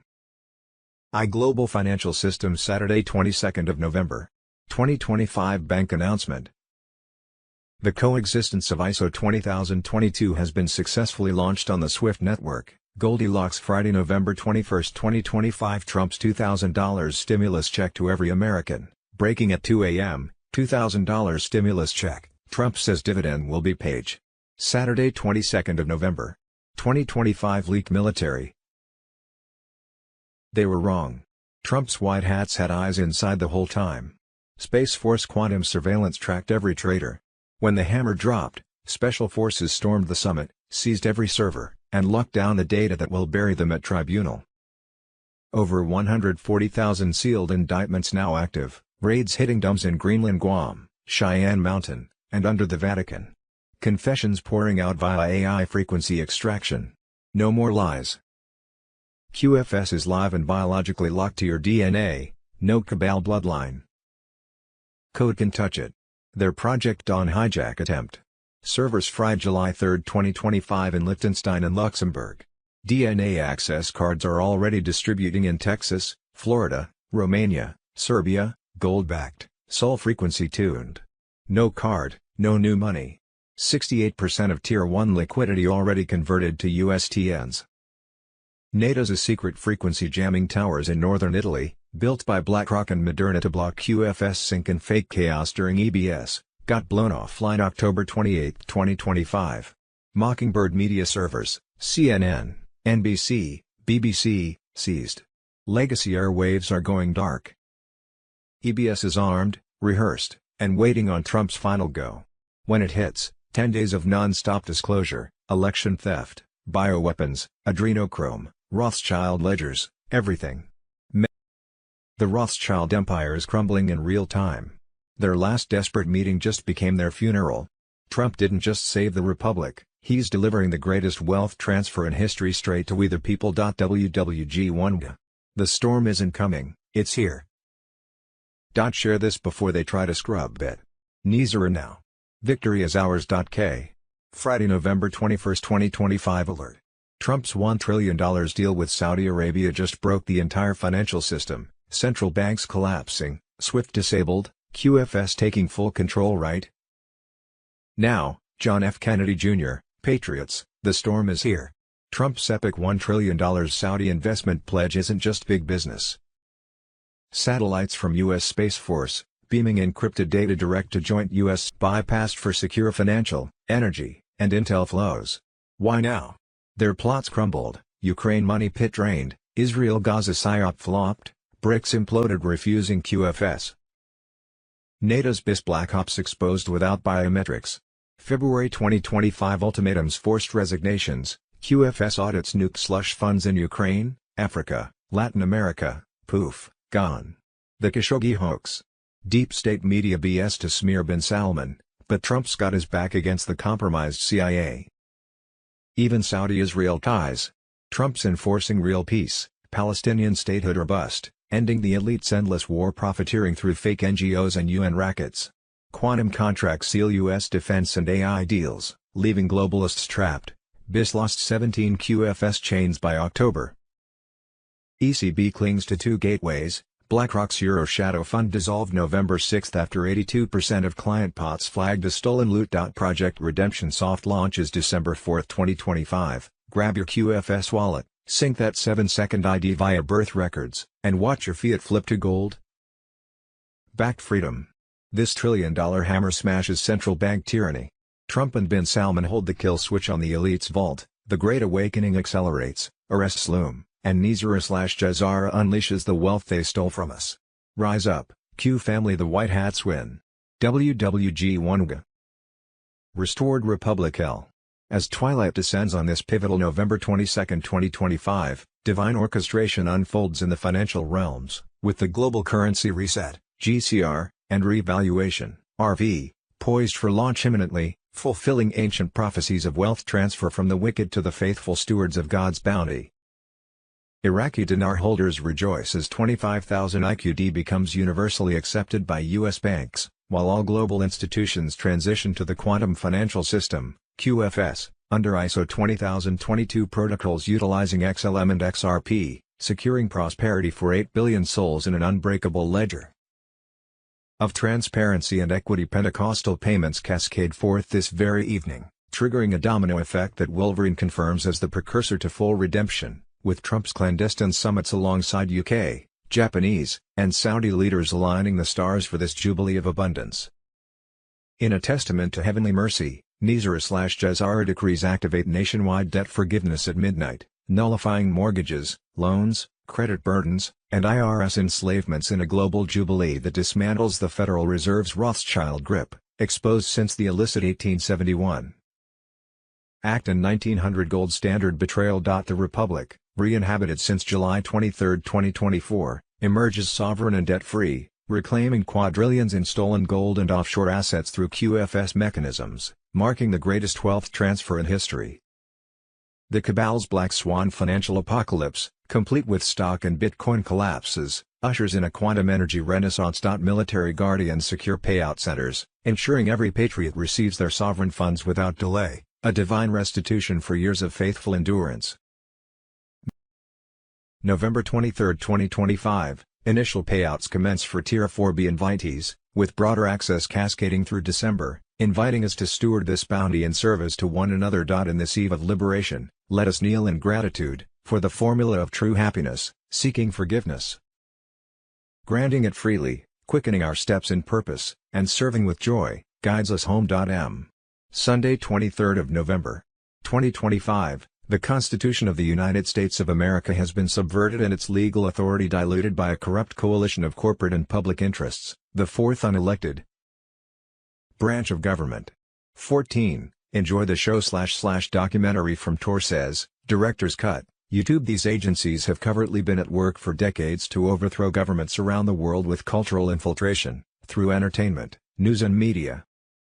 In this documentary, explore the origins of the CIA agencies, the CIA and CAA, the use of Hollywood and other aspects of culture to win the Cold War, and how these operations are still at work today. Learn missed information about world history, Ukraine and elections in the United States. This is the movie you have been watching and participating in. Enjoy the show. The Torres documentary, produced, directed and edited by Broken Anthem. Video editing and graphic animation by Texanon 1776. Script Supervisor BB Lambs. Audio editing by Wowza1 and JL Keys. Production manager Neptunez. The Real. Saturday, 22nd of November, 2025. A whistleblower has revealed to Candace Owens that the Egyptian plane spotted in Utah on the day of Charlie Kirk's assassination is tied to the Secret Service, DEA, DOJ, FBI, and several other agencies. The plane made multiple stops for so-called Saturday, 22nd of November, 2025. The dark layers of Disney, Epstein, and the CIA, Donald J. Trump. On Telegram. There are multiple layers to the satanic globalist deep state cabal. It also goes by many names and is made of numerous families which sit at the top. How long has the child trafficking aspect of this cabal really been operating? The answer is that there have always been honey trap operations, but they later evolved into honey traps using children. The children were also used by our intelligence agencies through the CIA's MKUltra program and the Monarch program for mind control operations, which are still conducted to this day but with a completely new method and operation using technology that is slowly being revealed to the public. Disney was just another way to have an unlimited pipeline and access to new children. Disney Cruise Lines would stop at Epstein's Island and St. Thomas for snorkeling trips and other excursions. These weren't just trips, they were a part of a global trafficking operation to bring children to and from the islands, hidden right in plain sight. Whose islands are also close to Epstein's Island. Richard Branson's Necker Island, who is owner of Virgin Records / Galactic, whose island sits in the British Virgin Islands. James Biden and his associates also own an island named Water Island, which also was right across from a known military submarine base, and is only a very short boat ride to Epstein's Little St. James Island. Epstein also had submarine access to his Little St. James Island. Corrupt American judicial system. Sat. November 22, 2025, the U.S. House has just voted to ban no cash bail in Washington, D.C., and prevents activist judges from routinely letting violent criminals back on the street. Finally, no cash bail needs to be banned nationwide. Nizar and Jazara secrets on Telegram. Santa's Tales of Jail by author Thomas H. Tom Fairbanks is about to be released, and it's not your typical Christmas story. It is a first-hand account of the atrocities in an American justice system that has been weaponized against us, we the people, through lawfare, a two-tiered system of justice. Tom Fairbanks, Santa. Santa's Tales of Jail by author Thomas H. Tom Fairbanks is coming, and it's not your typical Christmas story. It is a first-hand account of the atrocities in an American justice system that has been weaponized against us, we the people, through lawfare, a two-tiered system of justice. A story that is told throughout an exchange of communications with the courts, attorneys, magistrates, judges, the director of the BOP, and even the President of the United States, Donald J. Trump, as Santa exposes the corruption and incompetence of the Department of Justice, DOJ, Federal Bureau of Investigations, FBI, and the Bureau of Prisons, BOP, broken on purpose. Why? Saturday, 22nd of November, 2025. Military intel drop. Briefing Level 5. America under wartime command. Leaked briefings indicate the United States is no longer under civilian law. SCOTUS has been stripped of all power, its funding cut, and the corporate entity known as U.S. Incorporated quietly dissolved. Real authority now rests with a wartime president operating under military protocol. Since early October 2025, silent wartime protocols have been active, initiated after deep internal sabotage and foreign infiltration. These continuity measures, meant for nuclear war, were triggered after what insiders called unrecoverable systemic corruption. Under these conditions, The Constitution becomes secondary. The President commands absolute authority. Civilian agencies serve only as advisory shells. SCOTUS, powerless and defunded. Internal sources confirm the judiciary no longer governs under wartime command. The court now functions on minimal services with no power to challenge executive or military directives. As of October 1, all funding tied to the foreign bank-owned corporate government was cut off. Peacetime law is gone. Military law rules. U.S. Incorporated terminated the collapse of the corporate system, unable to repay $38+ trillion owed to the American people, ended the legitimacy of the old government. Legal frameworks dissolved, replaced by military operational control. No repayment. No legitimacy. No civil authority. Trump operating under military law. Sources close to Trump say he now acts as commander-in-chief under wartime jurisdiction, while public optics maintain the illusion of normalcy. SCOTUS cannot overrule a commander in wartime, one insider confirmed. We are witnessing not democracy, but the controlled demolition of the old republic. The final collapse of the old guard Federal Reserve. Functions frozen. DOJ and FBI under military review. Congress reduced to theater. New gold-backed financial instruments already prepared for controlled rollout. Americans will feel it soon, in prices, shortages, and silence. This was never a coup. It was an execution. The courts are broke. The Fed is cornered. U.S. Incorporated is gone. Trump isn't president. He's commanding a battlefield. And the final question remains, when will they tell the people? Or will they ever? Sunday 23rd of November, 2025. The Obama administration was making so many unauthorized payments to private insurance companies participating in Obamacare that they couldn't even keep up to cover their own tracks. Donald J. Trump, a government watchdog, has determined the Obama administration is violating its own healthcare law by illegally diverting up to $5 billion to private insurance companies participating in Obamacare. The U.S. Government Accountability Office is the nonpartisan federal watchdog that determines whether federal officials are spending taxpayer dollars in accordance with the law. In a legal opinion issued last week, the GAO accused the Obama administration of illegally diverting billions of taxpayer dollars to private insurance companies. The opinion concerned the administration's implementation of Obamacare's reinsurance program, one of several insurer bailouts designed to prop up Obamacare's rickety finances. Generally speaking, the reinsurance program taxes consumers in non-Obamacare plans to subsidize insurers who sell Obamacare plans. The program collects $25 billion from consumers, with $20 billion going to Obamacare participating insurers and $5 billion to the federal treasury. The law is specific: the amount that each health insurance issuer pays toward the $5 billion designated for the U.S. Treasury may not be used for the reinsurance program. But once insurance companies participating in Obamacare's exchanges started suffering huge losses and heading for the exits, the administration began funneling them the money that was supposed to go to the Treasury. The administration has so far diverted $3 billion, and counting. The administration was making so many unauthorized payments to private insurance companies participating in Obamacare that it's hard to keep them straight. Both the administration and the Supreme Court acknowledge that the operative text of the Affordable Care Act forbids certain payments to insurers participating in federally run exchanges. The administration is paying tens of billions of dollars to such insurers because it was able to convince the court to bless those payments anyway. It is making payments to insurers on behalf of exchange enrollees who are categorically ineligible for subsidies because they have incomes below the poverty line. It is paying insurers tens of billions of dollars in illegal cost-sharing payments that a federal judge ruled violate the Constitution. It is attempting to skirt a congressional ban on $2.5 billion in risk corridor payments to insurers that President Obama himself signed into law. It is even making illegal payments to insurance companies on behalf of members of Congress and their staff, giving Congress its own special exemption from Obamacare. Consistent with past practice, the Obama administration is thumbing its nose at the nonpartisan GAO by announcing it will continue to divert these taxpayer funds to insurance companies. If the rule of law means anything, it is that the government is as bound by law as are the people. If the people come to believe that the government is not, they will rightly conclude neither are they. Sunday 23rd of November. Trump was right when he tried to warn everyone with Doge, emergency broadcast channel. Homeland Security Secretary Kristi Noem confirms Democrats put together a shadow network of NGOs with the explicit purpose of overthrowing the United States. Literally treason.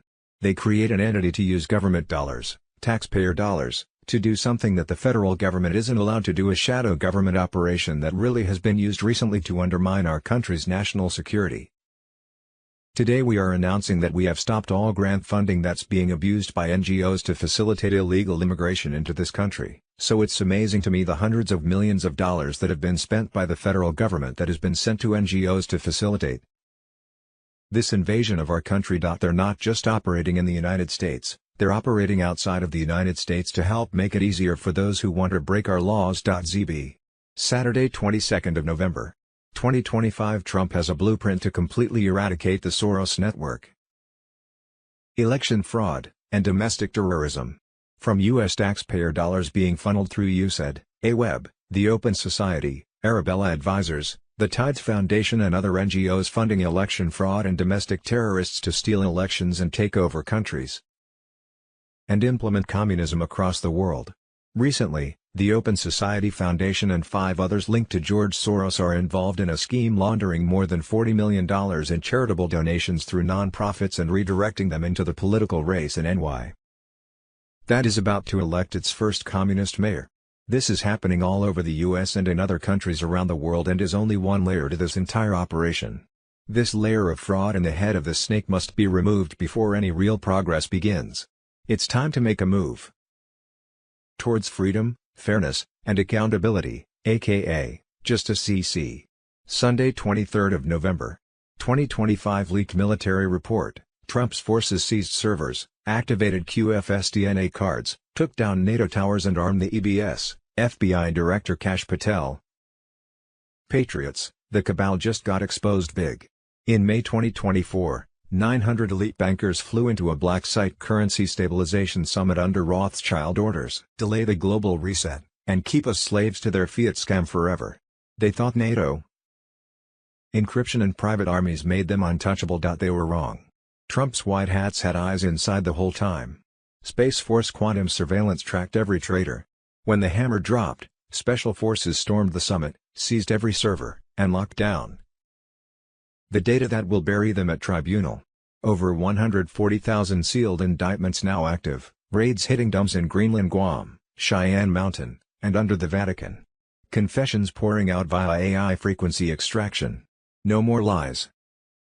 QFS is live and biologically locked to your DNA, no cabal bloodline code can touch it. Their Project Dawn hijack attempt. Servers fried July 3, 2025 in Liechtenstein and Luxembourg. DNA access cards are already distributing in Texas, Florida, Romania, Serbia, gold-backed. Sol frequency tuned. No card, no new money. 68% of Tier 1 liquidity already converted to USTNS. NATO's secret frequency jamming towers in northern Italy, built by BlackRock and Moderna to block QFS sync and fake chaos during EBS, got blown offline October 28, 2025. Mockingbird media servers, CNN, NBC, BBC, seized. Legacy airwaves are going dark. EBS is armed, rehearsed, and waiting on Trump's final go. When it hits, 10 days of non-stop disclosure, election theft. The Rothschild empire is crumbling in real time. Their last desperate meeting just became their funeral. Trump didn't just save the republic, he's delivering the greatest wealth transfer in history straight to we the people. WWG1. The storm isn't coming, it's here. Share this before they try to scrub it. Nizar now. Victory is ours. ZD. Saturday, 22nd of November. Elon Musk was right when he tried to warn everyone with Doge. Nizar and Jazar exposed on Telegram. Homeland Security Secretary Kristi Noem confirms Democrats put together a shadow network of NGOs with the explicit purpose of overthrowing the United States. Literally treason. They create an entity to use government dollars, taxpayer dollars, to do something that the federal government isn't allowed to do, a shadow government operation that really has been used recently to undermine our country's national security. Today we are announcing that we have stopped all grant funding that's being abused by NGOs to facilitate illegal immigration into this country. So it's amazing to me the hundreds of millions of dollars that have been spent by the federal government that has been sent to NGOs to facilitate this invasion of our country. They're not just operating in the United States, they're operating outside of the United States to help make it easier for those who want to break our laws. Saturday 22nd of November. 2025 Hillary Clinton, John Podesta, the Clinton Foundation and Uranium One. Is Hillary Clinton the most corrupt politician in U.S. history since Lyndon B. Johnson, Donald J. Trump on Telegram? 20% of U.S. uranium went to the Russians, $145 million. To the Clinton Foundation, and $35 million to John Podesta. A U.S. interagency committee including the State Department, in which Hillary Clinton was the head of, approved Rosatom's 2010 acquisition of Uranium One, a Canadian on the board of a company called Joule Unlimited who held some of the rights, in which he received a total of $33 million from the deal. The Clinton Foundation received $145 million from Uranium One investors like Frank Giustra, who also just happens to sit on the board of the Clinton Foundation and runs the Radcliffe Foundation, which donates large amounts to the Clinton Initiative and other charities. Frank Giustra is also the founder of Lionsgate Entertainment, a major film production studio in Hollywood, and has extensive ties to third world countries, Haiti etc., through not only the Radcliffe Foundation and the Clinton Foundation, but an organization called the Alpida Project. The Alpida Project, which funds and facilitates mass migration in Europe, also has connections to foster children from all over the world, and just happens to use an almost exact match to an FBI-confirmed pedo symbol for their organization's official logo. Bill Clinton and Frank Giustra are known to be good friends and not only working together in each other's projects and foundations, but flying all over the world. While Hillary was in office selling access to the administration through pay-to-play politics and the Clinton Foundation. This is how the money was moved. You want access, you make a charitable donation. This is just one way and layer to how they make and move their money. It's one big club and you ain't in it. You don't want to be either. Do the Clintons, especially Hillary Clinton, take the title of being the most corrupt politicians in history? ZF. Saturday 22nd of November. 2025 American is outraged finding out our tax money is being used to buy homes for people on Section 8, the rabbit hole on Telegram. There are Section 8 programs where you can get a mortgage, and take your Section 8 rent payment and put it towards your mortgage. So did you know that we are paying our fellow citizens' mortgages too? You pay such high taxes that you can't afford your own life, you can't afford to buy your own house, you can't afford anything, but you're paying with your tax dollars, your overtaxed dollars, for somebody else to get a house and pay their mortgage. I am just disgusted. Since 2000, HUD has allowed a home ownership option within Section 8, instead of using the voucher for rent. An eligible family can use it to help pay a mortgage on a house they are buying. Working taxpayers who can't afford a home are paying for homes for people who don't work. ZG. Sunday 23rd of November. 2025 The height of hypocrisy, Marjorie T. Green, U.S. debt clock on Telegram. She is trying to get out of Dodge before it gets too hot, the donor trails, the slush funds, the insider trading, the backroom deals. No foreign country has any business influencing the halls of U.S. Congress, she thunders in her resignation video, but Green's been their eager courtesan since day one. Her end foreign wars rhetoric masks a fortune in kickbacks from UAE and Saudi-linked POCs, funneled through her Save America PAC to the tune of $800,000 in 2024 alone for consulting on peace initiatives that never materialized. Leaked cables from the State Department, cross referenced in 2025 WikiLeaks drops, show her team brokering meetings with Qatari diplomats in exchange for $150,000 in travel reimbursements that bought her silence on arms sales to the Gulf. This isn't oversight, it's ownership. Her net worth ballooned 300% since 2021, per Open Secrets data, with no clear source beyond these shadowy wires. When she broke ranks on Ukraine aid in May 2025, it wasn't principle, it was leverage to extract more from Russian oligarch cutouts posing as energy investors in Georgia. The AI takeover she decries. Her family's gym chain, CrossFit Style, quietly inked a $2 million deal with a Chinese AI firm for surveillance tech in 2023, routed through her congressional franking privileges. Foreign meddling. She's the revolving door, and her exit slams it shut before the DOJ's FARO investigators kick it in. Do you believe anything coming from this Reno? She knows she will be exposed. She knows people are going to find out that she's a swamp creature. She knows people are going to look into her history and her husband. She knows the gig is up.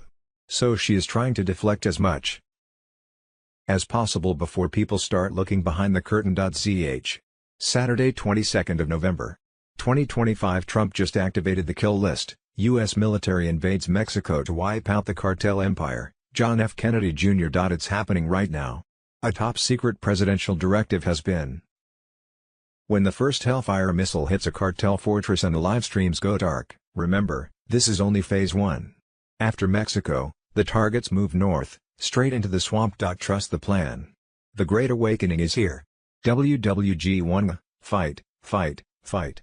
The reckoning starts south of the border. And it's coming for every last one of them.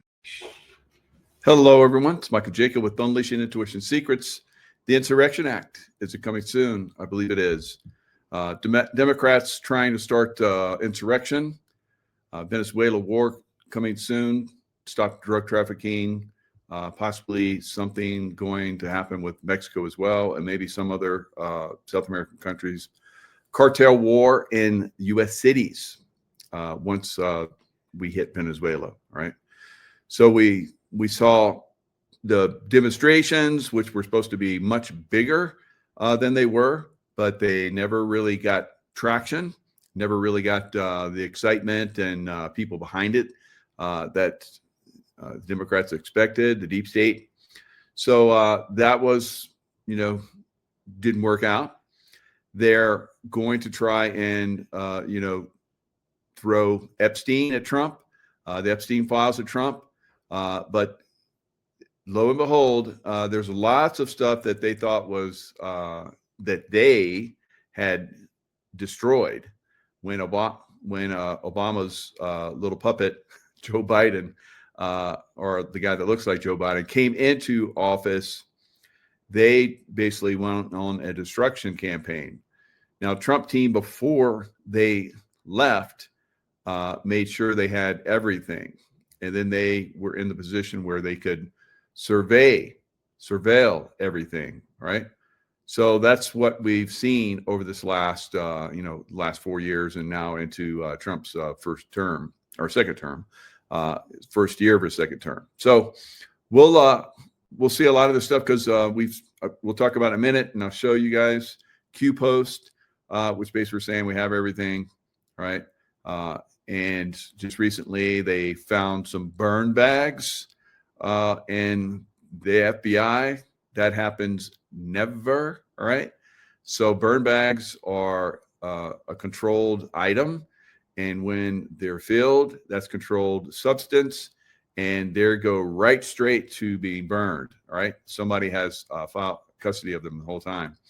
So for them to come out and say, "Oh, look, we found burn bags," and then they start coming out with what's starting to roll out of the Democrats and some rhinos and some Hollywood types that have had evidence of being involved with Epstein, right? And Epstein child trafficking and so forth. So that's coming out. We've already had one big wig, and I guess he used to be buds with Epstein, and even asked him advice on dating or some crazy. So he had been, I don't know, some head of Obama's or Biden's administration for finance or something. He was at Harvard, and he resigned from Harvard and went away. Now I'm kind of like, why would you resign? I mean, we have like in Virginia, we had somebody was running in one of the races there in Virginia that had sent an email and his children, yet he went on to win, and he's going to be in office. So nothing happened to him. There wasn't an outrage about him from Virginians. All right. So why did this guy resign?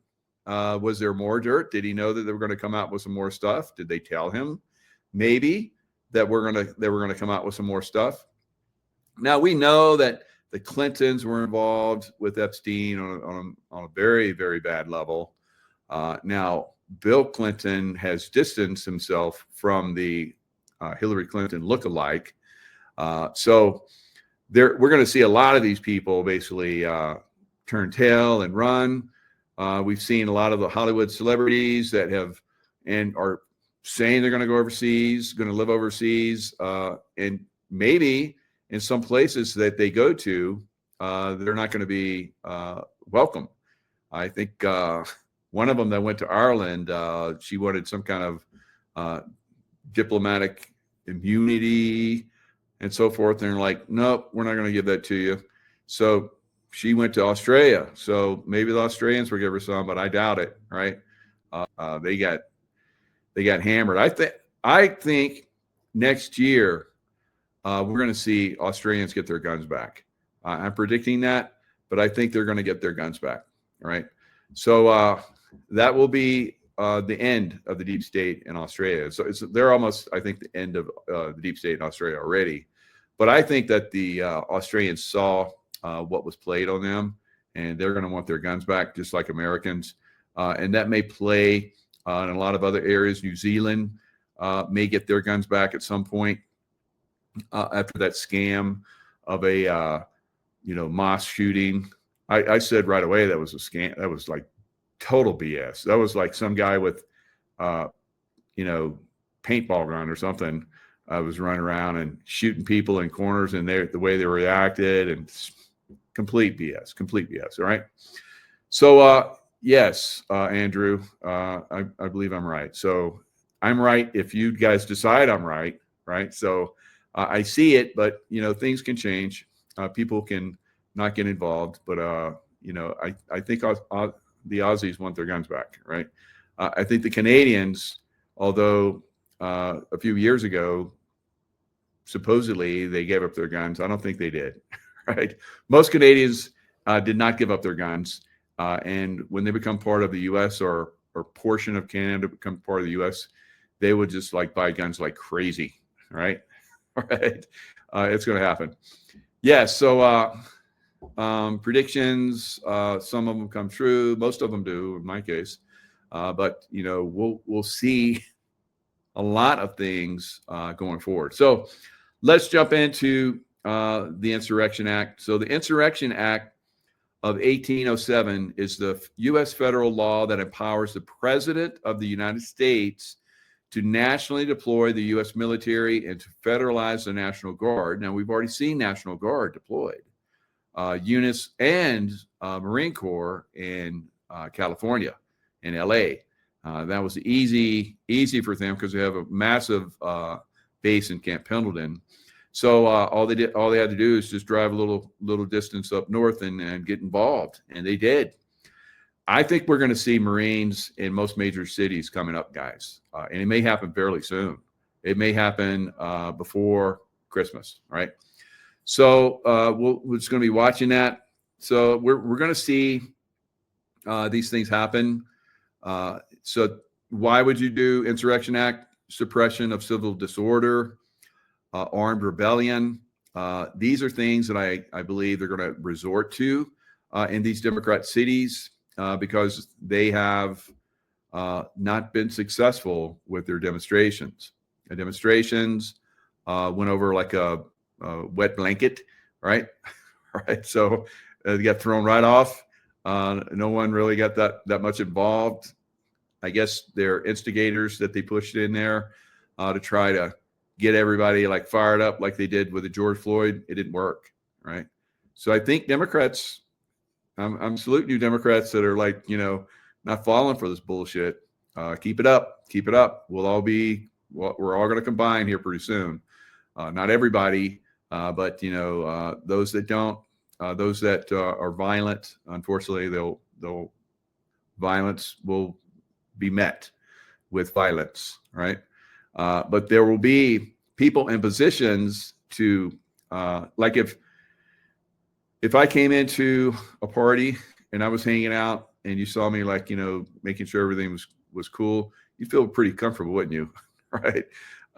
Yes, you would. And I know people love to have me around. So imagine